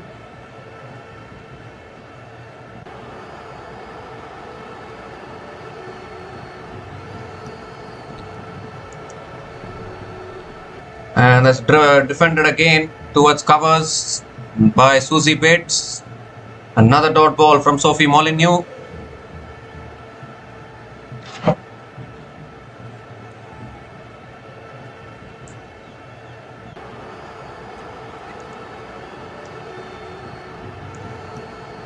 Towers cleaned her up. Molyneux strikes. Suzie Bates has to go, played 8 dot balls. And then has gone right through Suzie Bates' defense. And New Zealand women are in all sorts of trouble early on here. Haven't even got off the mark yet. They've already lost 2 wickets, run out of Georgia Plymmer, and now Suzie Bates walking back for a duck. Sophie Molyneux striking immediately in her first over. And Australia women are all over New Zealand at the moment. Suzie Bates is out for a 9-ball duck.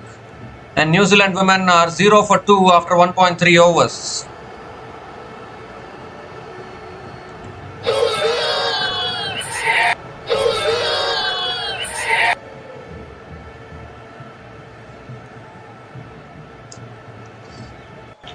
Well. New Zealand women don't know what is happening here. 0 for 2. Not a great start at all to this run chase. 327. Can be chased down at this venue if you bat sensibly. But losing 2 early wickets here, it's not going to help anything at all. Sophie Devine is the new batter to the crease. The captain has made her way out to the centre. Coming in at number 4, Sophie Devine. New Zealand are yet to get off the mark here. Already lost 2 wickets. I don't know what Susie Bates was up to. 9 balls she played and couldn't get off the mark, and she's been dismissed. Oh, again, straight through. They're appealing for LBW. Umpire says not out. Is Australia going to take another review here? Only one review left. They won't go for it, I think, this time. Oh my goodness, what a cautious start this is for New Zealand women here. They're not able to put back the ball. 2 more deliveries left in this over. Could be a one-sided game this if Australia keep bowling like this. Sophie Devine has to play a good knock if they want to win. That's driven down the ground again, straight to mid-on. Still can't get the single. Are we going to have another maiden over here? Already the first over was a maiden. Second over again, 5 dot balls and a wicket. Sophie Molyneux, last ball of the over. And that's driven again down the ground to mid-on. Will be another dot ball. 2 wicket maidens to start this innings. And New Zealand women are 0 for 2 after 2 overs.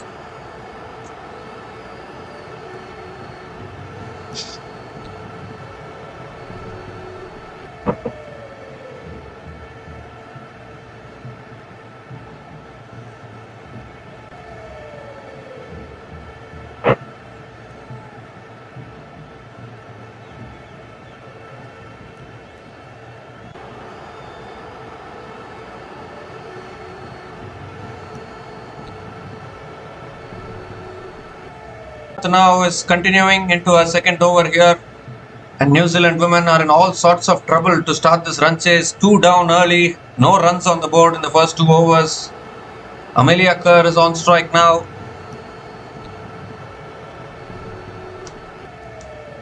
Again swinging in the air, Amelia Kerr drives down the ground to mid-on. Another dot ball from Kim Garth. 2 wicket maidens. Obviously the first wicket went through a run out. Desperation, they wanted to get off the mark, get the single, and got run out there. And then the second wicket, Susie Bates falling, going for the drive inside, edging it back onto the stumps. This is not the start what New Zealand wanted. Here's Kim Garth again. Again the ball swinging in the air on a good length, driven down the ground to mid-off. Another dot ball from Kim Garth.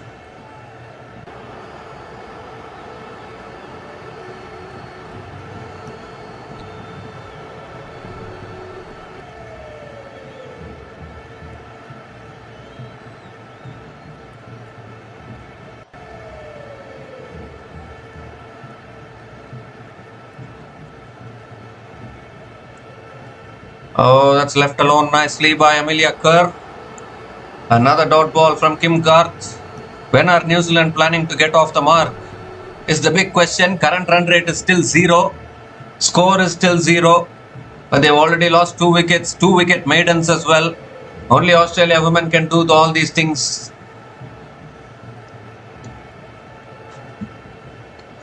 Three more deliveries left in this over. It's a small ground. You get value for your shots, but you need to play those shots properly. Here's Kim Garth. And that's defended on the back foot. Amelia Kerr goes for the single, and finally New Zealand women are off the mark. Of the 16th delivery of this innings, New Zealand women get off the mark with a single, and Amelia Kerr also gets off the mark with a single. Kim Garth is a leading wicket taker for Australia in ODIs since 2023. 19 wickets she has taken.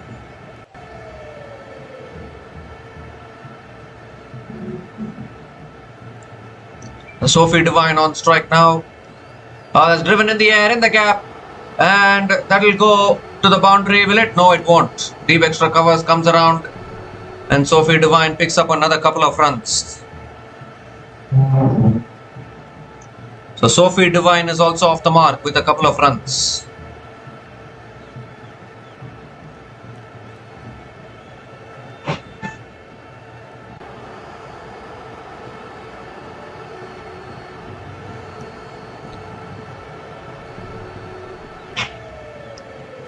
So one more delivery left in this over.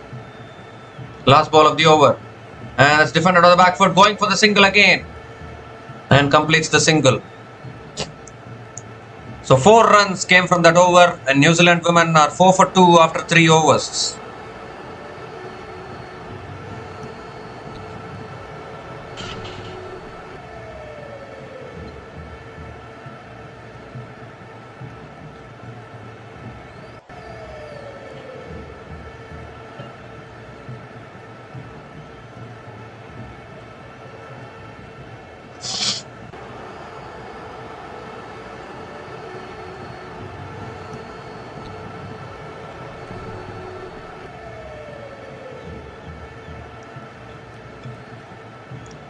So Sophie Molyneux back into her second over. Sophie Devine on strike. Sophie bowling to Sophie.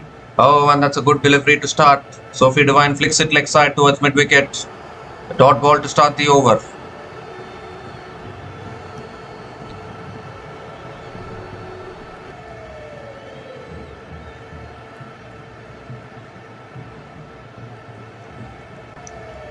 Oh, again inside edge. Gone past the stumps, it's gone past everyone. Deep fine leg will come around and cut it off. Couple of runs for Sophie Devine.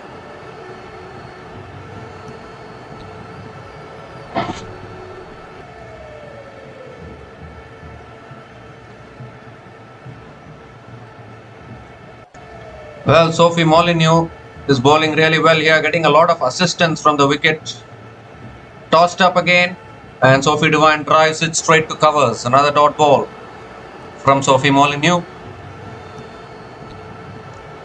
3 more deliveries left in this over.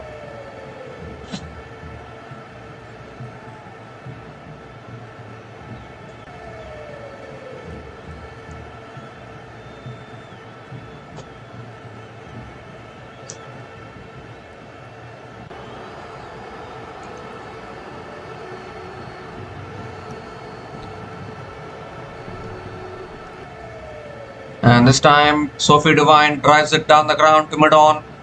Straight to the fielder again. Another dot ball from Sophie Molyneux.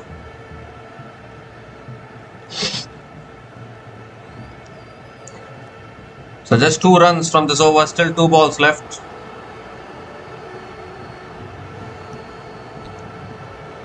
Short and wide. Cut away. Finds the gap. This will be the first boundary of the innings. Short and wide this time from Sophie Molyneux, and Sophie Devine found the gap beautifully. First boundary of the innings comes to the bat of Sophie Devine.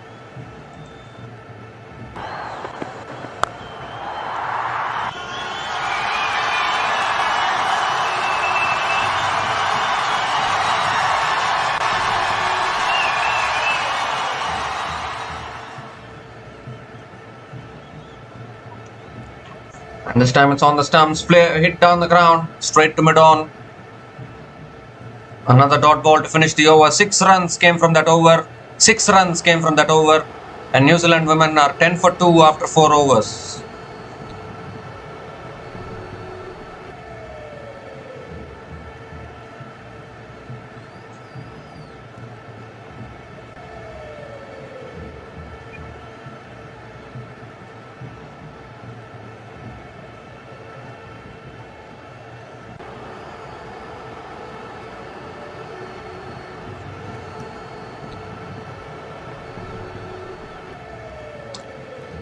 So Kim Garth now continuing. Oh, and that takes the outside edge. As it hit the pad or the bat?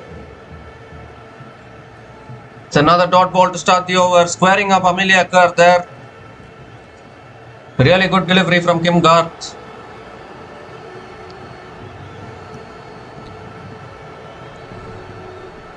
New Zealand women don't have a good record against Australia women as far as when it comes to ODI cricket.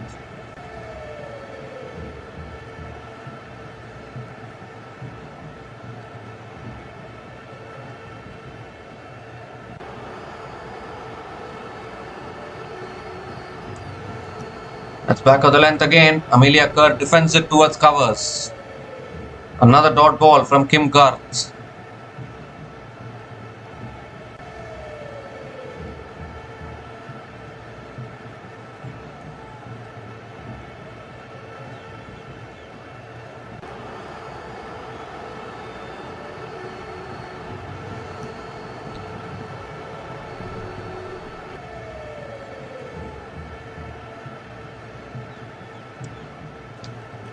That's on a good length again and defended down the ground by Amelia Kerr towards mid-off. Another dot ball from Kim Garth.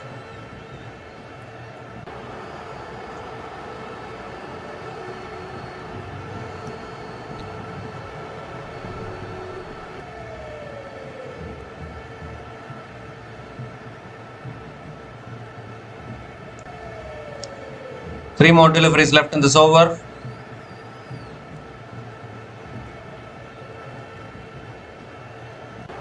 And Amelia Kerr comes down the wicket this time and drives it straight to covers. Another dot ball from Kim Garth.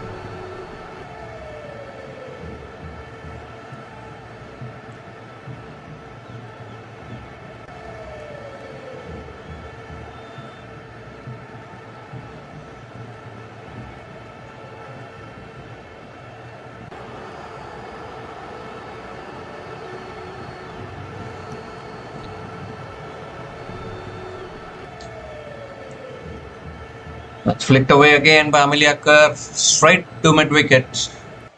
Another dot ball from Kim Garth.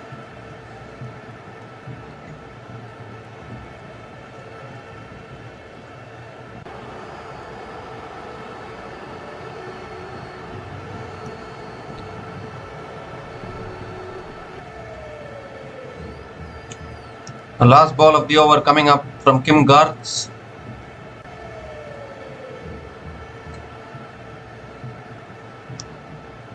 That's a wide down the leg side, given as a wide. Kim Garth has to reload that one again.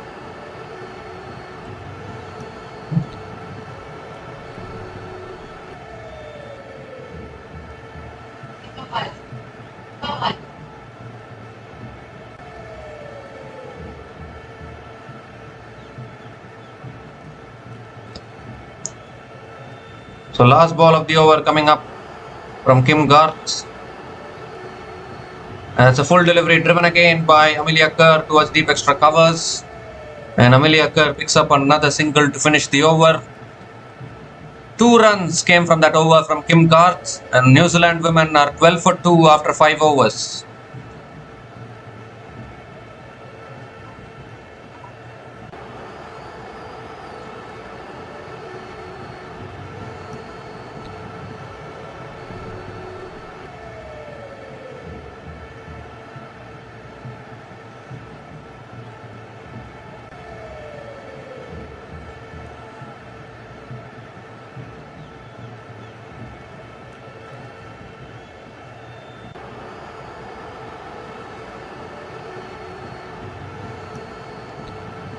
So Sophie Molyneux now continuing into her third over. Is a very slow start here from New Zealand women.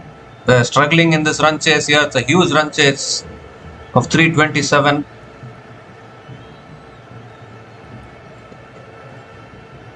Amelia Kerr on strike. And it's flicked away by Amelia Kerr towards deep mid wicket and picks up another single to start the over.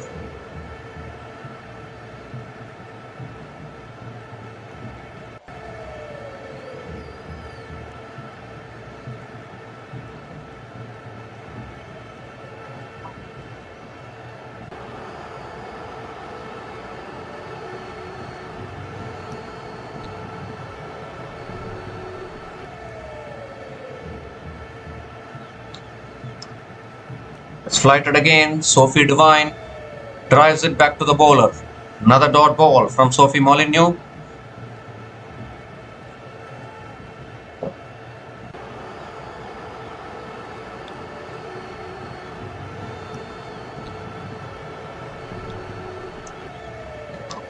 It's a flatter delivery, and Sophie Devine defends it back to the bowler again. So another dot ball from Molyneux.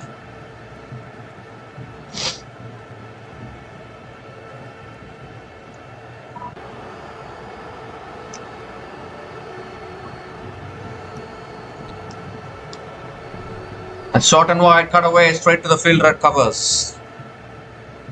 Another dot ball.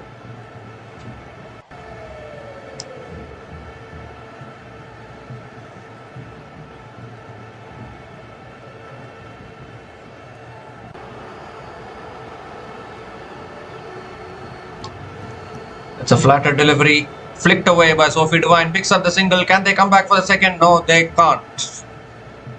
Just a single for Sophie Devine here.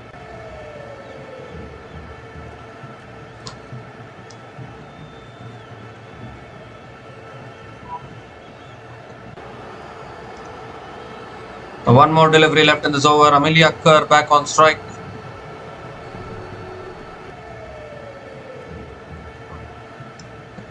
And that's defended again down the ground, back to the bowler. Another dot ball to finish the over. 2 runs came from that over. New Zealand women are 14 for 2 after 6 overs.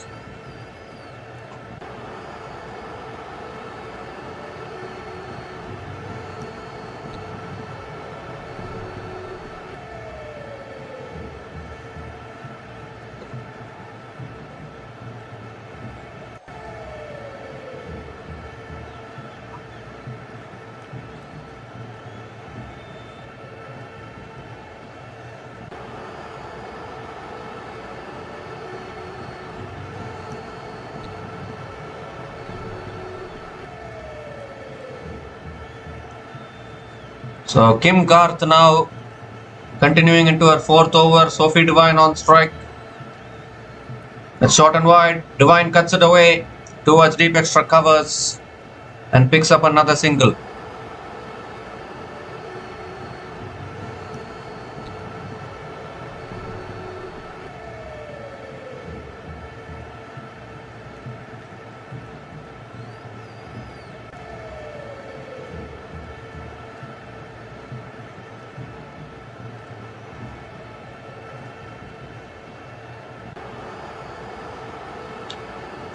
So Amelia Kerr is on strike now. And Amelia Kerr comes down the wicket, tries it. Good fielding at point. Really good fielding at point. And another dot ball from Kim Garth.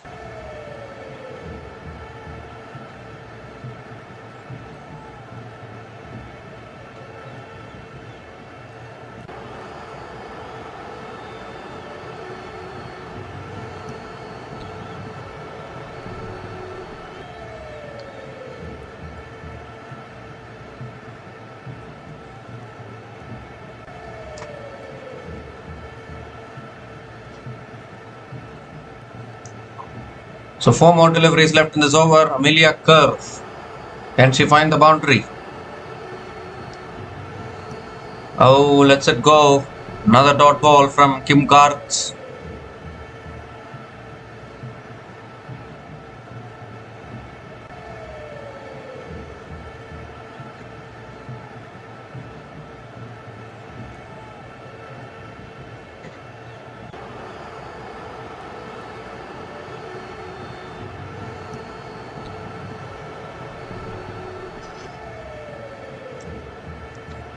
Three more deliveries left in this over.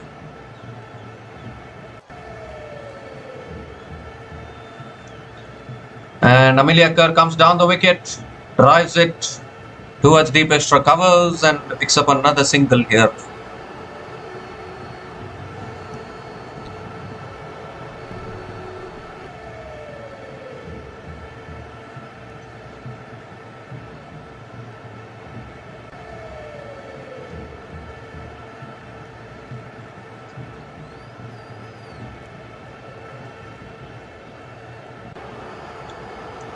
So Sophie Devine is back on strike. 2 more deliveries left in this over. Oh, that's on a good length, inside edge onto the foot, I think. And it's another dot ball here. Tight bowling by Kim Garth.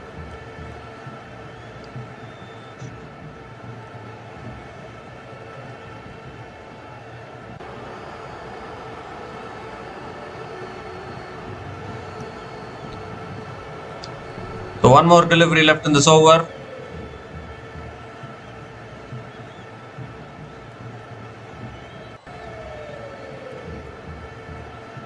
Last ball of the over. And it's driven down the ground to mid-off. Will be another dot ball to finish the over. 2 runs came from that over. And New Zealand women are 16 for 2 after 7 overs.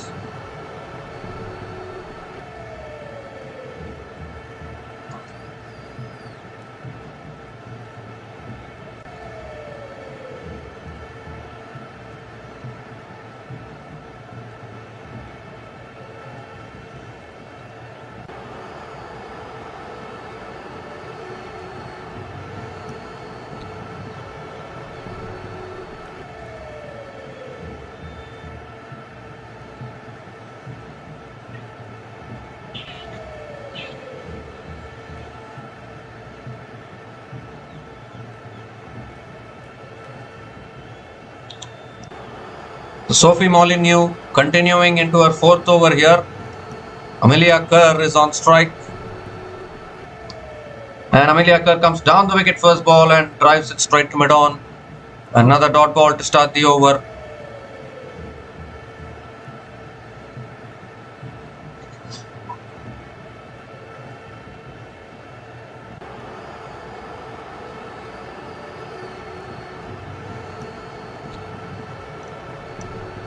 Let's cut away again, straight to the fielder again. Will be another dot ball from Sophie Molyneux. 2 dot balls to start this over.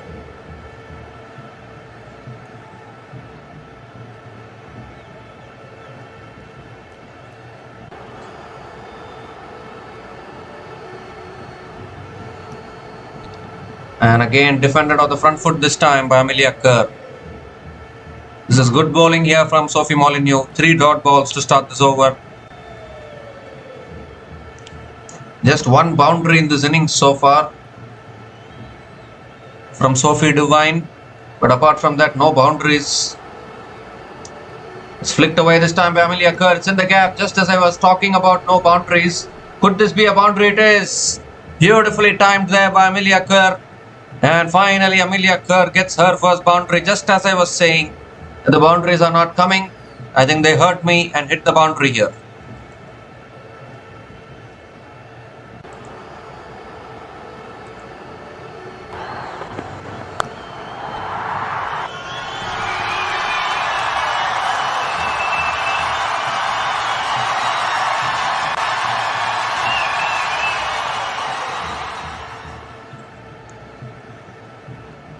And this time it's short and wide. Cut away again by Amelia Kerr.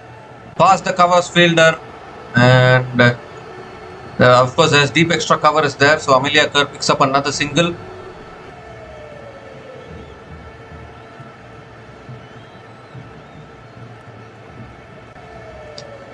The last ball of the over coming up. Sophie Devine on strike.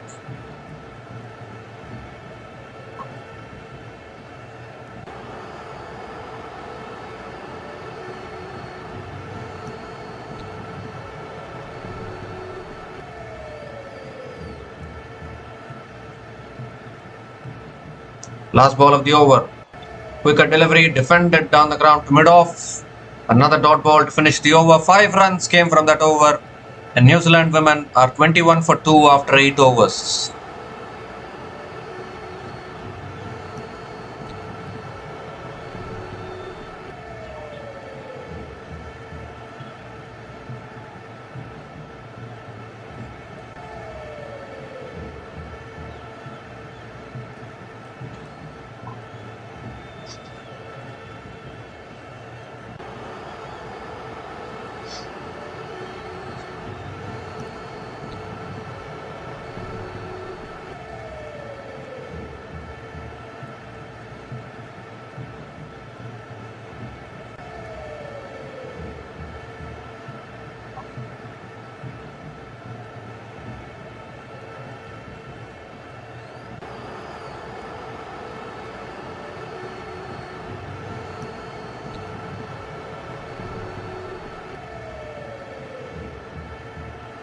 So Kim Garth back into the attack.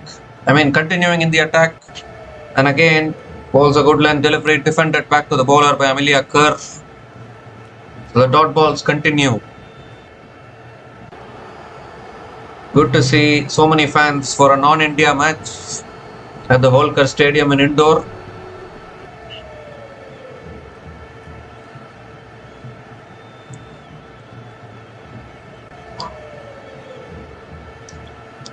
That's on the pads, flicked away again by Amelia Kerr. It's in the gap. The fielder running after it. Oh, that's a good stop. Couple of runs for Amelia Kerr.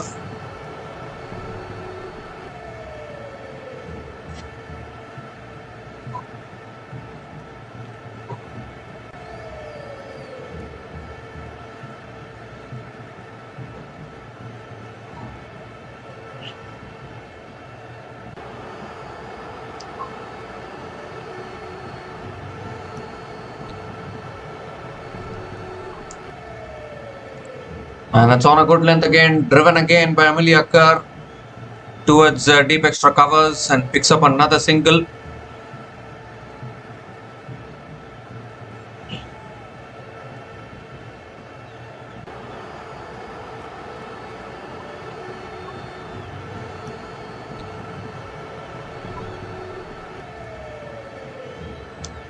So Sophie Devine on strike now.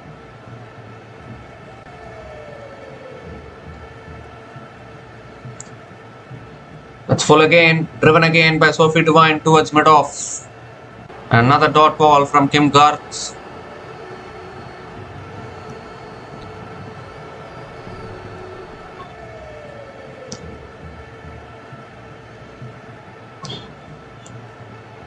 Two more deliveries left in this over.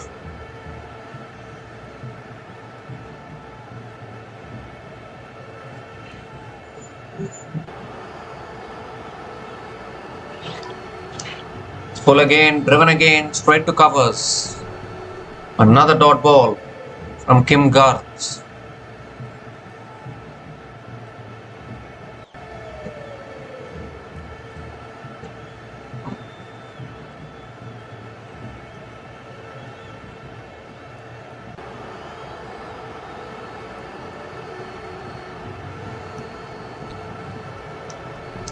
So last ball of the over coming up. 3 runs from this over so far.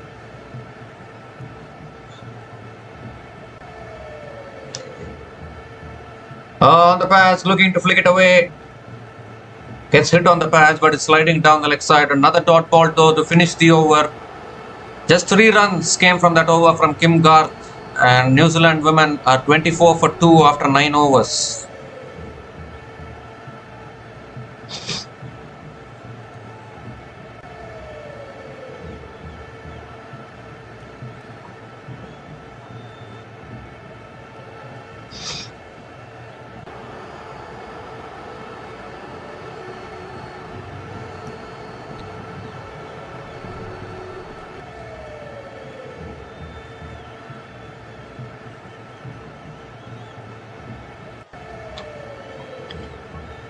So Darcy Brown is the new bowler into the attack for Australia women.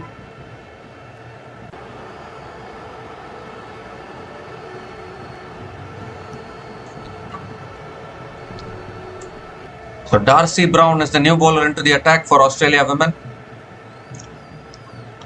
Amelia Kerr is on strike.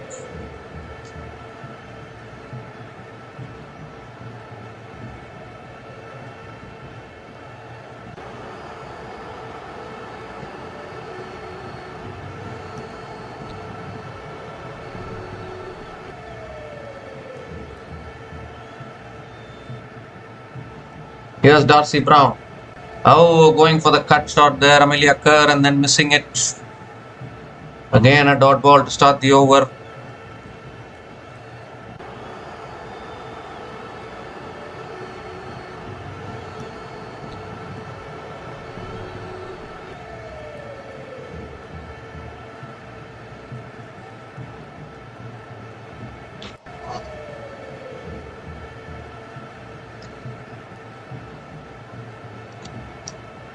That's short and wide, cut away by Amelia Kerr. Is it in the gap? It is. Evades the fielder and finds the boundary.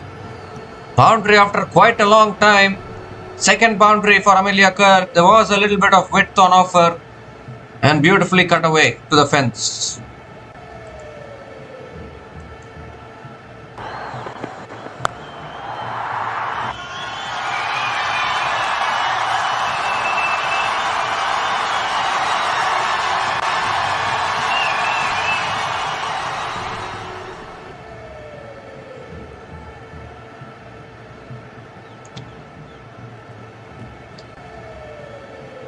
Oh, this time swings back in, appeal for LBW, but I think that's too high. Umpire says not out. And another dot ball from Darcy Brown.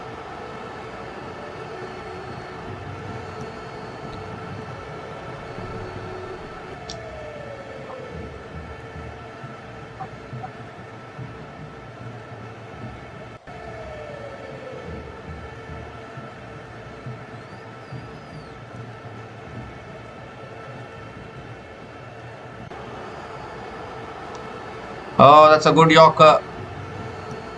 Nicely dug out by Amelia Kerr. Another dot ball from Darcy Brown.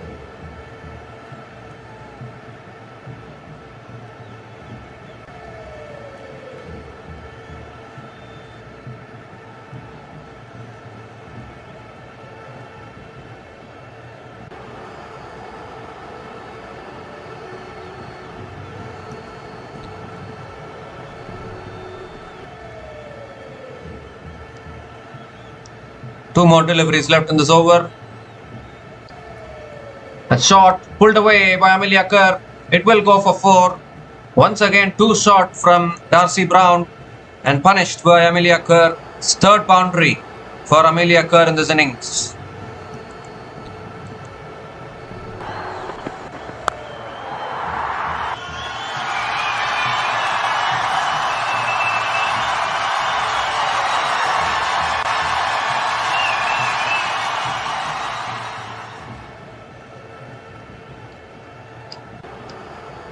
That's driven this time through the covers for another boundary. Beautiful batting here from Amelia Kerr. Was too full this time from Darcy Brown. And beautiful placement in the gap.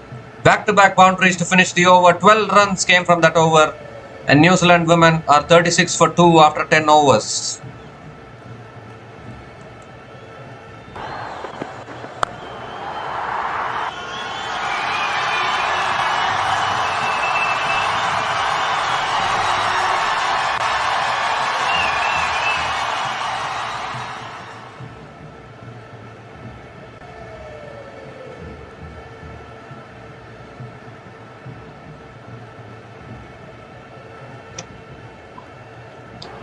So I think there's a bowling change here. Annabel Sutherland is the new bowler into the attack for Australia. And this partnership is building up now. A partnership of 36 from 51 balls.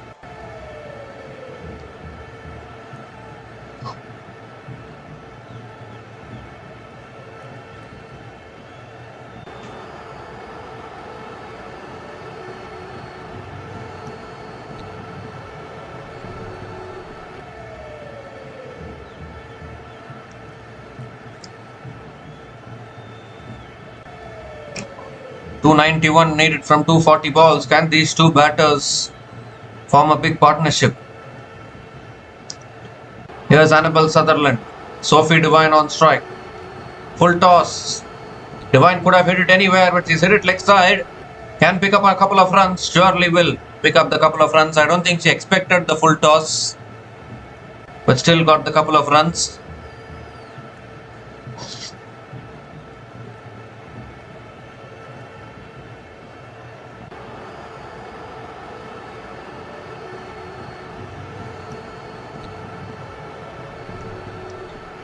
Going for the cut again, but Sophie Devine not able to make connection.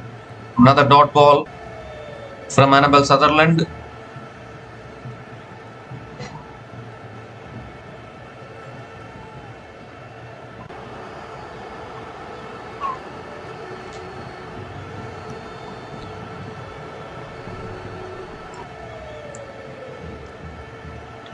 That's back of the length again. Sophie Devine flicks it away towards mid-wicket. Another dot ball here. Required run rate is above 7.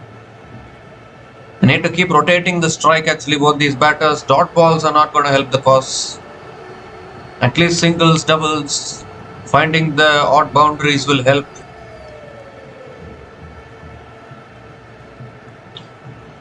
And that's back of the length. Defended again by Sophie Devine. I think Captain Sophie Devine is looking to take more responsibility here in this run chase, because she knows that 2 wickets have gone down early, so Sophie Devine has to take the responsibility.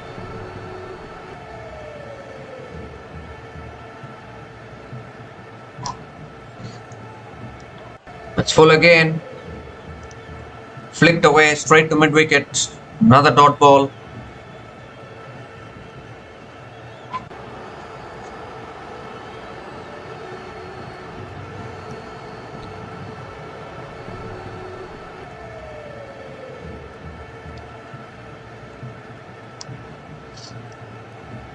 So last ball of the over coming up. That's back of the length again, defended back to the bowler, another dot ball to finish the over. 2 runs came from that over, and New Zealand women are 38 for 2 after 11 overs.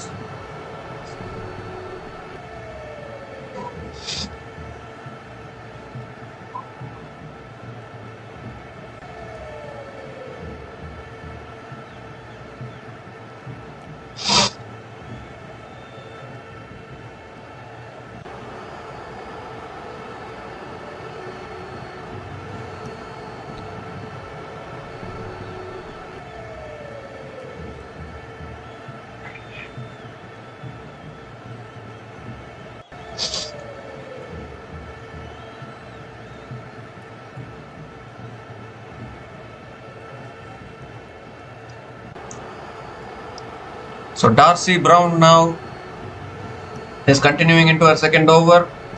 Full toss, driven through the offside for 4. Beautiful timing.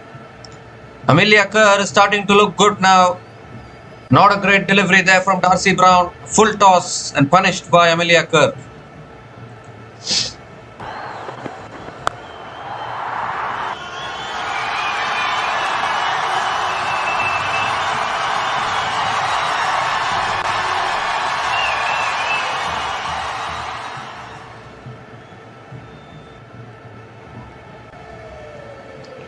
That's on the pads again, flicked away by Amelia Kerr.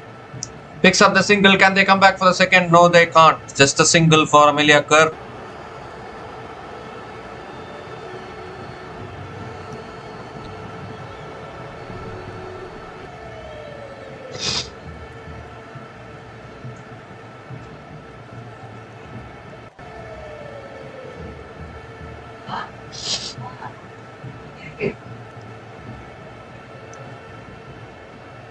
And that's punched through the offside, finds the gap again. Wow, what a shot that is from Sophie Devine. Somehow pierced the 2 fielders and into the boundary for 4. This partnership is building up quite nicely here for New Zealand.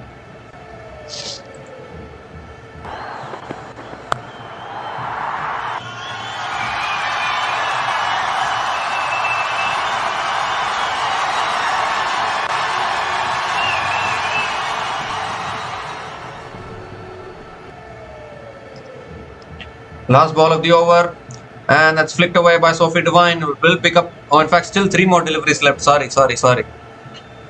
Flicked away by Sophie Devine, picks up another single. 2 more deliveries left in this over now.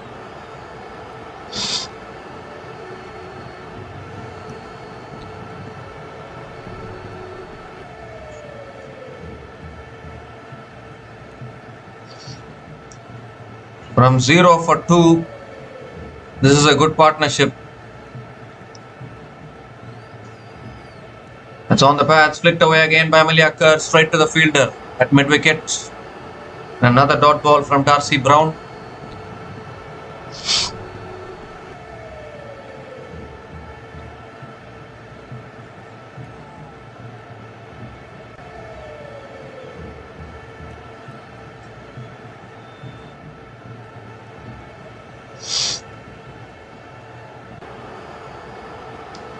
The last ball of the over from Darcy Brown, and that's on a length, defended back to the bowler. Another dot ball to finish the over. 10 runs came from that over, and New Zealand women are 48 for 2 after 12 overs.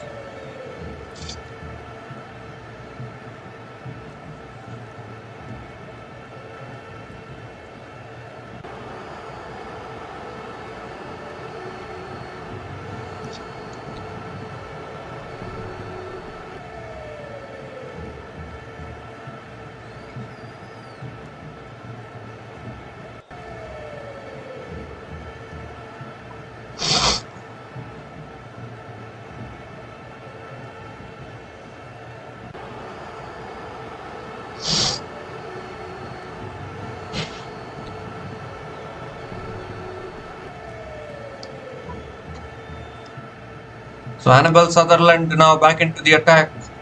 Conceded only 2 runs in her first over. Sophie Devine on strike. Full, driven through the offside by Sophie Devine. It's in the gap. Beautifully placed by Sophie Devine. Finds another boundary. And the 50 comes up for New Zealand with that boundary. Outstanding timing and placement. Third boundary here for Sophie Devine in this innings.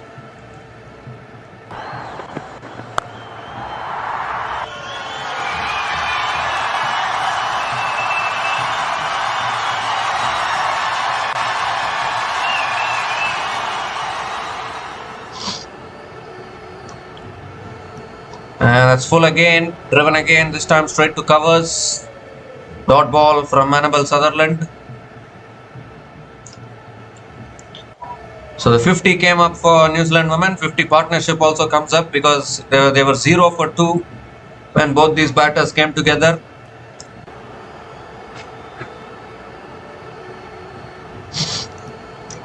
And that's flicked away this time by Sophie Devine, straight to mid-wicket. Another dot ball from Annabel Sutherland.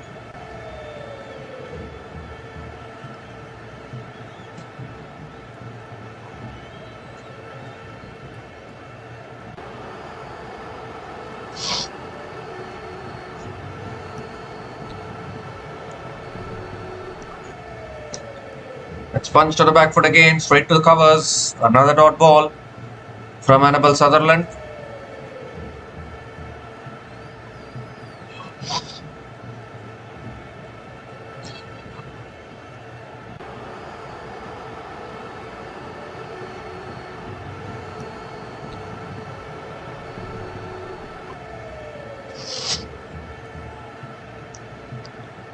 Full this time, driven again, straight to covers again, and another dot ball.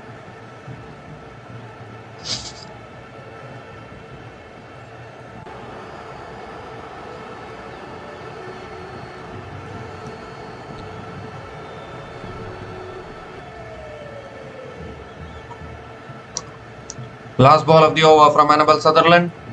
Oh, looking to flick it away. Gets it on the pads. Another dot ball to finish the over. 4 runs came from that over. Good comeback from Annabel Sutherland. Good comeback from Annabel Sutherland after conceding the boundary. And New Zealand women are 52 for 2 after 13 overs.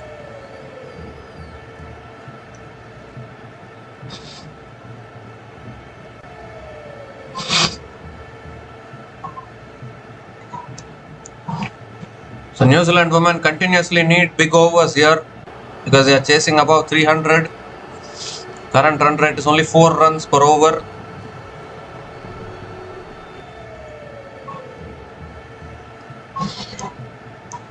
There's a bowling change now. Alana King is the new bowler into the attack for Australia.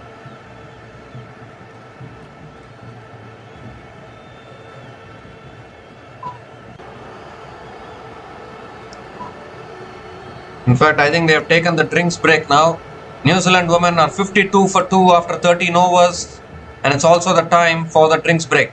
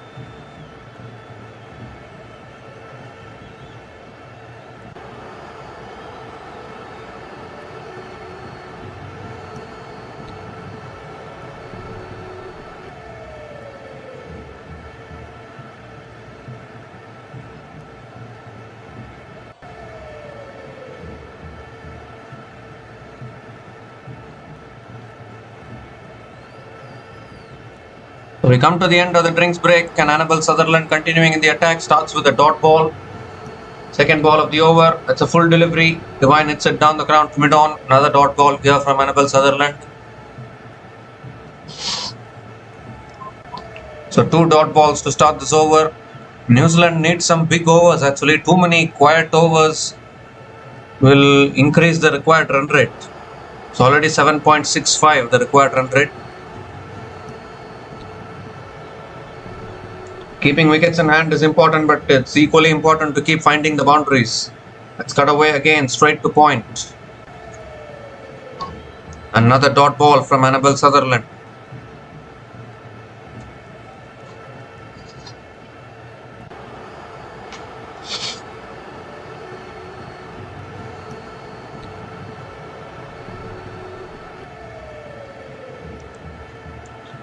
That's short and wide. This time it's cut through the fielder at point and into the fence for 4. So this time it was a much better shot from Sophie Devine. Short and wide, width offered by Sutherland, and Sophie Devine pounces on it. Is there still some hope or what for New Zealand? It's a good partnership this.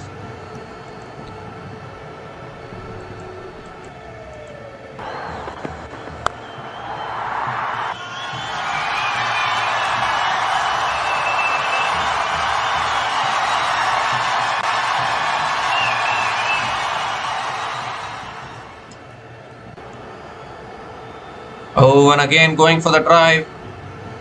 Inside edge from Sophie Devine towards deep fine leg. And Sophie Devine picks up another single.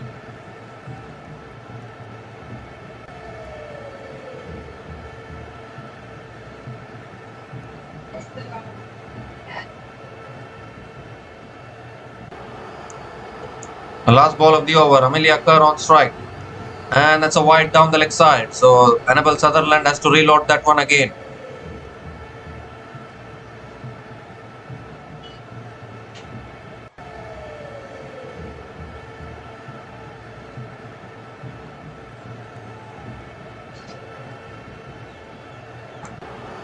So last ball of the over coming up from Annabel Sutherland. And it's full again, driven through the offside towards deep extra covers. And Amelia Kerr picks up another single to finish the over. 7 runs came from that over, and New Zealand women are 61 for 2 after 15 overs.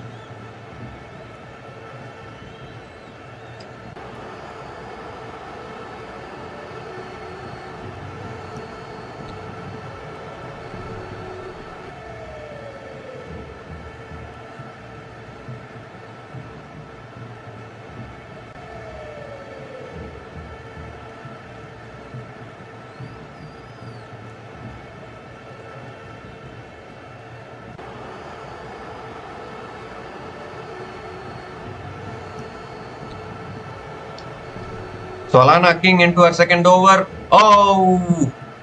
That pitches and spins past the outside edge of Amelia Kerr. Dot ball to start the over.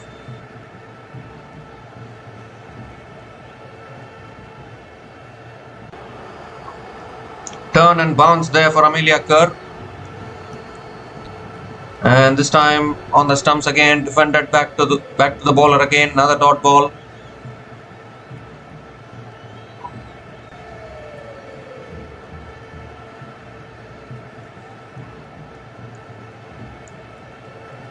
Amelia Kerr comes down the wicket, but still hits it back to the bowler. It's another dot ball. Pressure building.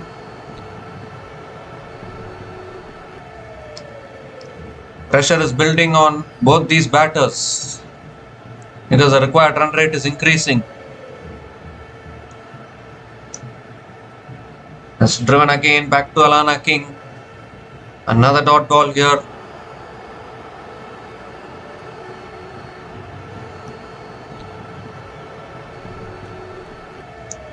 Two more deliveries left in this over. It's defended again off the front foot towards covers. Another dot ball. Could this be a maiden over? 5 dot balls in this over. Amelia Kerr playing it too slowly, I think.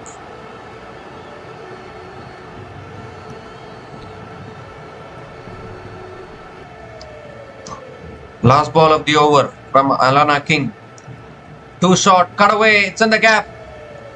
But deep extra covers will come around. Amelia Kerr picks up another single to finish the over. So 1 run came from that over. New Zealand women are 62 for 2 after 16 overs.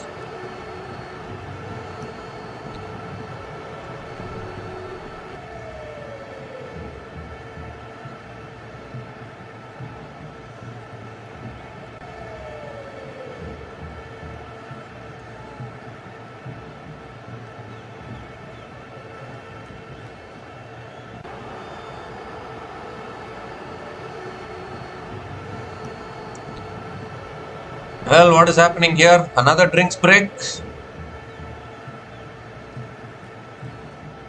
I mean, everyone are confusing. Okay, New Zealand women are 62 for 2 after 16 overs, and it's time for another drinks break here.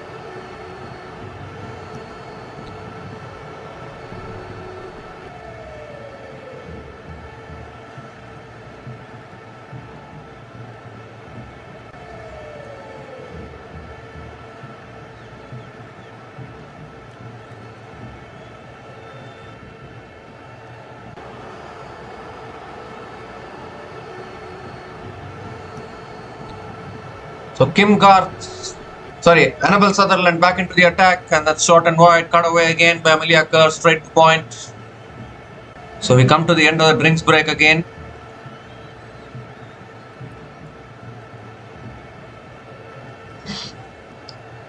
A dot ball to start the over.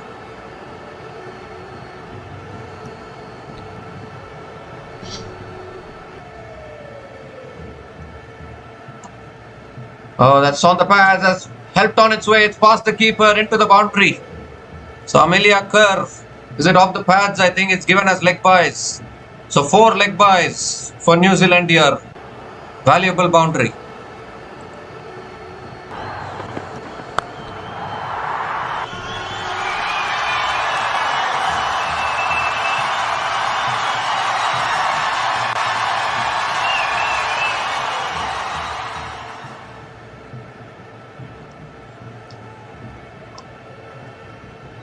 Oh, that's driven again, straight to point. Oh, fumble by the field red point, but it won't allow the single. It's a dot ball again from Sutherland.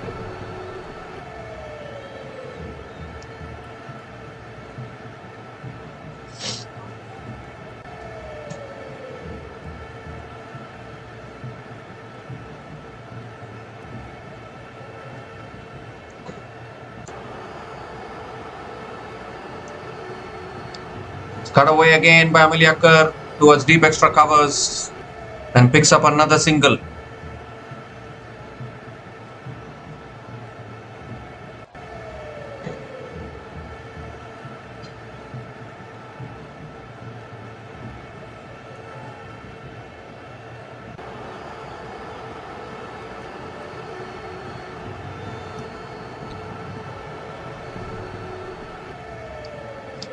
That's flicked away again by Annabelle Sutherland. Picks up another single. Sorry, Sophie Devine picks up another single, flicks it away and picks up another single.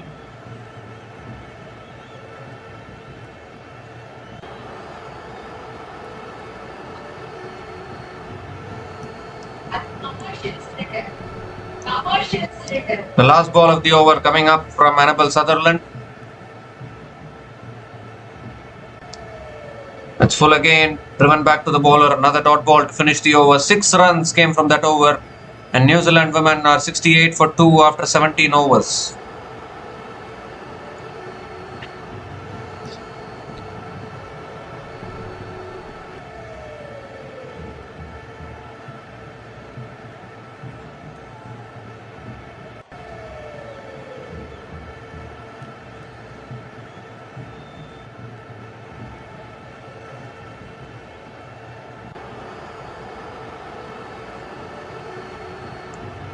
So 33 overs left, 259 runs to get for New Zealand, 8 wickets in hand.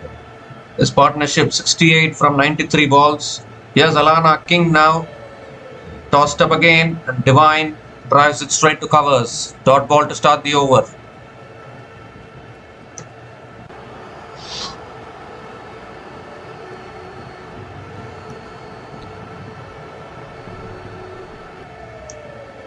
Shot this time, cut away in the gap. Another boundary for Sophie Devine. You should not be offering width to Sophie Devine. If you offer width, she will cut you away all day long. 5th boundary in this innings for Sophie Devine.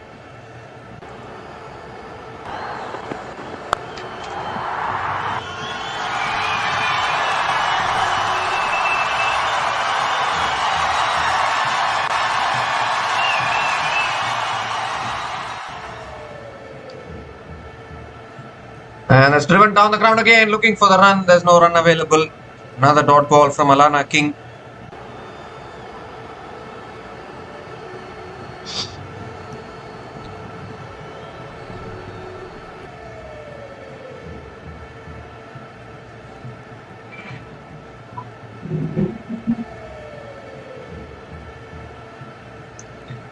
And it's driven down the ground again by Sophie Devine towards long off and picks up another single.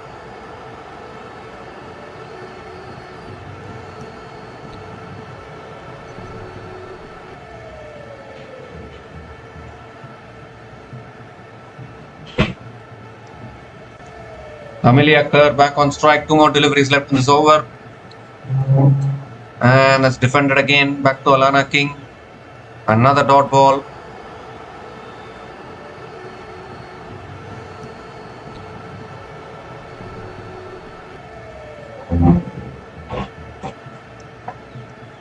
And Amelia Kerr comes down the wicket again, drives it straight to covers. Another dot ball to finish the over. 5 runs came from that over, and New Zealand women are 73 for 2 after 18 overs.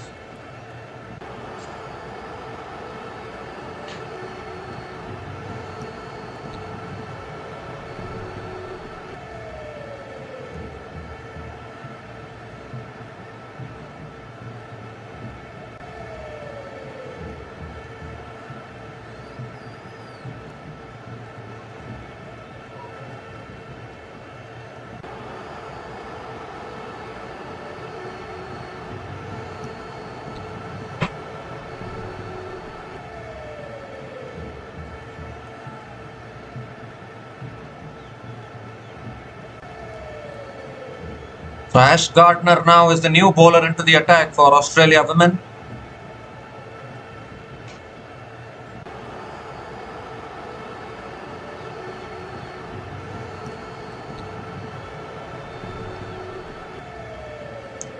Alisa Healy having a word with Ash Gardner before she starts her spell.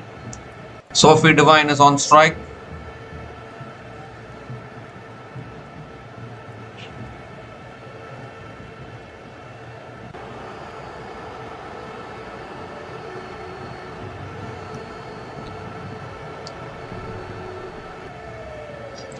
Yes, Gardner.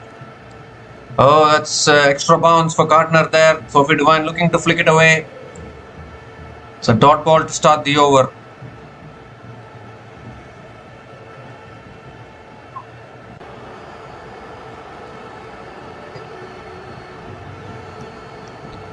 And that shot pulled away by Sophie Devine towards deep square leg. And Devine picks up another single.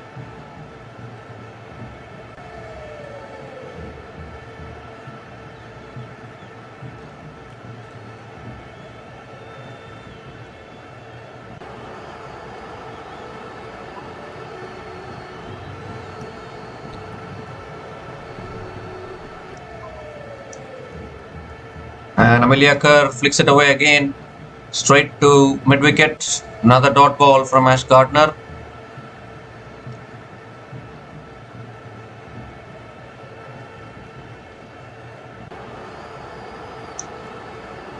It's on the pads, flicked again by Amelia Kerr. Picks up another single.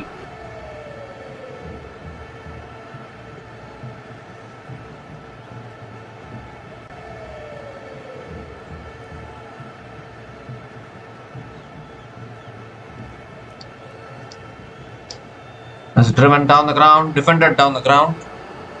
And another dot ball here. The required run rate is increasing though. Required run rate has gone above 8 here. New Zealand need to take care of the required run rate. Keeping wickets in hand is important, but the required run rate should also be kept under control if you want to chase down a total. Last ball of the over. And too short, going for the pull there. Devine, but not able to make an enough connection. Another dot ball to finish the over. So 2 runs came from that over from Ashley Gardner, and New Zealand women are 75 for 2 after 19 overs.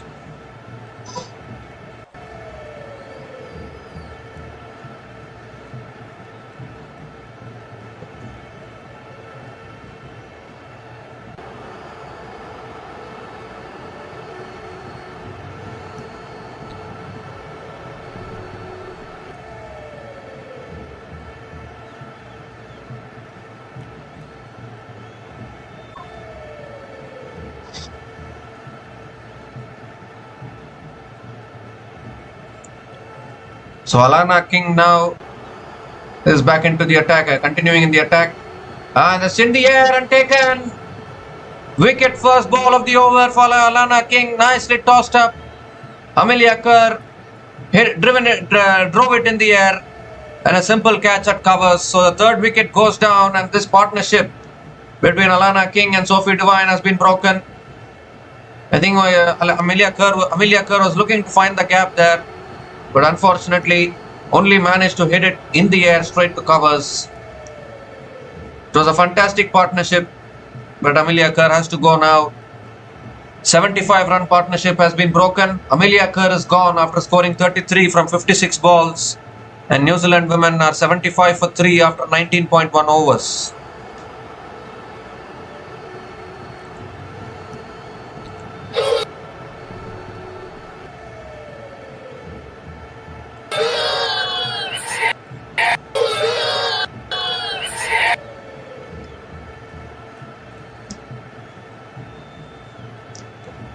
So Brooke Halliday is the new batter to the crease for New Zealand women.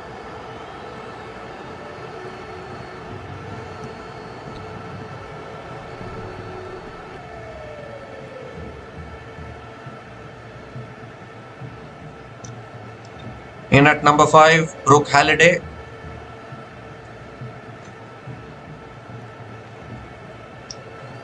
Alana King has struck here for Australia.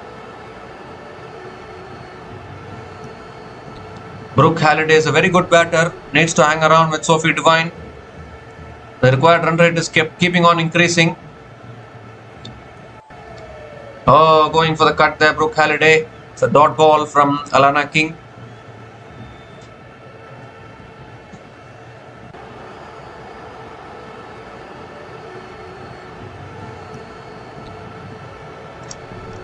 Tossed up again. Brooke Halliday goes over mid-on. One bounce into the boundary for 4. This is exactly what Brooke Halliday is capable of. Gets off the mark with the boundary.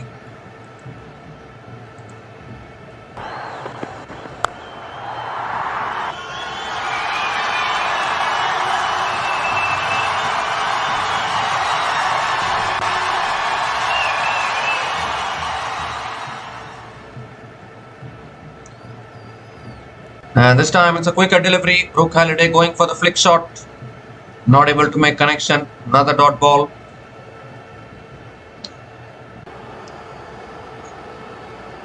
Two more deliveries left in this over. And that's punched again off the back foot. To pick up another single here, Brooke Halliday.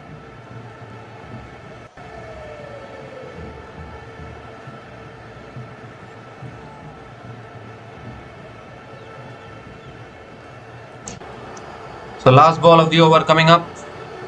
Sophie Devine is on strike.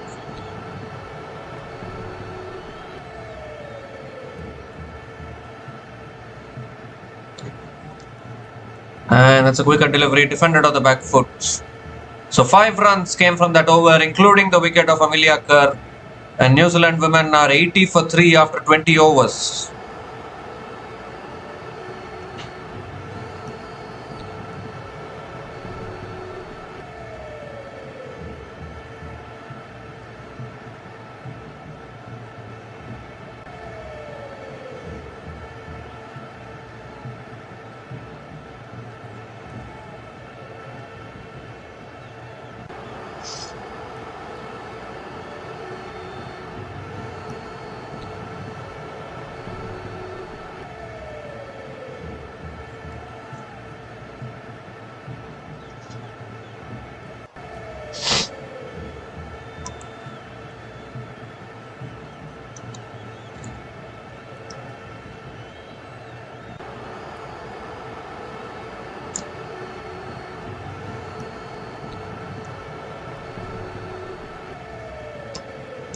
So Gardner now continuing in the attack, comes around the wicket to Halliday, and Halliday drives it down the ground towards mid-on and picks up a single of the first ball of the over, gives the strike back to Sophie Devine.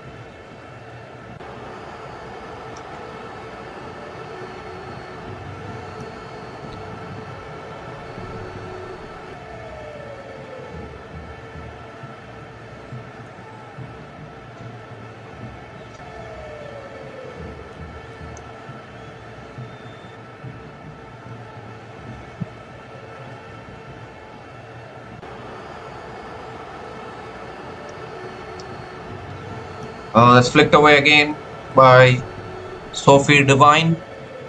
Picks up another single.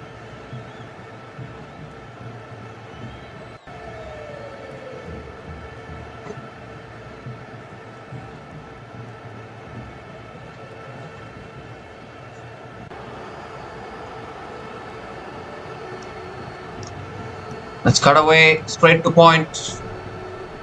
Dot ball again. The New Zealand need to improve their run rate a little bit. Cannot keep playing dot balls like this. The required run rate has gone up to 8.31. It will only keep on increasing.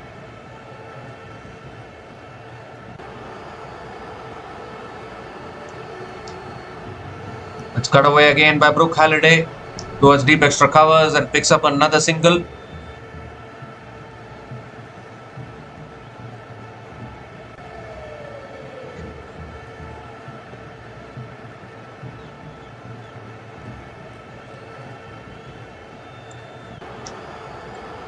That's short and wide again, cut away by Sophie Devine. Straight to covers, another dot ball.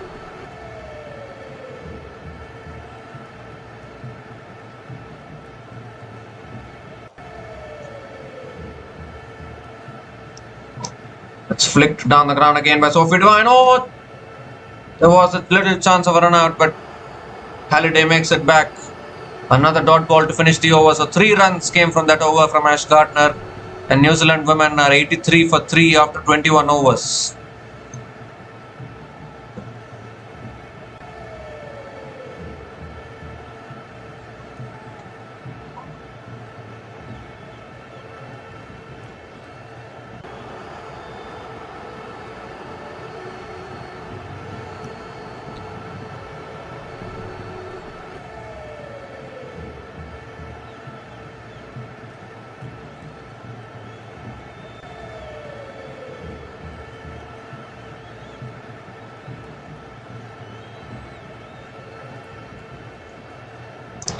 So Alana King now back into the attack, continuing in the attack, and that's driven again by Brooke Halliday towards deep extra covers and picks up another single.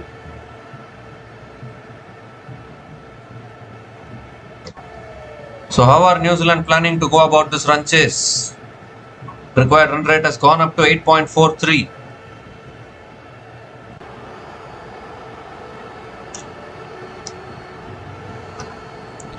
Quicker ball flicked away again.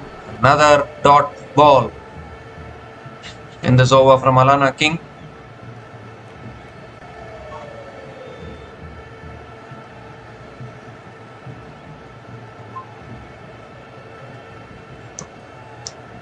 It's driven down the ground again. Will be another dot ball from Alana King.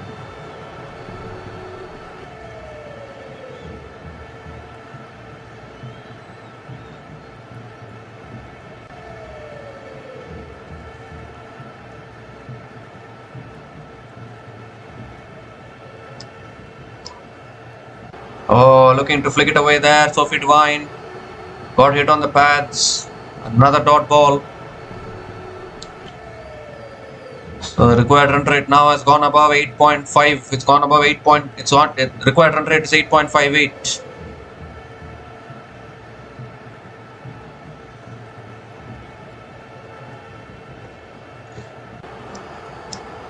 Flatter delivery flicked away by Sophie Devine. And a Devine single once again.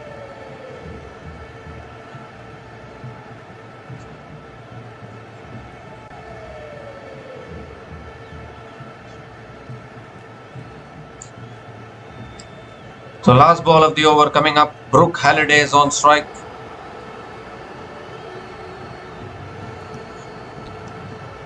That's punched down the ground again. Will be another dot ball to finish the over. Required run rate keeps on increasing. 2 runs came from that over from Alana King. And New Zealand women are 85 for 3 after 22 overs.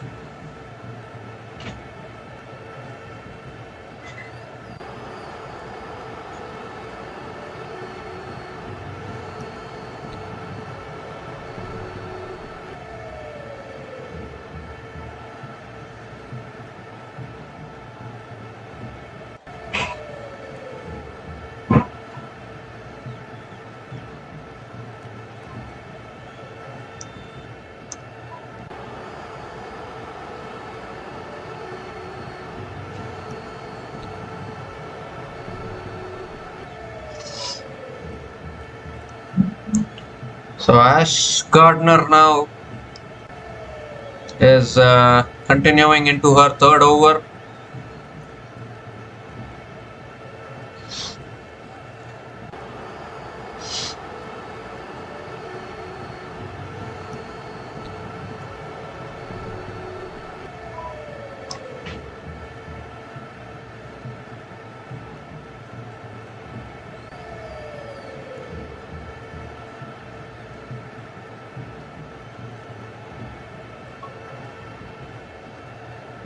Sophie Devine is on strike.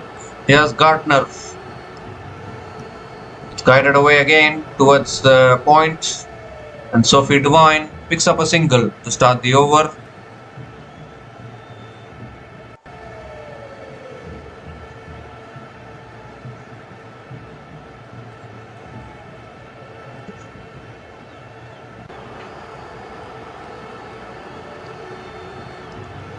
Brooke Halliday is back on strike. Oh, quicker delivery defended back to the bowler. Another dot ball from Gardner.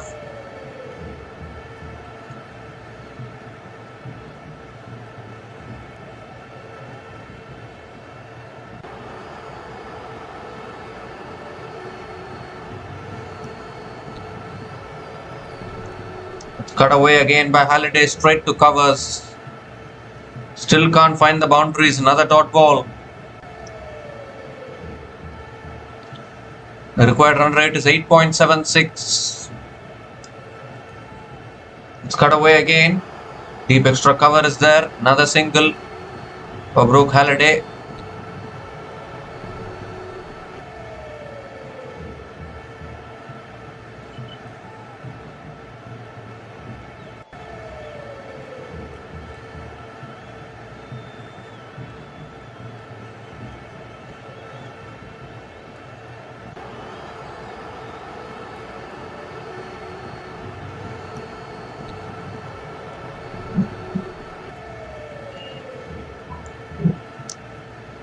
It's on the pads, flicked away again, short fine leg, chance of a run out, but Divine completes the single.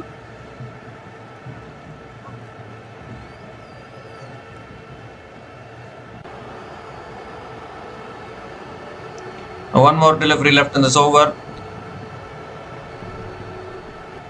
Last ball of the over. Brooke Halliday on strike. Halliday drives, can only pick up another single to finish the over. Another good over for Australia. 3 runs came from that over.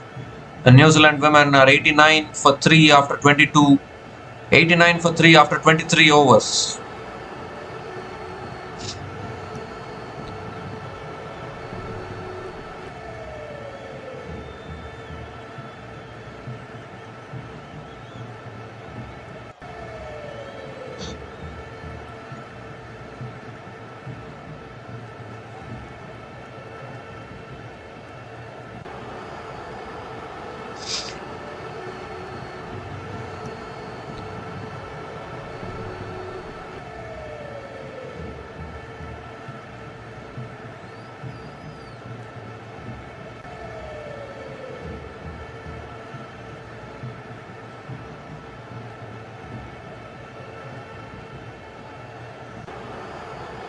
Well, Australia, if you look at the fixtures, if Australia wins today, Sri Lanka, Pakistan, obviously I think India, England and South Africa are the tougher opponents for Australia, to be honest. Surely they'll beat Sri Lanka, Pakistan and Bangladesh is what I think. So Sophie Molyneux now is back into the attack. Tossed up again, and Brooke Halliday drives it back to the bowler. Another dot ball to start the over.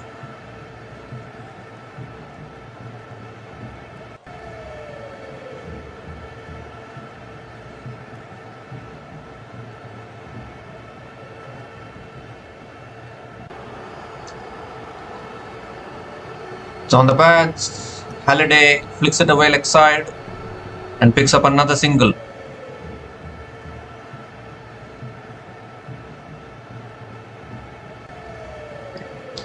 As far as New Zealand are concerned, next up they are facing South Africa at this same venue, and then they are playing against Bangladesh, Sri Lanka, Pakistan. Again 4 wins. I'm assuming they can beat South Africa as well. 4 wins guaranteed, and then India and England. So Sri Lanka, Pakistan and Bangladesh are going to face a hard time for sure. Even India is also, India is a much stronger opponent compared to Sri Lanka, Pakistan and Bangladesh is what I think. And I think most of you will think the same way. India can do really well. They can even make the semi-finals. We don't know whether they will win the cup, but definitely they can reach the semi-finals. That's flicked away again by Sophie Devine towards mid-wicket. And another single for Sophie Devine.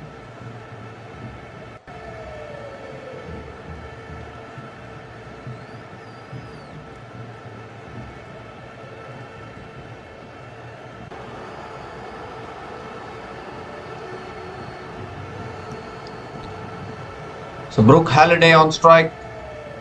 Halliday goes for the sweep towards deep square leg. Another single for Brooke Halliday.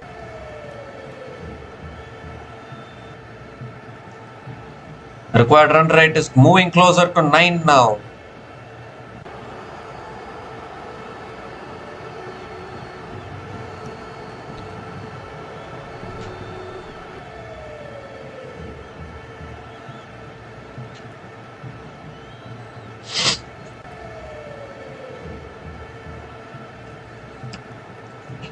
Two more deliveries left in this over. Sophie Devine on strike.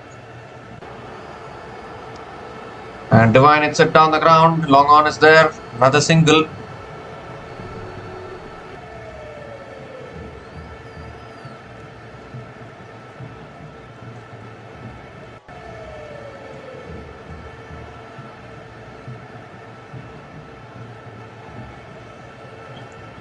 Oh, again, good length delivery. Defended back to the bowler. So 4 runs came from that over, and New Zealand women are 93 for 3 after 24 overs.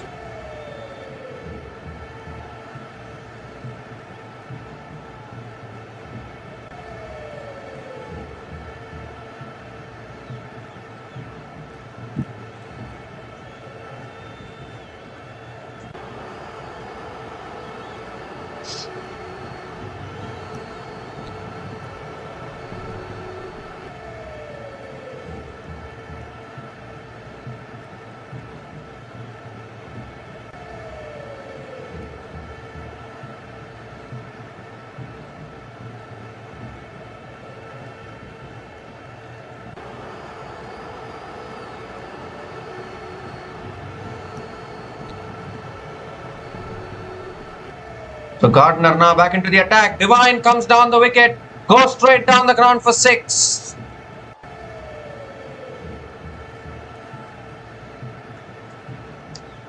So finally Sophie Devine showing some aggression. Flighted delivery in the slot. And Devine clears the boundary. First 6 of this innings actually, to be honest. And it comes off the bat of Sophie Devine.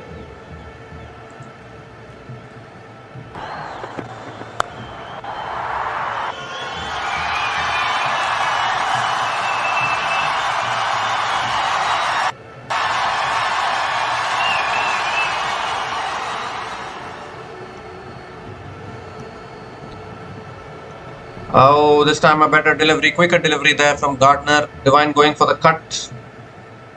Not able to make enough connection. Another dot ball from Gardner. But first 6 of this innings coming in the 25th over from Sophie Devine. Shot this time, pulled away again by Devine, but deep square leg is there. Another single here for Sophie Devine, moving closer to another half century in one-day internationals. 100 comes up as well for New Zealand. It's been a very slow 100. But 100 on the board in 24.3 overs for New Zealand women. And given that they were 0 for 2, this is a good recovery. That's defended again by Brooke Halliday. Another dot ball.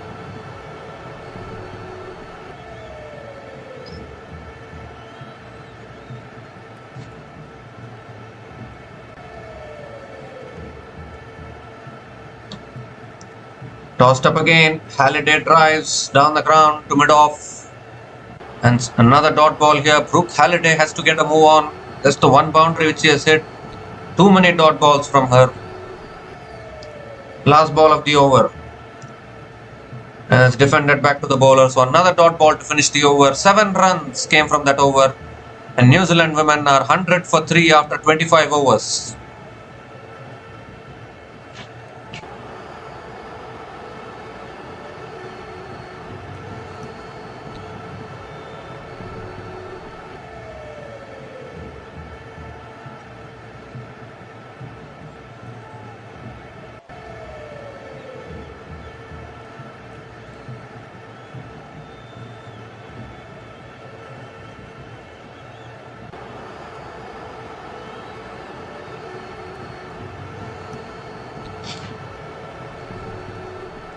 So Sophie Molyneux is back into the attack. And it's driven again by Sophie Devine straight to covers. Another dot ball to start the over.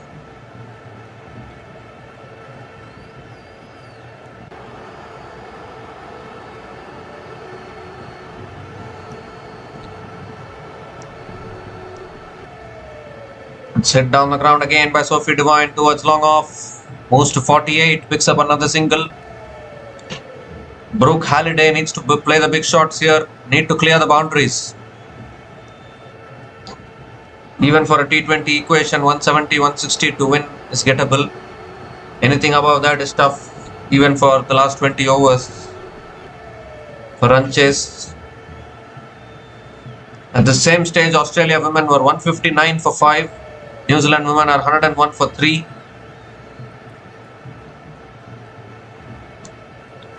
And Halliday goes for the reverse sweep, straight to the fielder again. Devine wants the single, but there's no single available. So another dot ball.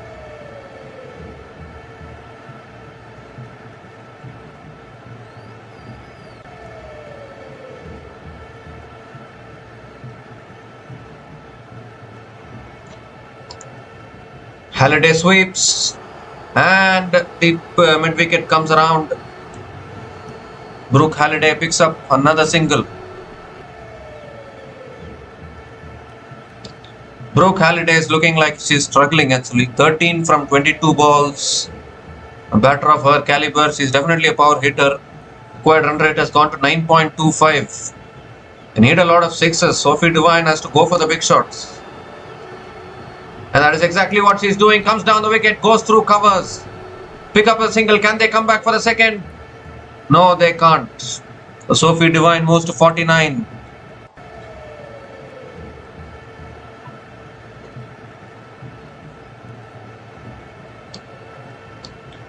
A misfield at covers allowed the single there. The last ball of the over, Brooke Halliday on strike. Halliday reverse sweeps again, straight to the fielder again. Still, Brooke Halliday is not able to find the gaps. Another dot ball to finish the over. 3 runs came from that over. And New Zealand women are 103 for 3 after 26 overs.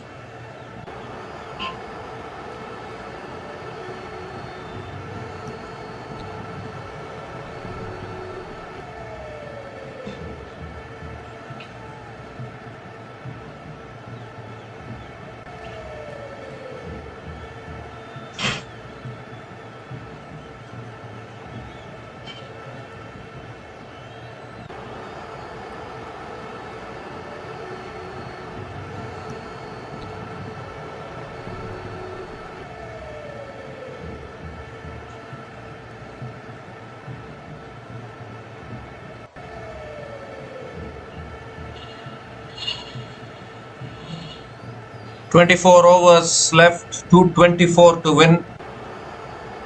Meanwhile, the crowd showing their love for Elise Perry, obviously a popular player, plays for the RCB women in the WPL.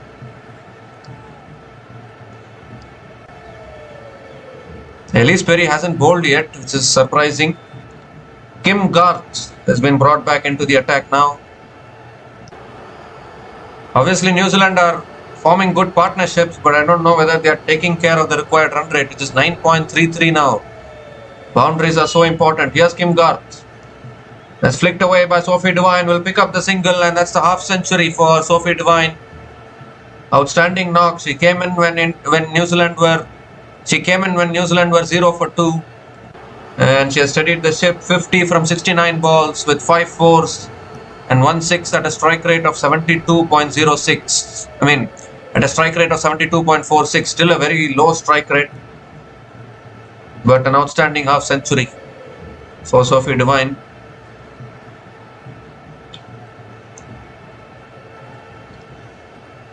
So Brooke Halliday back on strike.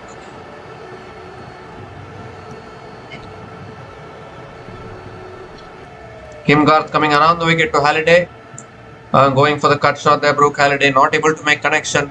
Another dot ball.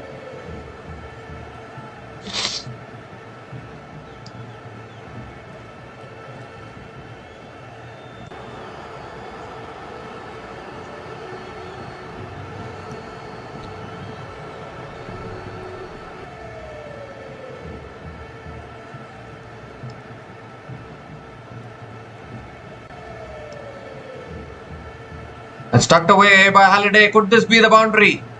No, it can't. Deep fine leg comes around. Just another single for Brooke Halliday.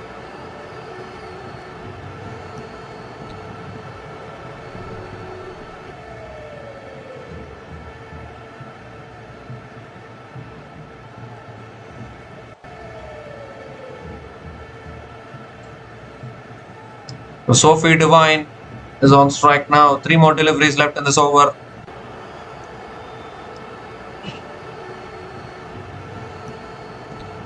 And that's driven again straight to covers. Was looking for the single, but there's no single available. It's been a good half century though from Sophie Devine, but still plenty of work to do in this run chase. Too much work to do, in fact. Required run rate is 9.51.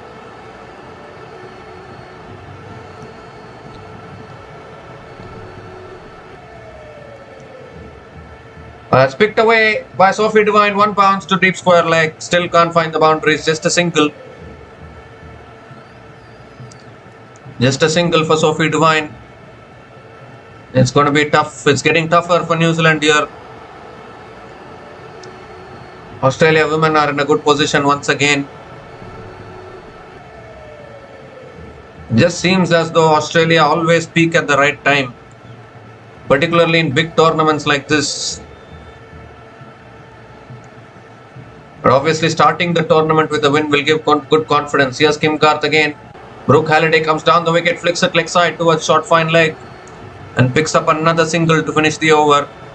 So again just 4 runs coming from that over from Kim Garth. And New Zealand women are 107 for 3 after 27 overs.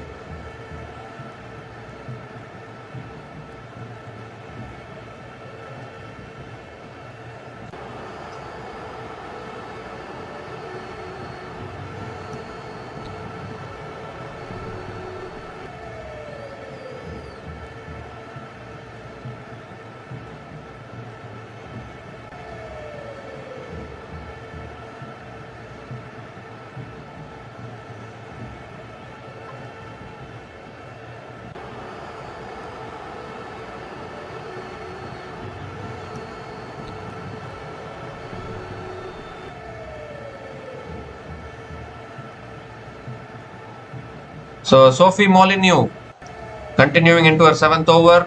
Halliday comes down the wicket. Again drives it straight to mid-off. Another dot ball. This is not helping at all. You can't chase about 220 overs in the last in an ODI match. Sweeps again. Straight to mid-wicket. Another dot ball here. Required run rate will just keep on increasing. It will go to 10. With 20 overs left, definitely, I think.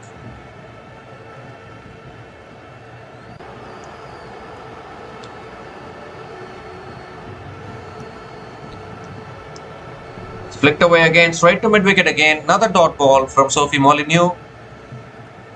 Where are the boundaries coming from? Still searching here, both these batters. And this is exactly what I was talking about. They have the wickets in hand, but the problem is the required run rate keeps on increasing. Goes for the sweep again. Can't make connection again. What a nightmare this is turning out to be for someone like a Brooke Halliday. 15 from 30 balls. Hasn't got going at all. 2 more deliveries left in this over.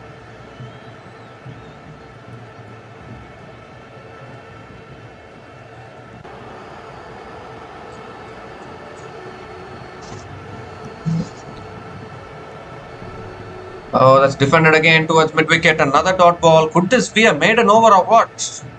What a time to bowl 5 dot balls for Sophie Molyneux. 1 more delivery left in this over.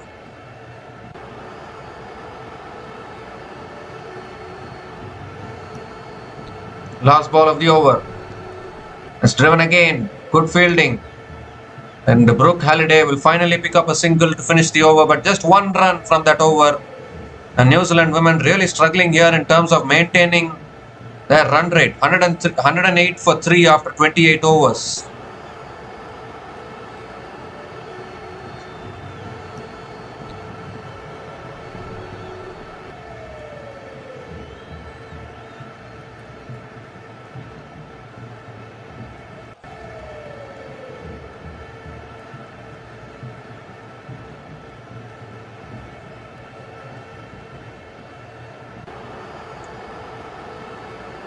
Well, Australia women are looking good to win this, I think. It's getting out of reach for New Zealand women here. They didn't get a good start to this run chase. Lost two wickets early on, but after that it was a good partnership between Amelia Kerr and Sophie Devine. But the required run rate is getting out of control, unfortunately.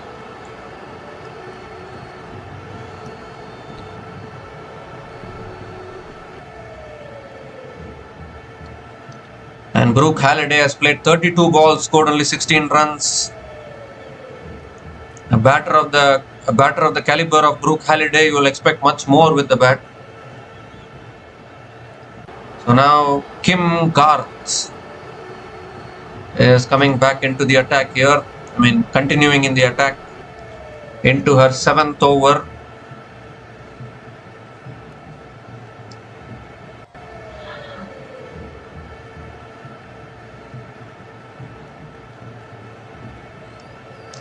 Brooke Halliday on strike. Here's Kim Garth around the wicket to Brooke Halliday. And Halliday pulls it away towards long on. And picks up another single to start the over. But the required run rate has gone towards 10 now, definitely.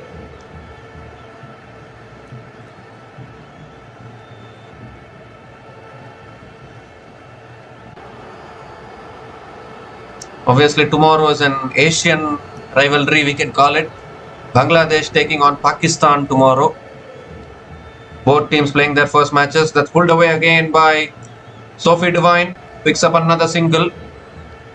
The singles are not doing anything for New Zealand women at the moment. It's only increasing the required run rate. It's gone above 10 now, definitely. So Bangladesh taking on Pakistan tomorrow. It's going to be a fascinating contest in this World Cup, an Asian contest. It will come live from the R. Premadasa Stadium in Colombo. So the first match in Sri Lanka tomorrow from this World Cup, as Halliday comes down the wicket, flicks it leg side towards deep mid wicket and picks up another single.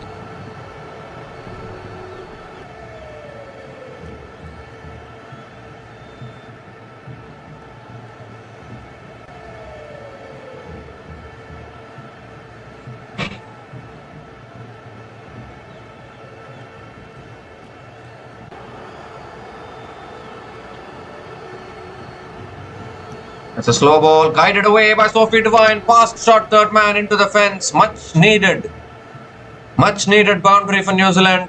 Sophie Devine finds the boundary. Welcome boundary here.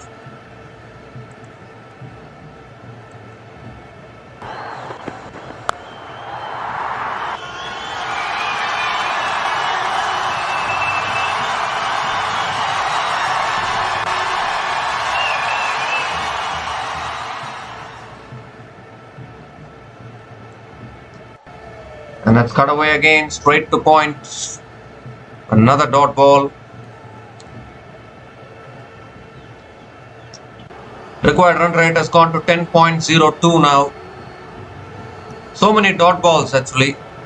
Just 7 runs from this over. It's not helping New Zealand. One boundary here, one boundary there won't do anything at all. Continuous boundaries are needed. Last ball of the over now from Kim Garth. It's full, driven down the ground by Sophie Devine towards mid-off. Will pick up another single to finish the over. 8 runs came from that over. And New Zealand women are 116 for 3 after 29 overs.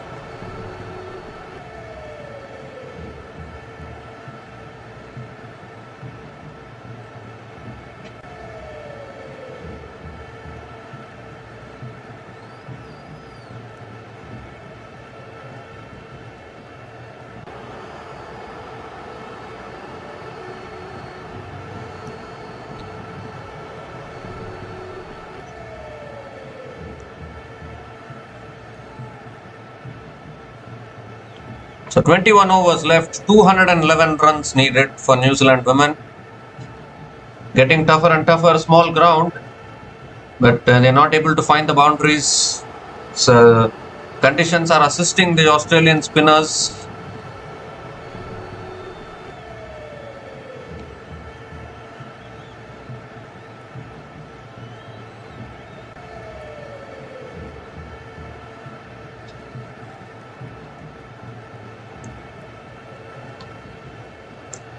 So Alana King now is continuing into her 6th over.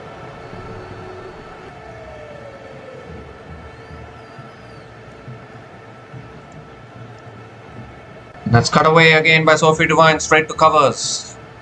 Dot ball to start the over.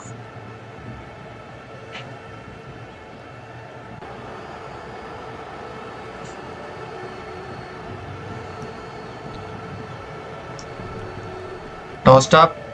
Devine goes down the ground and goes to long on for another single.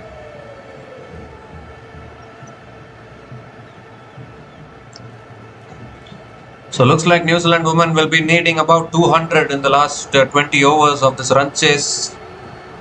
And I'm afraid chasing about 200 is going to be tough even in 20 overs.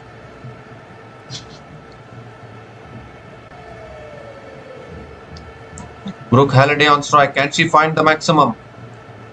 Oh, goes for the slog sweep inside edge onto the pad. She's trying everything possible but not able to make connection. Just one boundary from Brooke Halliday till now.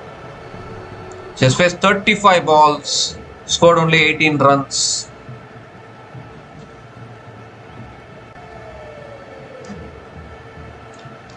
Goes big, finally Brooke Halliday connects and puts it out of the ground. How badly was that 6 needed, and how long has she been trying to get the ball out of the ground? Second 6 of this innings, it comes on the bat of Brooke Halliday.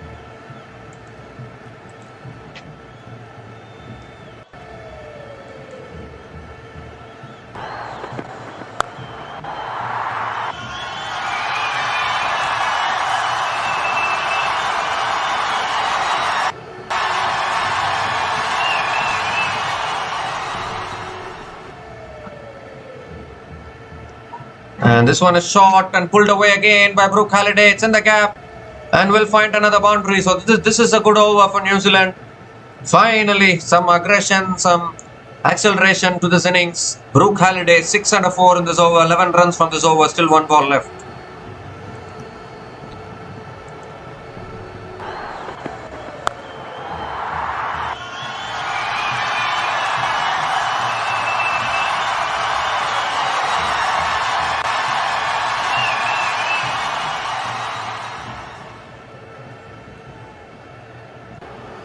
And this time goes for the sweep, and it's straight into the hands of deep mid wicket.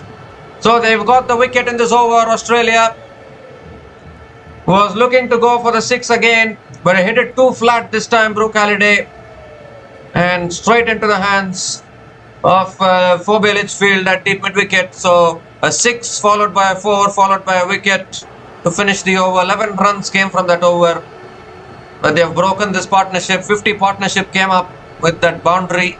It's been broken. Partnership of 52 has been broken.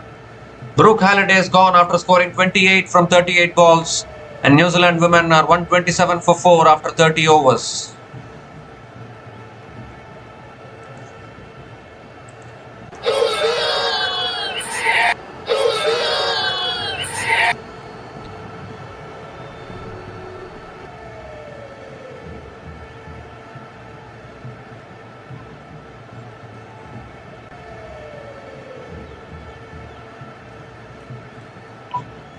So 20 overs left, 200 needed, exactly 200 needed to win from 20 overs.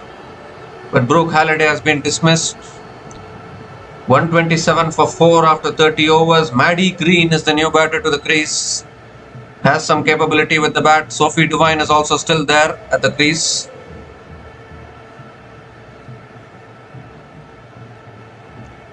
Maddie Green is also capable, no doubt about that.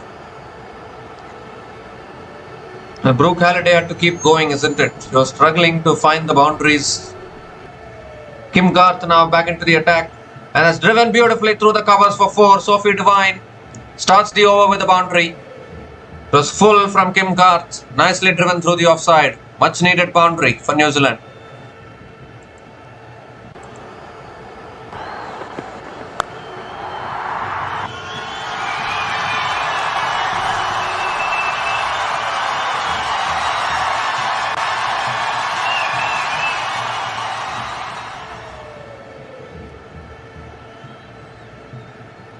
This time it's full again.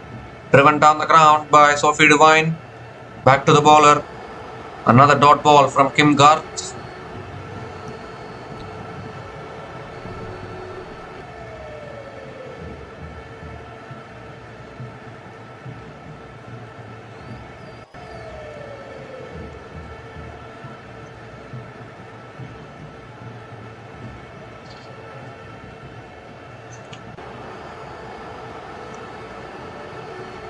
A shot pulled away in the air, oh, through the fielder into the boundary.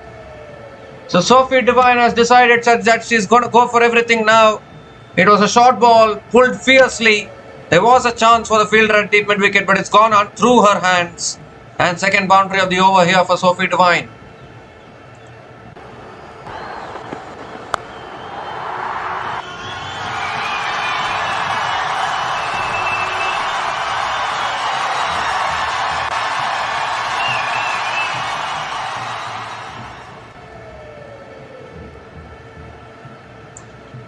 Three more deliveries left in this over. And shot again, pulled again by Sophie Devine towards deep square leg and picks up another single. It's become a T20 match now. T20 run chase, 191 needed from 116 balls. We have seen men's teams chase down this total. Whether women's team can do it, we need to see that. We have seen men's teams chase down this total in T20 cricket, but obviously in ODI cricket the pressure is completely different. Wickets in hand matters. They've already lost 4 wickets. Can Maddie Green bat with the same momentum? 9 runs from this over. Still 2 balls left in this over.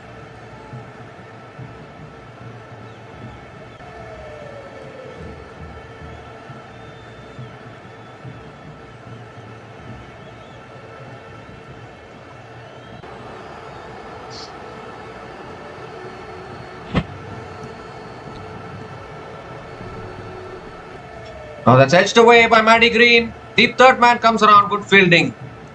Good fielding by Alana King at deep third man. And Maddie Green gets off the mark with a single.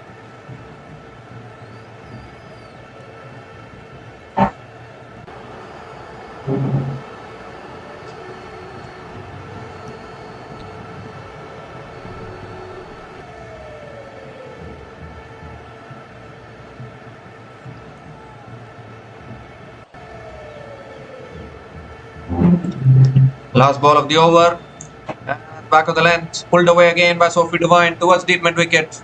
Will pick up another single to finish the over. 11 runs came from that over. New Zealand women are 138 for 4 after 31 overs. And still no drinks break. They have not taken it yet. 138 for 4 after 31 overs. New Zealand women.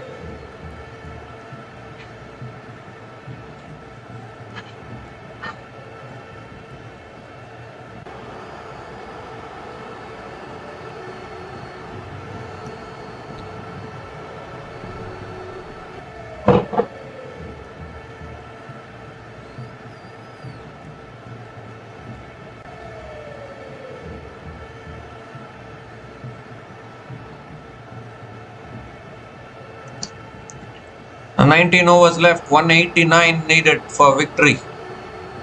New Zealand.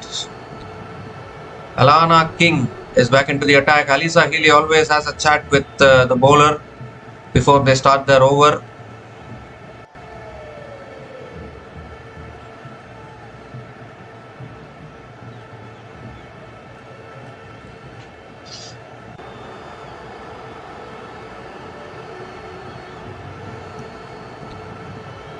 Here's Alana King. It's cut away again by Sophie Devine. Picks up a single to start the over. Required run rate is close to 10, so they need to keep going for the shots. It's now or never as far as this match is concerned for New Zealand women. Like a T20 run chase this.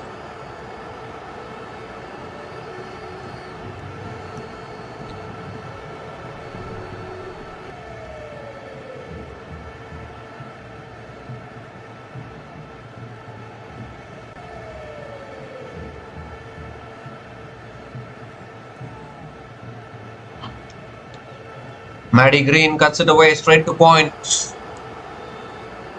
Another dot ball from Alana King.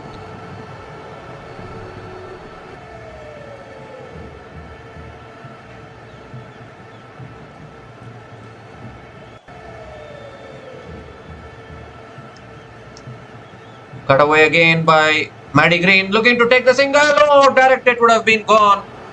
Direct hit would have been gone. Fielder missed the direct hit. Single completed by Maddie Green.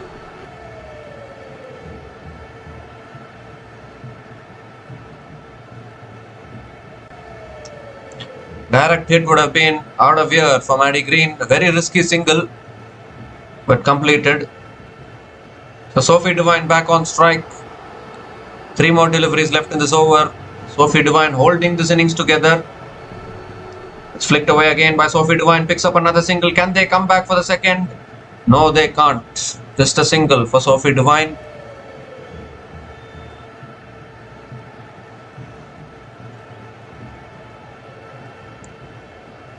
Well, New Zealand women, I don't think they got off to the best of starts in this run chase.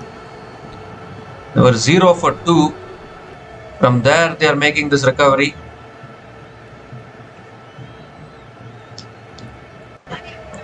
And Maddie Green goes for a reverse sweep past the fielder at short third man. Misfield at short third man. And Maddie Green picks up her first boundary. So the boundaries continue to flow here for New Zealand. Can they do the unthinkable in this run chase?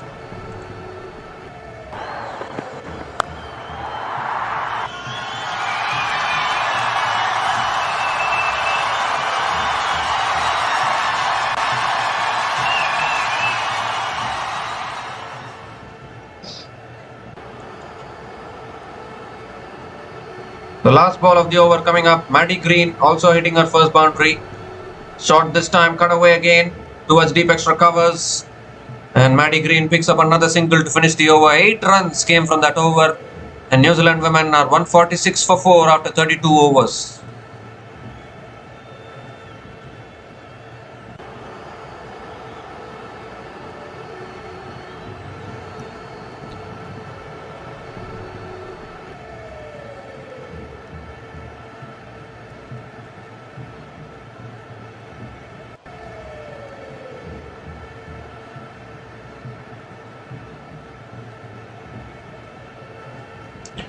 So New Zealand women are 146 for 4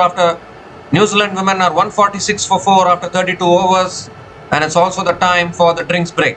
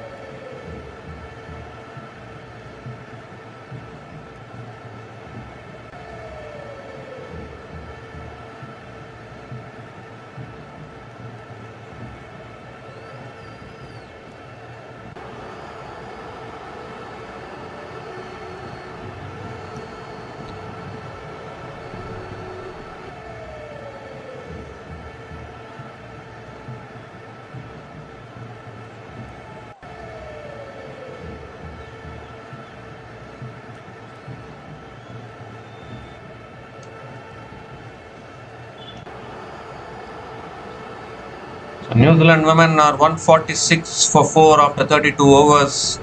181 runs needed from the last 18 overs. Annabel Sutherland is back into the attack here. Maddie Green and Sophie Devine trying to do something. Partnership of 19 from 12 balls. Here's Annabel Sutherland. Maddie Green on strike. Has pulled away. Could be another boundary. And it is good fielding actually. Really good fielding at deep fine leg. Stopped the boundary. Just a single for Maddie Green.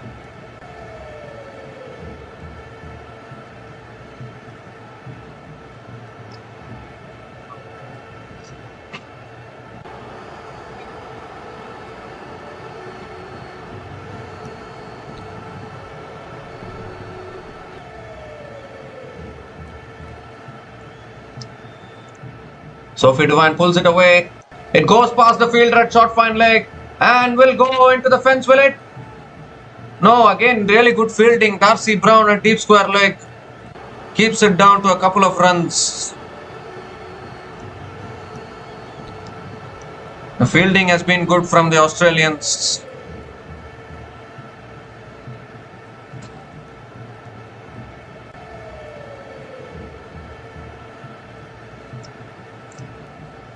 A short and wide cut away by Sophie Devine. And the fielder again comes around at deep extra covers. And another single for Sophie Devine here.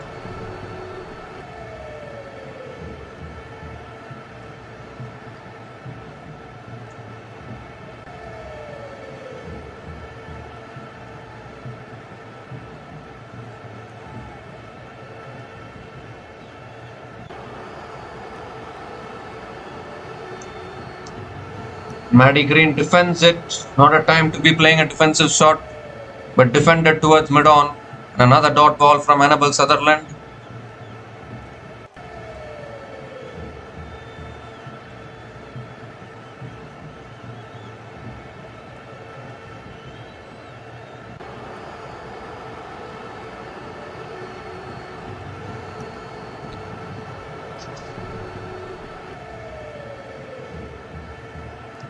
And this time it's on a good length. Maddie Green drives down the ground again to mid-off. Another dot ball here from Annabel Sutherland.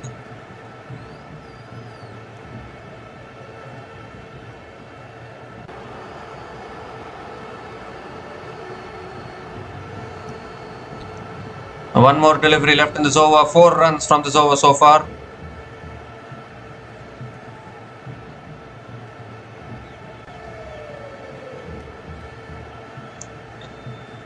On the pads, going for the pull and missing it.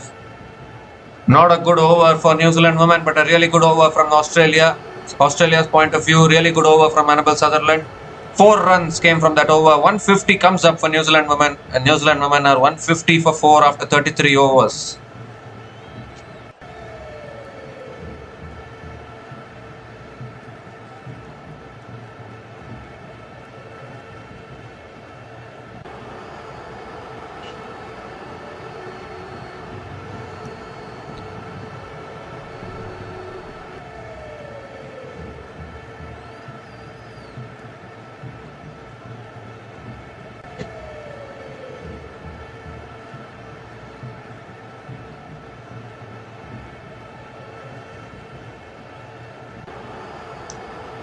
So Alana King continuing in the attack. Devine comes down the wicket and hits it towards covers for another single.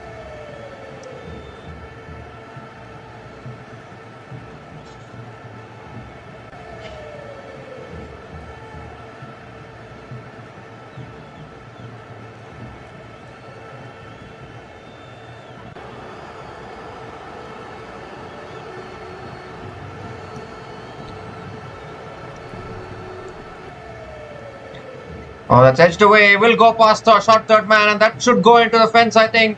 It will, finally. Maddie Green finds another boundary. Beautifully cut away past short third man.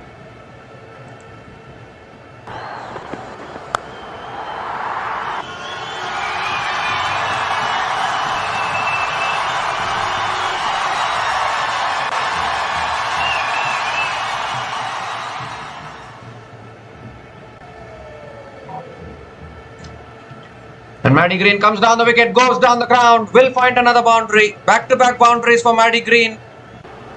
And pressure back on Alana King. It was nicely flighted. And Maddie Green came down the wicket and hit it down the ground.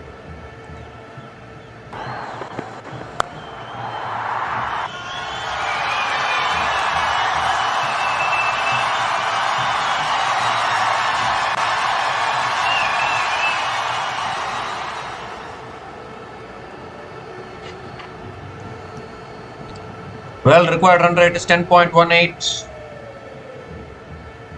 Shot pulled away by Maddie Green as she found the gap. Oh, that's good fielding at deep mid-wicket. Australia set the standards for some excellent fielding. And a couple of runs here for Maddie Green.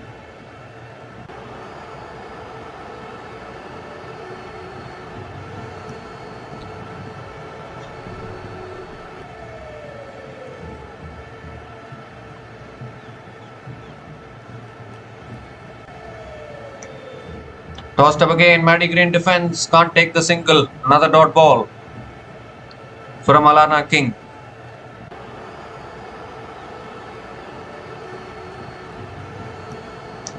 One more delivery left in this over. 11 runs from this over so far. Shot again, pulled away and goes towards deep mid-wicket. Another single for Maddie Green. Will keep the strike for the next over. 12 runs came from that over. And New Zealand women are 162 for 4 after 34 overs.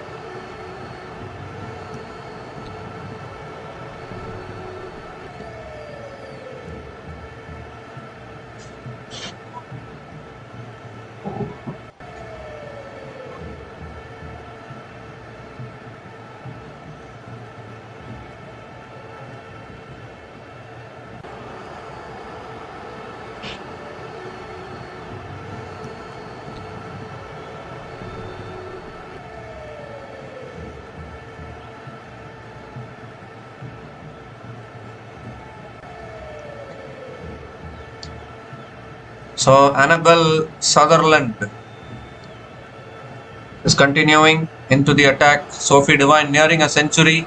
Maddie Green looking to find the boundaries. So here's Sutherland. All goes through the defense of beats the outside edge of Maddie Green. Dot ball to start the over from Annabelle Sutherland.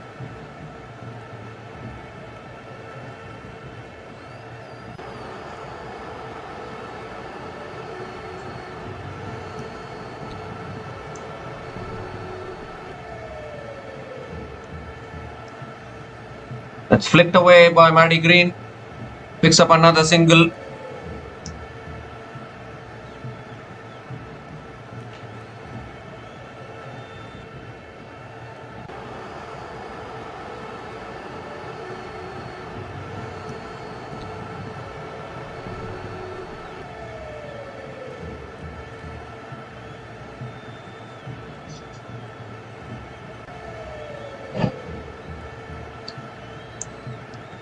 It's on the pads, flicked away again by Sophie Devine towards deep mid-wicket and picks up another single. Well, New Zealand can be grateful that they are playing in conditions which is suitable for batting and a very small ground as well, so they can still try to push for this run chase.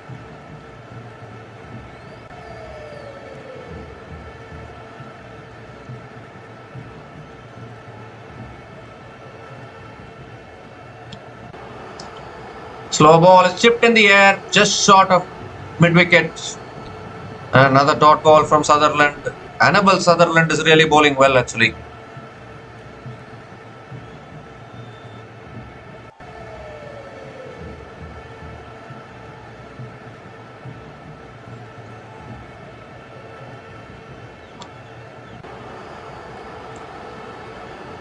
It's driven down the ground by Maddie Green. Oh my goodness, chance of a run out at the keeper's end, and I think it's gone here. Complete miscommunication. Sophie Devine, I think, was ball watching. Maddie Green was halfway stranded in the down the ground. Well, Maddie Green has already started walking.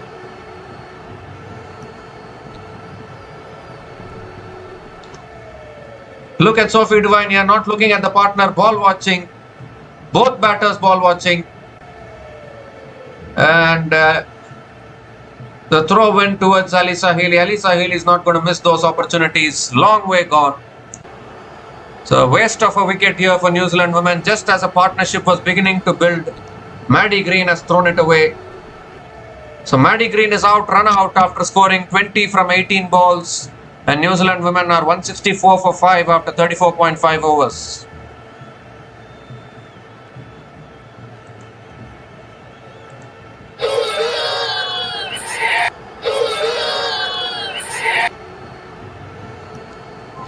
Well, the basic tips which they say, don't watch the ball, watch your partner's call. Both batters were watching the ball and hence the miscommunication there.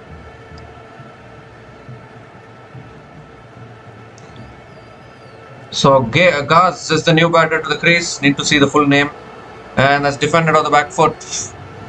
Another dot ball from Annabelle Sutherland.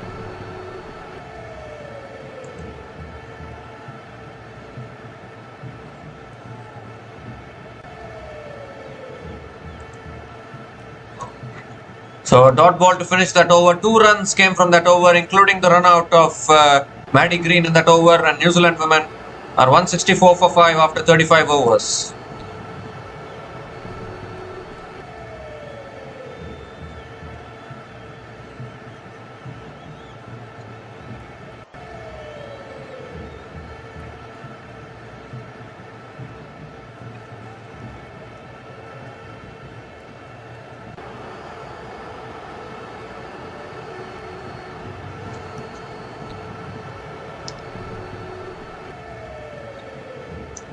So Isabella Gaze is the new batter to the crease for New Zealand. Very capable batter. And they are losing wickets at regular intervals. Darcy Brown back into the attack. And Sophie Devine needs a lot of sixes here.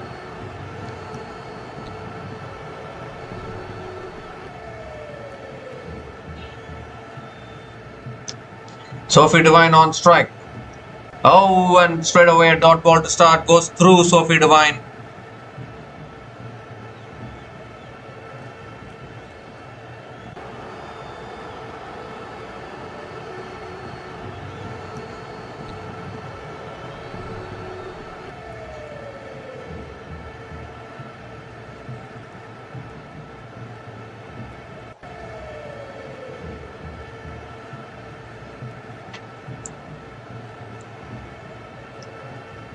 Oh, going for the cut again and missing it. It's going to be tough now for Sophie Devine to do all this by herself.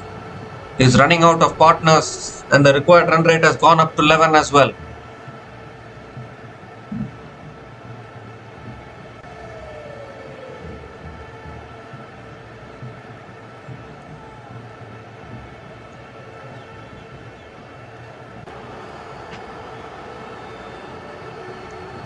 And Devine goes down the ground and will go for 4. 1 bounce, 2 bounces into the boundary, much needed. Sophie Devine fighting alone now for New Zealand.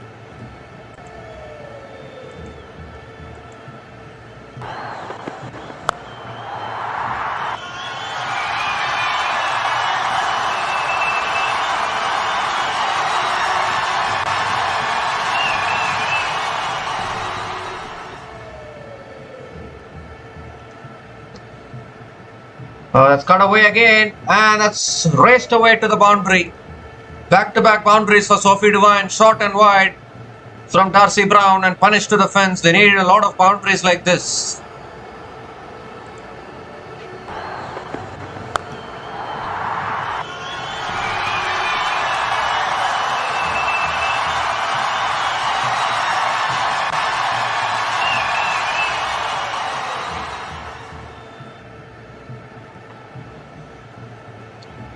Two more deliveries left in this over. Sophie Devine is going for the attack. Slow ball. It's pulled away again. Could be another boundary. It is. 3 boundaries in a row for Sophie Devine. She's decided that this is the time to take on the bowlers. 12 runs from this over. Still 1 ball left.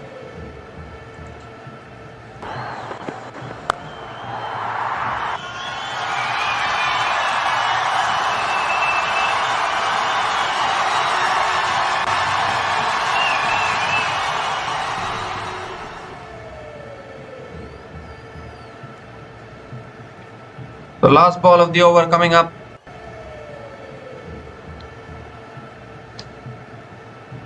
And that's guided away again for 4 more. What an over for New Zealand. 4 consecutive boundaries for Sophie Devine. Moves into the 90s as well with that boundary. 16 runs came from that over. And New Zealand women are 180 for 5 after 36 overs.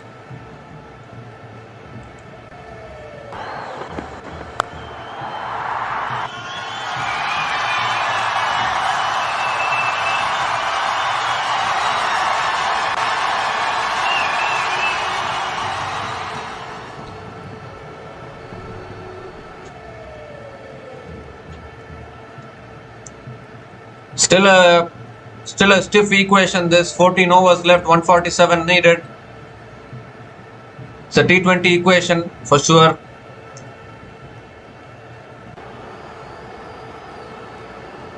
Sophie Devine has moved to 91 from 94 balls. She needs a help from the other end as well. Isabella Gaze has to give her support. Here's Annabelle Sutherland bowling to Gaze. Let's flicked away. Izzy Gaze will pick up the single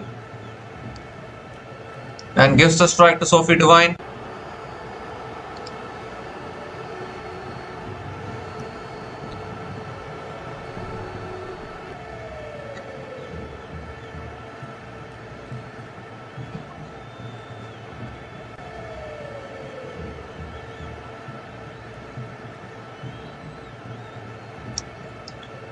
Oh, that's cut away again. Oh, what an effort. What a stop at point. Another dot ball. Once again, width offered to Sophie Devine that could have so easily raced away to the boundary. But good fielding effort. In fact, it could have been a fantastic catch as well if the fielder had held on to it.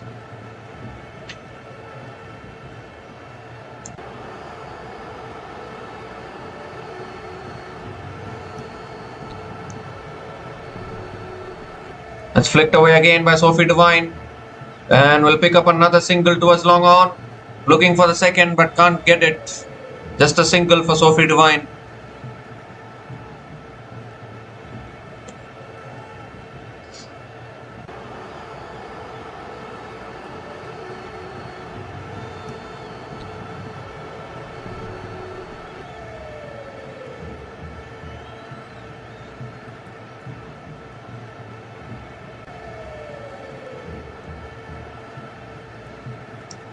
So Izzy Gaze on strike, Isabella Gaze on strike. Oh, that's on the pads, going for the flick. But not able to make connection. It's another good over here from Sutherland. A shutdown over after the previous one, which went for 16 overs. See, the previous over which went for 16 runs.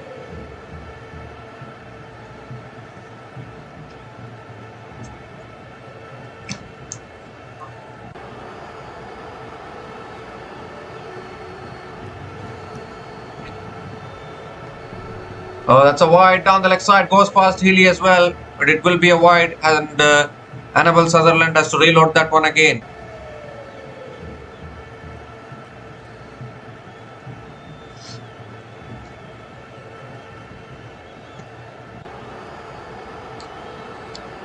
Two more deliveries left in this over. Oh, that's a leading edge. Somehow Gaze has managed to put Sophie Devine back on strike by taking the single.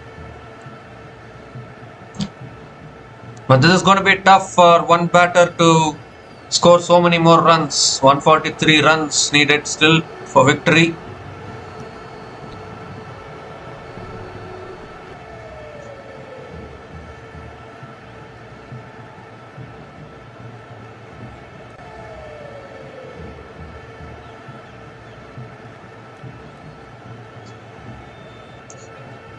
It's a slow ball defended again towards covers, and Sophie Devine will pick up the single, keep the strike as well. 5 runs came from that over. New Zealand women are 185 for 5 after 37 overs.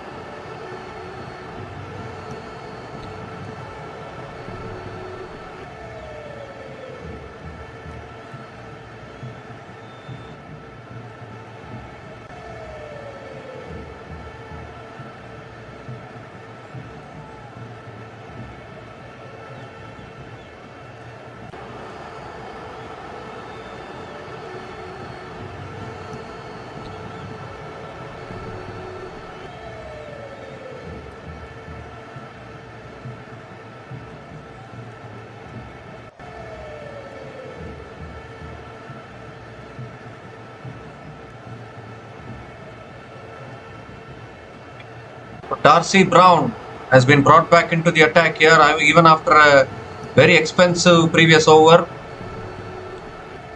Sophie Devine is on strike, looking to get to a century, but more importantly, take New Zealand closer to the target. New Zealand still need 142 to win from 13 overs. It's not going to be easy.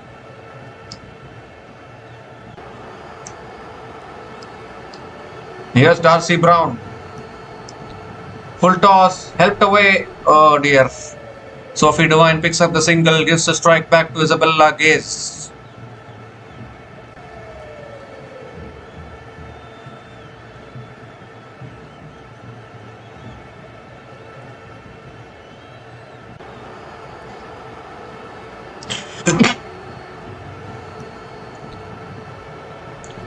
So it's been given as leg byes signal. One leg byes for Sophie Devine. Isabella Gaze is on strike.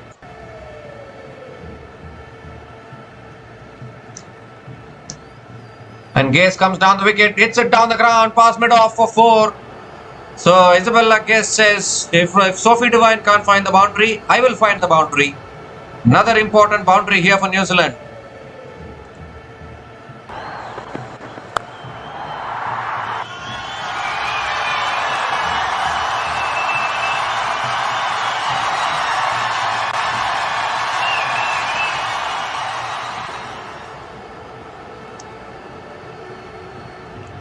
The required run rate is still 10.82.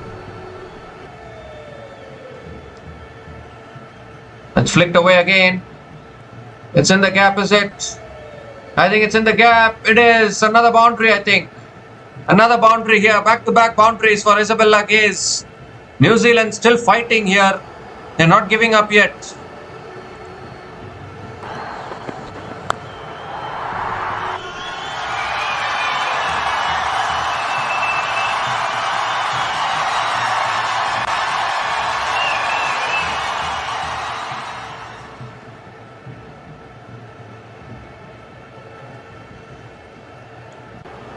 So 3 more deliveries left in this over.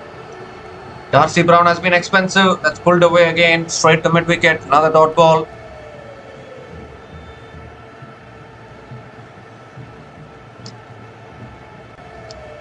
Obviously still plenty of work to do for New Zealand, but they are getting the boundaries. Isabella Gaze is able to find the boundary. 2 boundaries in this over. If she can give some help to Sophie Devine, it will be great actually.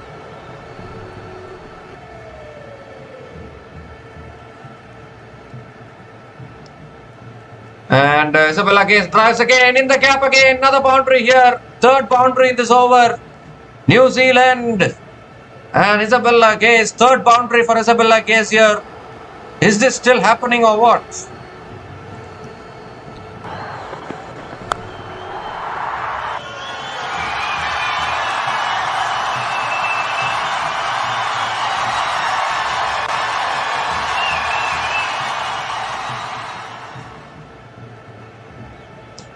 So 13 runs from this over. Darcy Brown has been really expensive. Last ball of the over coming up. And that's flicked away by Isabella Gaze. Picks up the single and keeps the strike as well. 14 runs came from that over. And New Zealand are 199 for 5 after 38 overs.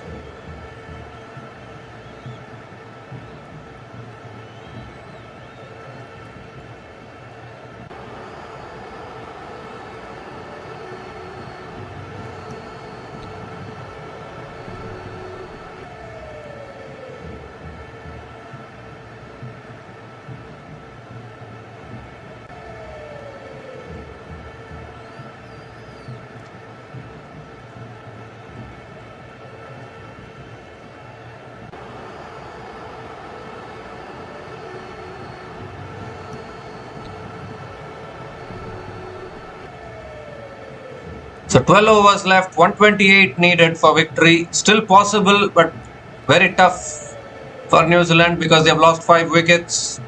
Running out of batters as well, but Sophie Devine is still there at the crease. Annabelle Sutherland has been brought back. She is containing the runs, shutting down the runs from one end. Isabella Gaze on strike. It's cut away by Isabella Gaze straight to point. And have they taken the single? They have. Single completed, and Sophie Devine gets the strike again. 200 comes up for New Zealand. 200 comes up in 38.1 overs. And can they still chase this down? 127 still needed from 71 balls.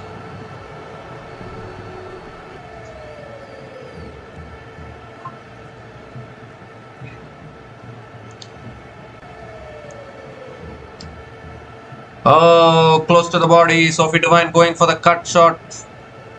Not able to make connection. She's disappointed, obviously. Another dot ball from Annabelle Sutherland. I think this pressure is mainly because New Zealand played too slowly in the middle overs. When Amelia Kerr was at the crease, when Brooke Halliday was at the crease, they needed to accelerate a little bit more.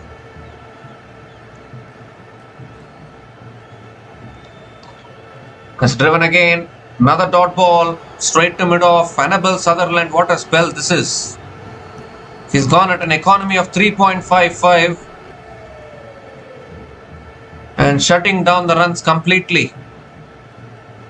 Batters are not able to get the boundaries away.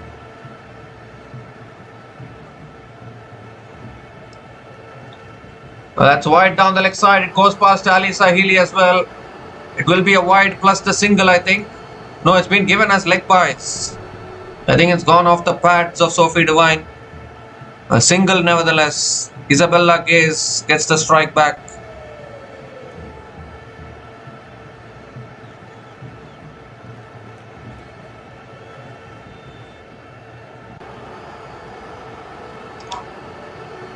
Oh, it's stumped, I think. Is it? I think it's stumped, or has she made her ground? Is the umpire going to go upstairs? She overbalanced there, Isabella Gaze. I think she's made her ground. That's good news for New Zealand. Yes, she has just about made it. Dot ball from Annabelle Sutherland. The last ball of the over coming up from Annabelle Sutherland. Oh, looking for the cut, missing it. Another fantastic over. One of the best bowlers today for Australia women. Underrated best bowlers, Annabelle Sutherland. Just 2 runs from this over. And New Zealand women are 201 for 5 after 39 overs.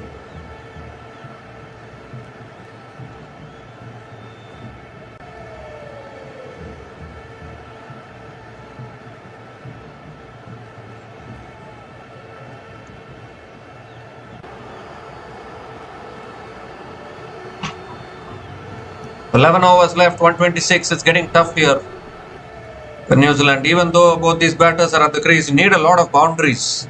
Need a big over, need a 20-run over probably. Sophie Devine has to go berserk, connect a few sixes probably. Need a few sixes out of the ground.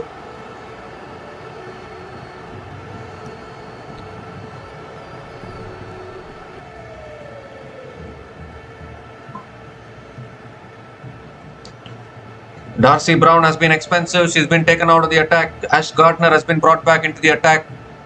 Maybe this is the over which Sophie Devine can look to target right arm off spinner to a right-hander. 3 sixes in this over will do nicely for New Zealand. Easier said than done. Ash Gardner has figures of none for 16 in her 4 overs. Sophie Devine on strike. And Devine comes down the wicket, hits it down the ground to long off. And picks up another single.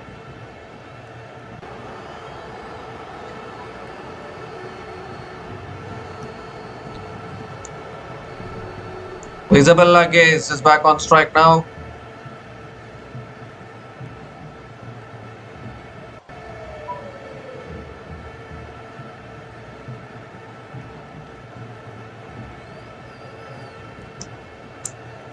Gaze goes for the sweep and gets it past short third man. That's a much needed boundary.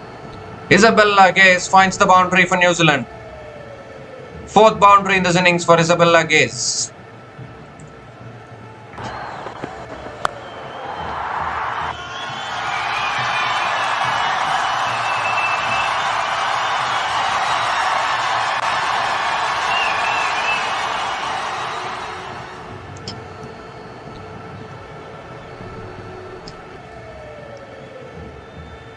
And this time Gaze goes for the sweep. It's got the gap, I think. It is. Another boundary here. Back-to-back boundaries for Isabella Gaze.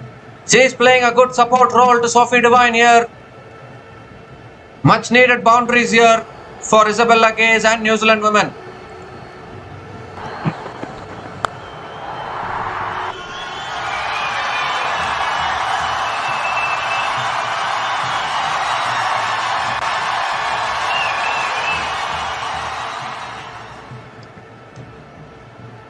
And again comes down the wicket, again finds the gap, another boundary, 3 consecutive boundaries. I was talking about a big over. Isabella Gaze says, I will deliver the big over. 13 runs from this over with 2 balls left.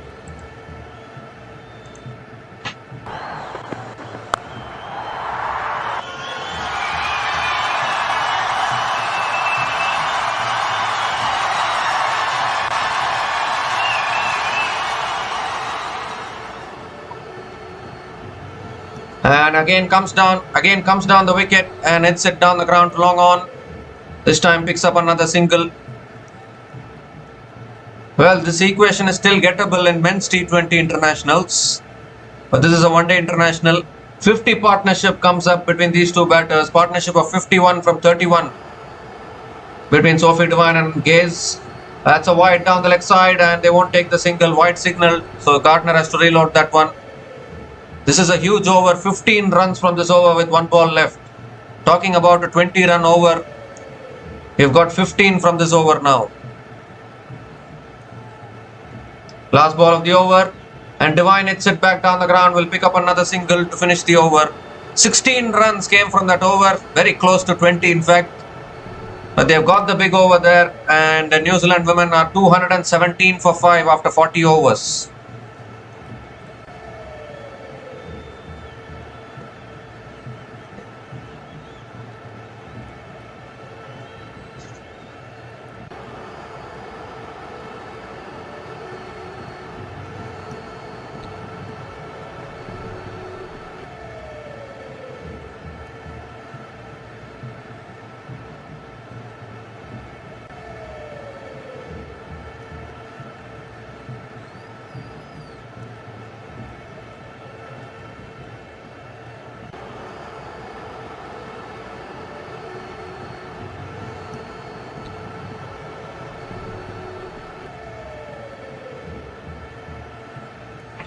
So Sophie Molyneux has been brought back into the attack now.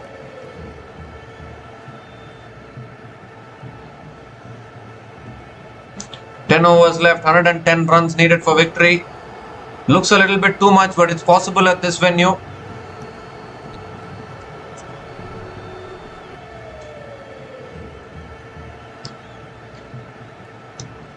It's cut away by Sophie Devine straight to the fielder. This has been the problem. Regularly finding the fielders at point. Another dot ball to start the over. Sophie Devine still stuck on 96.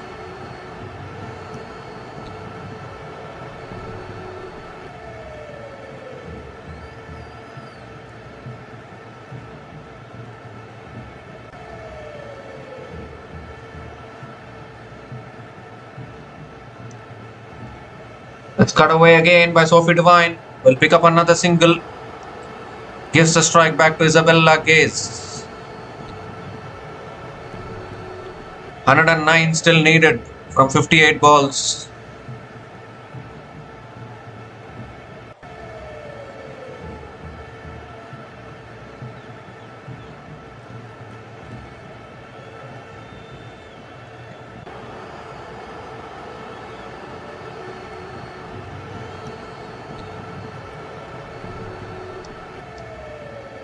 Goes across her stumps, goes for the sweep and misses it. All these dot balls add to the pressure. Excellent start to the over here from Sophie Molyneux.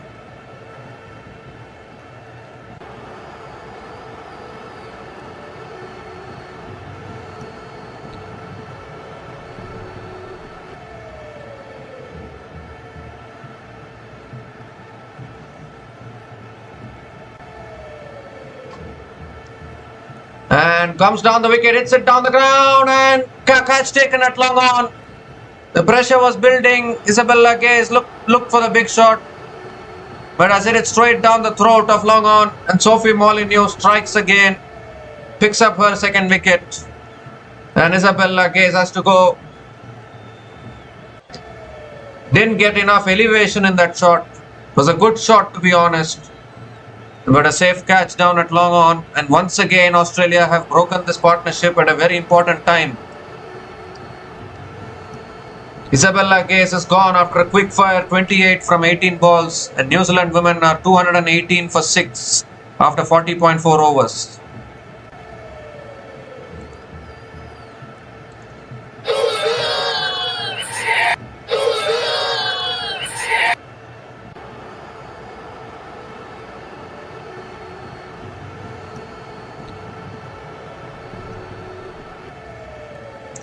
So Sophie Devine continues to run out of partners.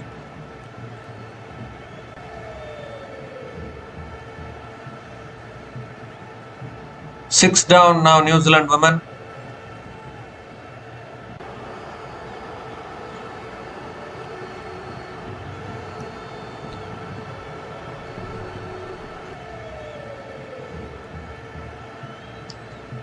Jessica Kerr is the new batter to the crease. 2 more deliveries left in this over. And that's driven down the ground by Jess Kerr. Gets off the mark with a single. Gives it back to Sophie Devine. Devine has to do this all alone now. It's tough here. I think Australia were winning this today.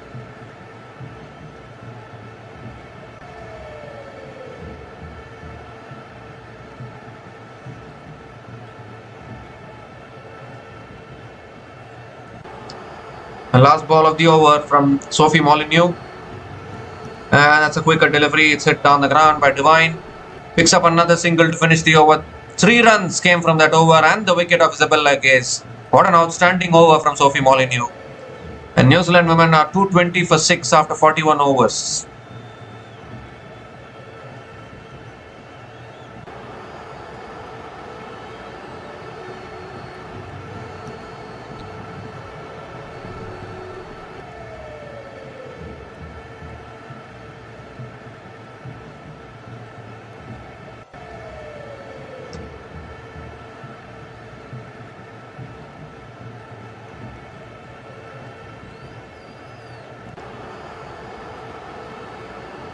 So 9 overs left, 107 runs needed for New Zealand women. Getting very tough here at the moment. Sophie Devine is nearing a century. They are losing wickets. It's only going to build more pressure on Sophie Devine also.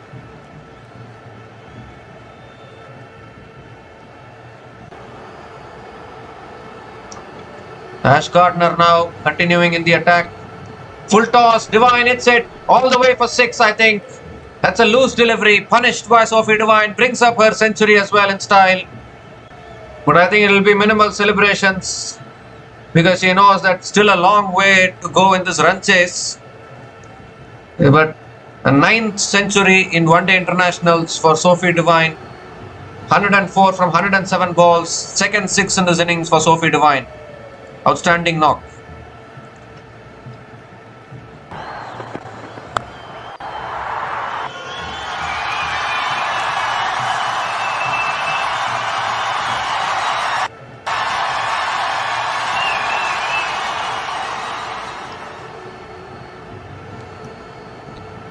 And this time Sophie Devine comes down the wicket. It's much fuller this time and she digs it out.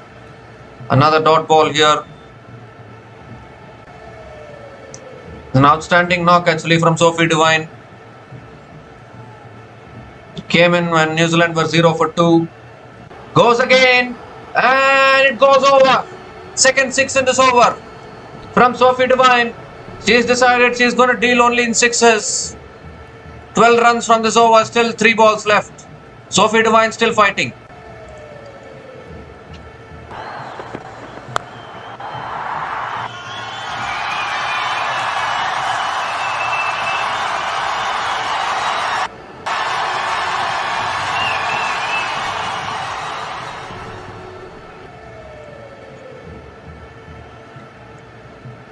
So 2 sixes in this over, 3 balls left, target is under 100. Gardner changes her angle, but Sophie Devine goes down the ground, 1 bounce to long on and picks up the single, gives the strike back to Elise Perry.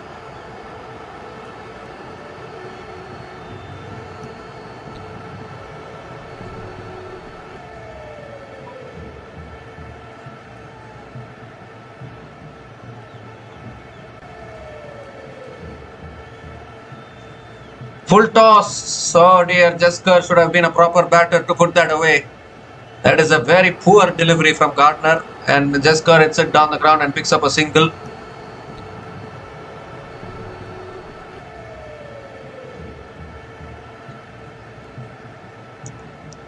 The last ball of the over coming up. Another 6 would do nicely for New Zealand.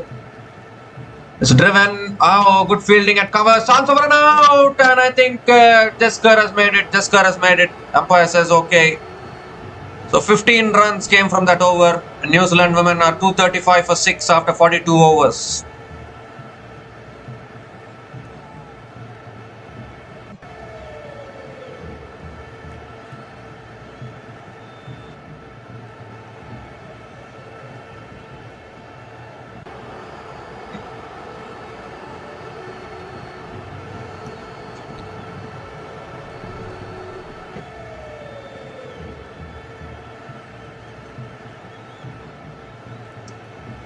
So 8 overs left, 92 needed. Sophie Devine is batting on 112 from 111 balls. Only question to New Zealand, why didn't they show this aggression much earlier in their innings? Middle overs they played too slowly. If they had accelerated then the required run rate could have been much lesser now.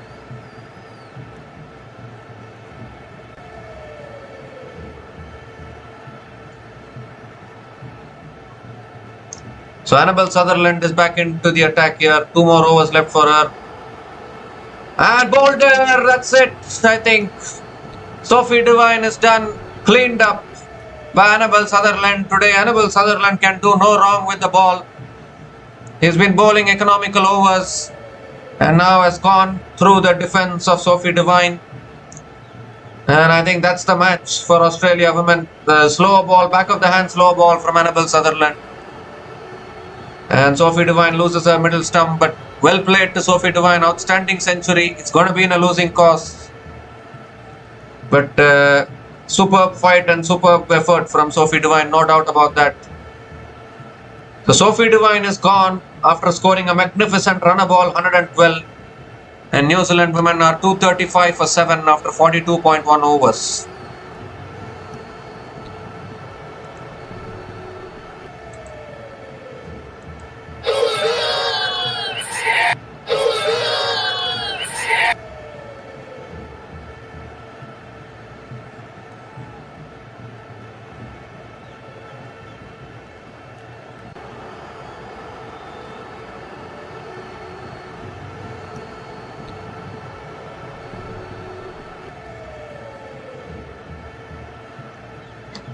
So Australia's streak against New Zealand is going to continue, the winning streak against New Zealand.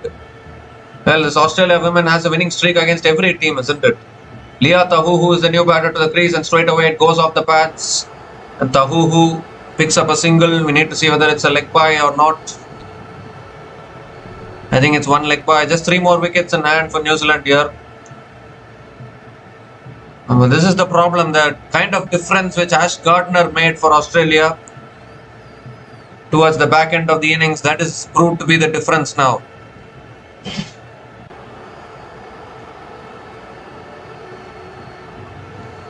Elise Perry on strike and bowled her again. Second wicket in the over for Sutherland.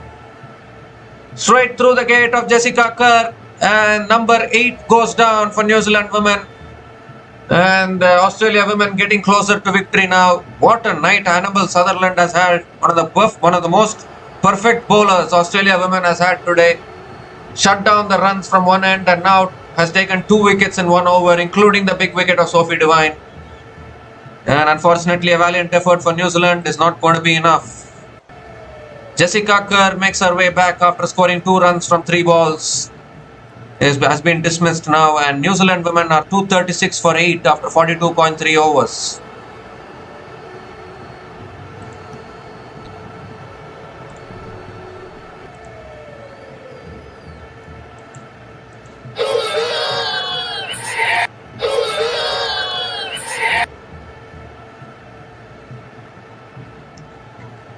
Well, the game is done now. Australia are going to win this, but New Zealand have some easier opponents coming up in their next few matches. So I think New Zealand will back themselves to win those games. Carson is new to the crease and the finger goes up straight away. 2 wickets and 2 balls. What is happening here? Annabelle Sutherland straight in front of the stumps. Eden Carson was a new batter to the crease and she has been trapped in front. Well, they are going for the review because New Zealand still have 2 reviews left, but that is dead in front actually. And Annabelle Sutherland will be on a hat-trick as well. 9th wicket goes down and they are falling really quickly now, New Zealand women.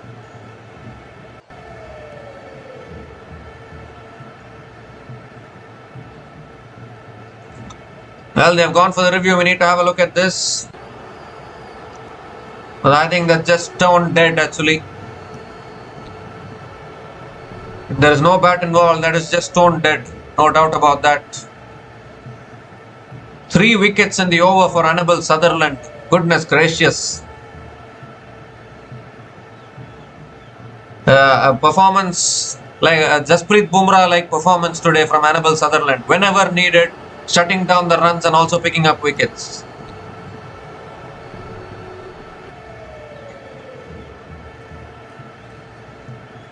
So here we go, pitching outside off, impact in line. And the wickets are hitting. So thank you very much to Eden Carson. And Eden Carson is out first ball. The finger will go up. Annabelle Sutherland is on a hat-trick. 9th wicket goes down. Eden Carson came in. She's out for a first ball duck. And New Zealand women are 236. New Zealand women are 236 for 9 after 42.4 overs.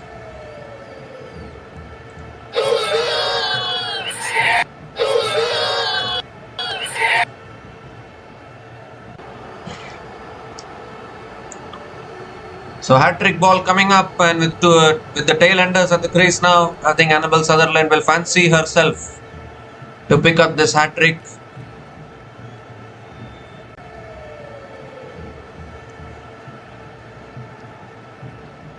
Bree Illing is the last batter to the crease for New Zealand women, but the game is done, to be honest.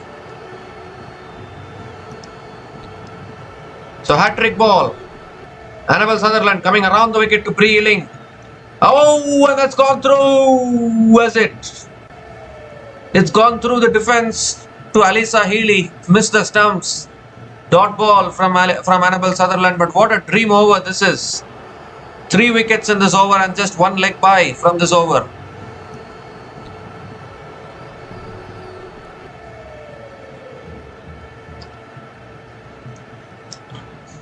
The last ball of the over from Annabelle Sutherland. Bree Illing on strike. And that's driven down the ground by Bree Illing. Another dot ball to finish the over. So just 1 run came from that over and 3 wickets in that over, including the biggest wicket of Sophie Devine. What an outstanding spell this has been from Annabelle Sutherland. And New Zealand women are 236 for 9 after 43 overs.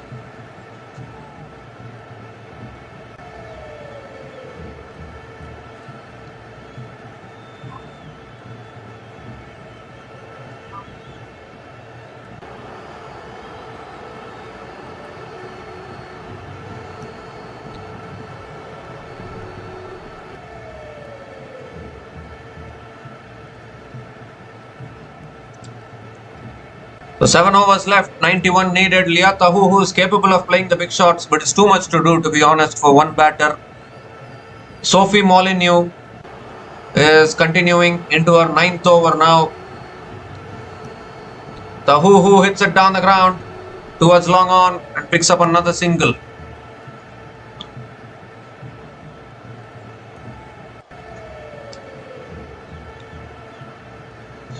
Well, New Zealand women were rocked early in this run chase. They were 0 for 2. And from that position to reach this far. And Sophie Devine, outstanding century. Good recovery, to be honest, but unfortunately not able to make it to the target.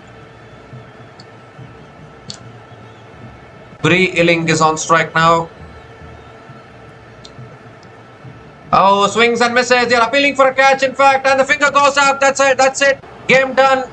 I think Bree Illing will go for the review, whatever it is, because it's the last wicket, 1 review left.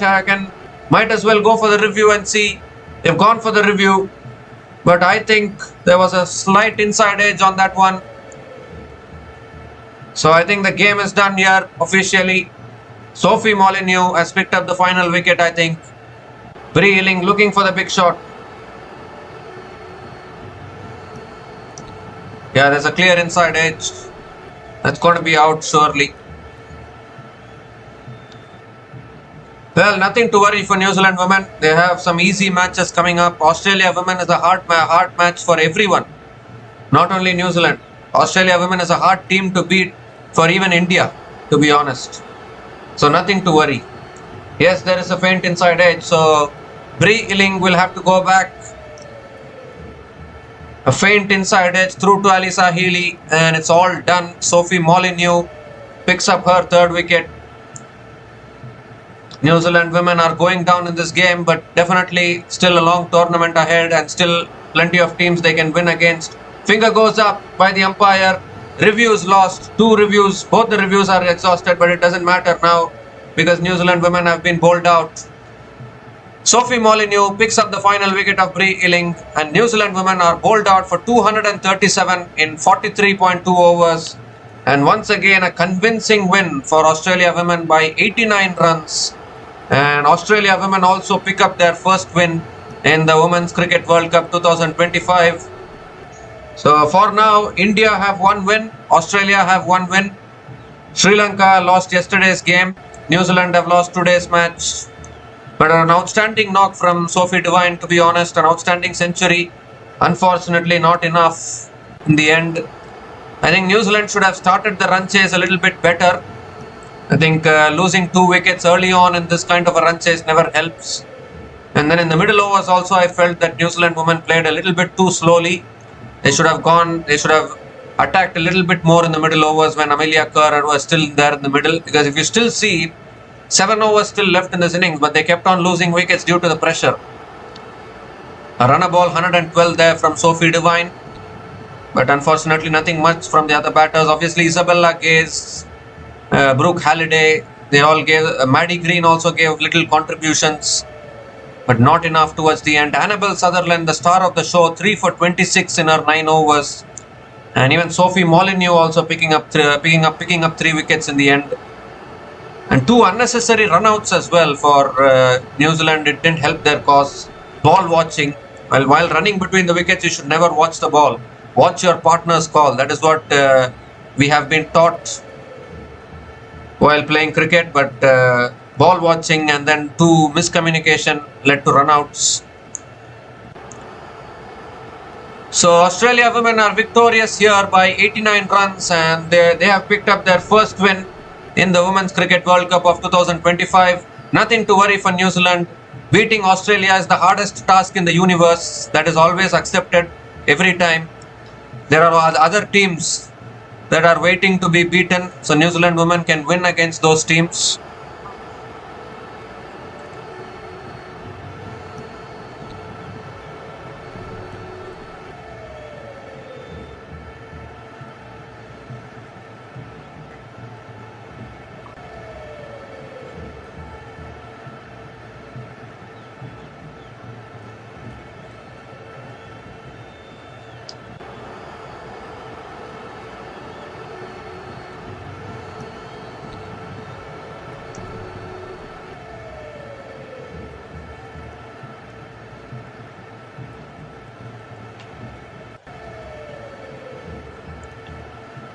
Yeah, so what I was saying is, obviously New Zealand women have lost today's game, but they are having some easier opponents going forward in the tournament.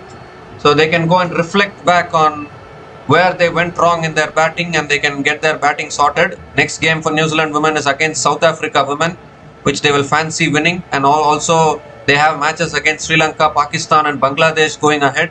So New Zealand can win all those games.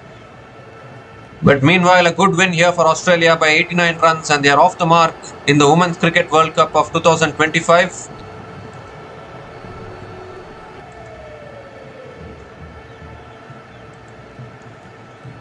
So we'll be back again with to cover the future matches in the Women's Cricket World Cup of 2025. So until then, take care guys, cheers and good night.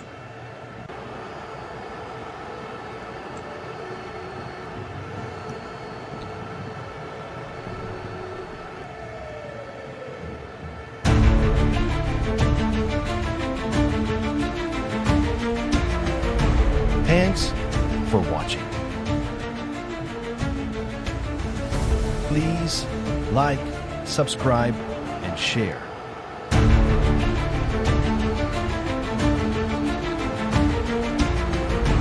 Thanks for watching.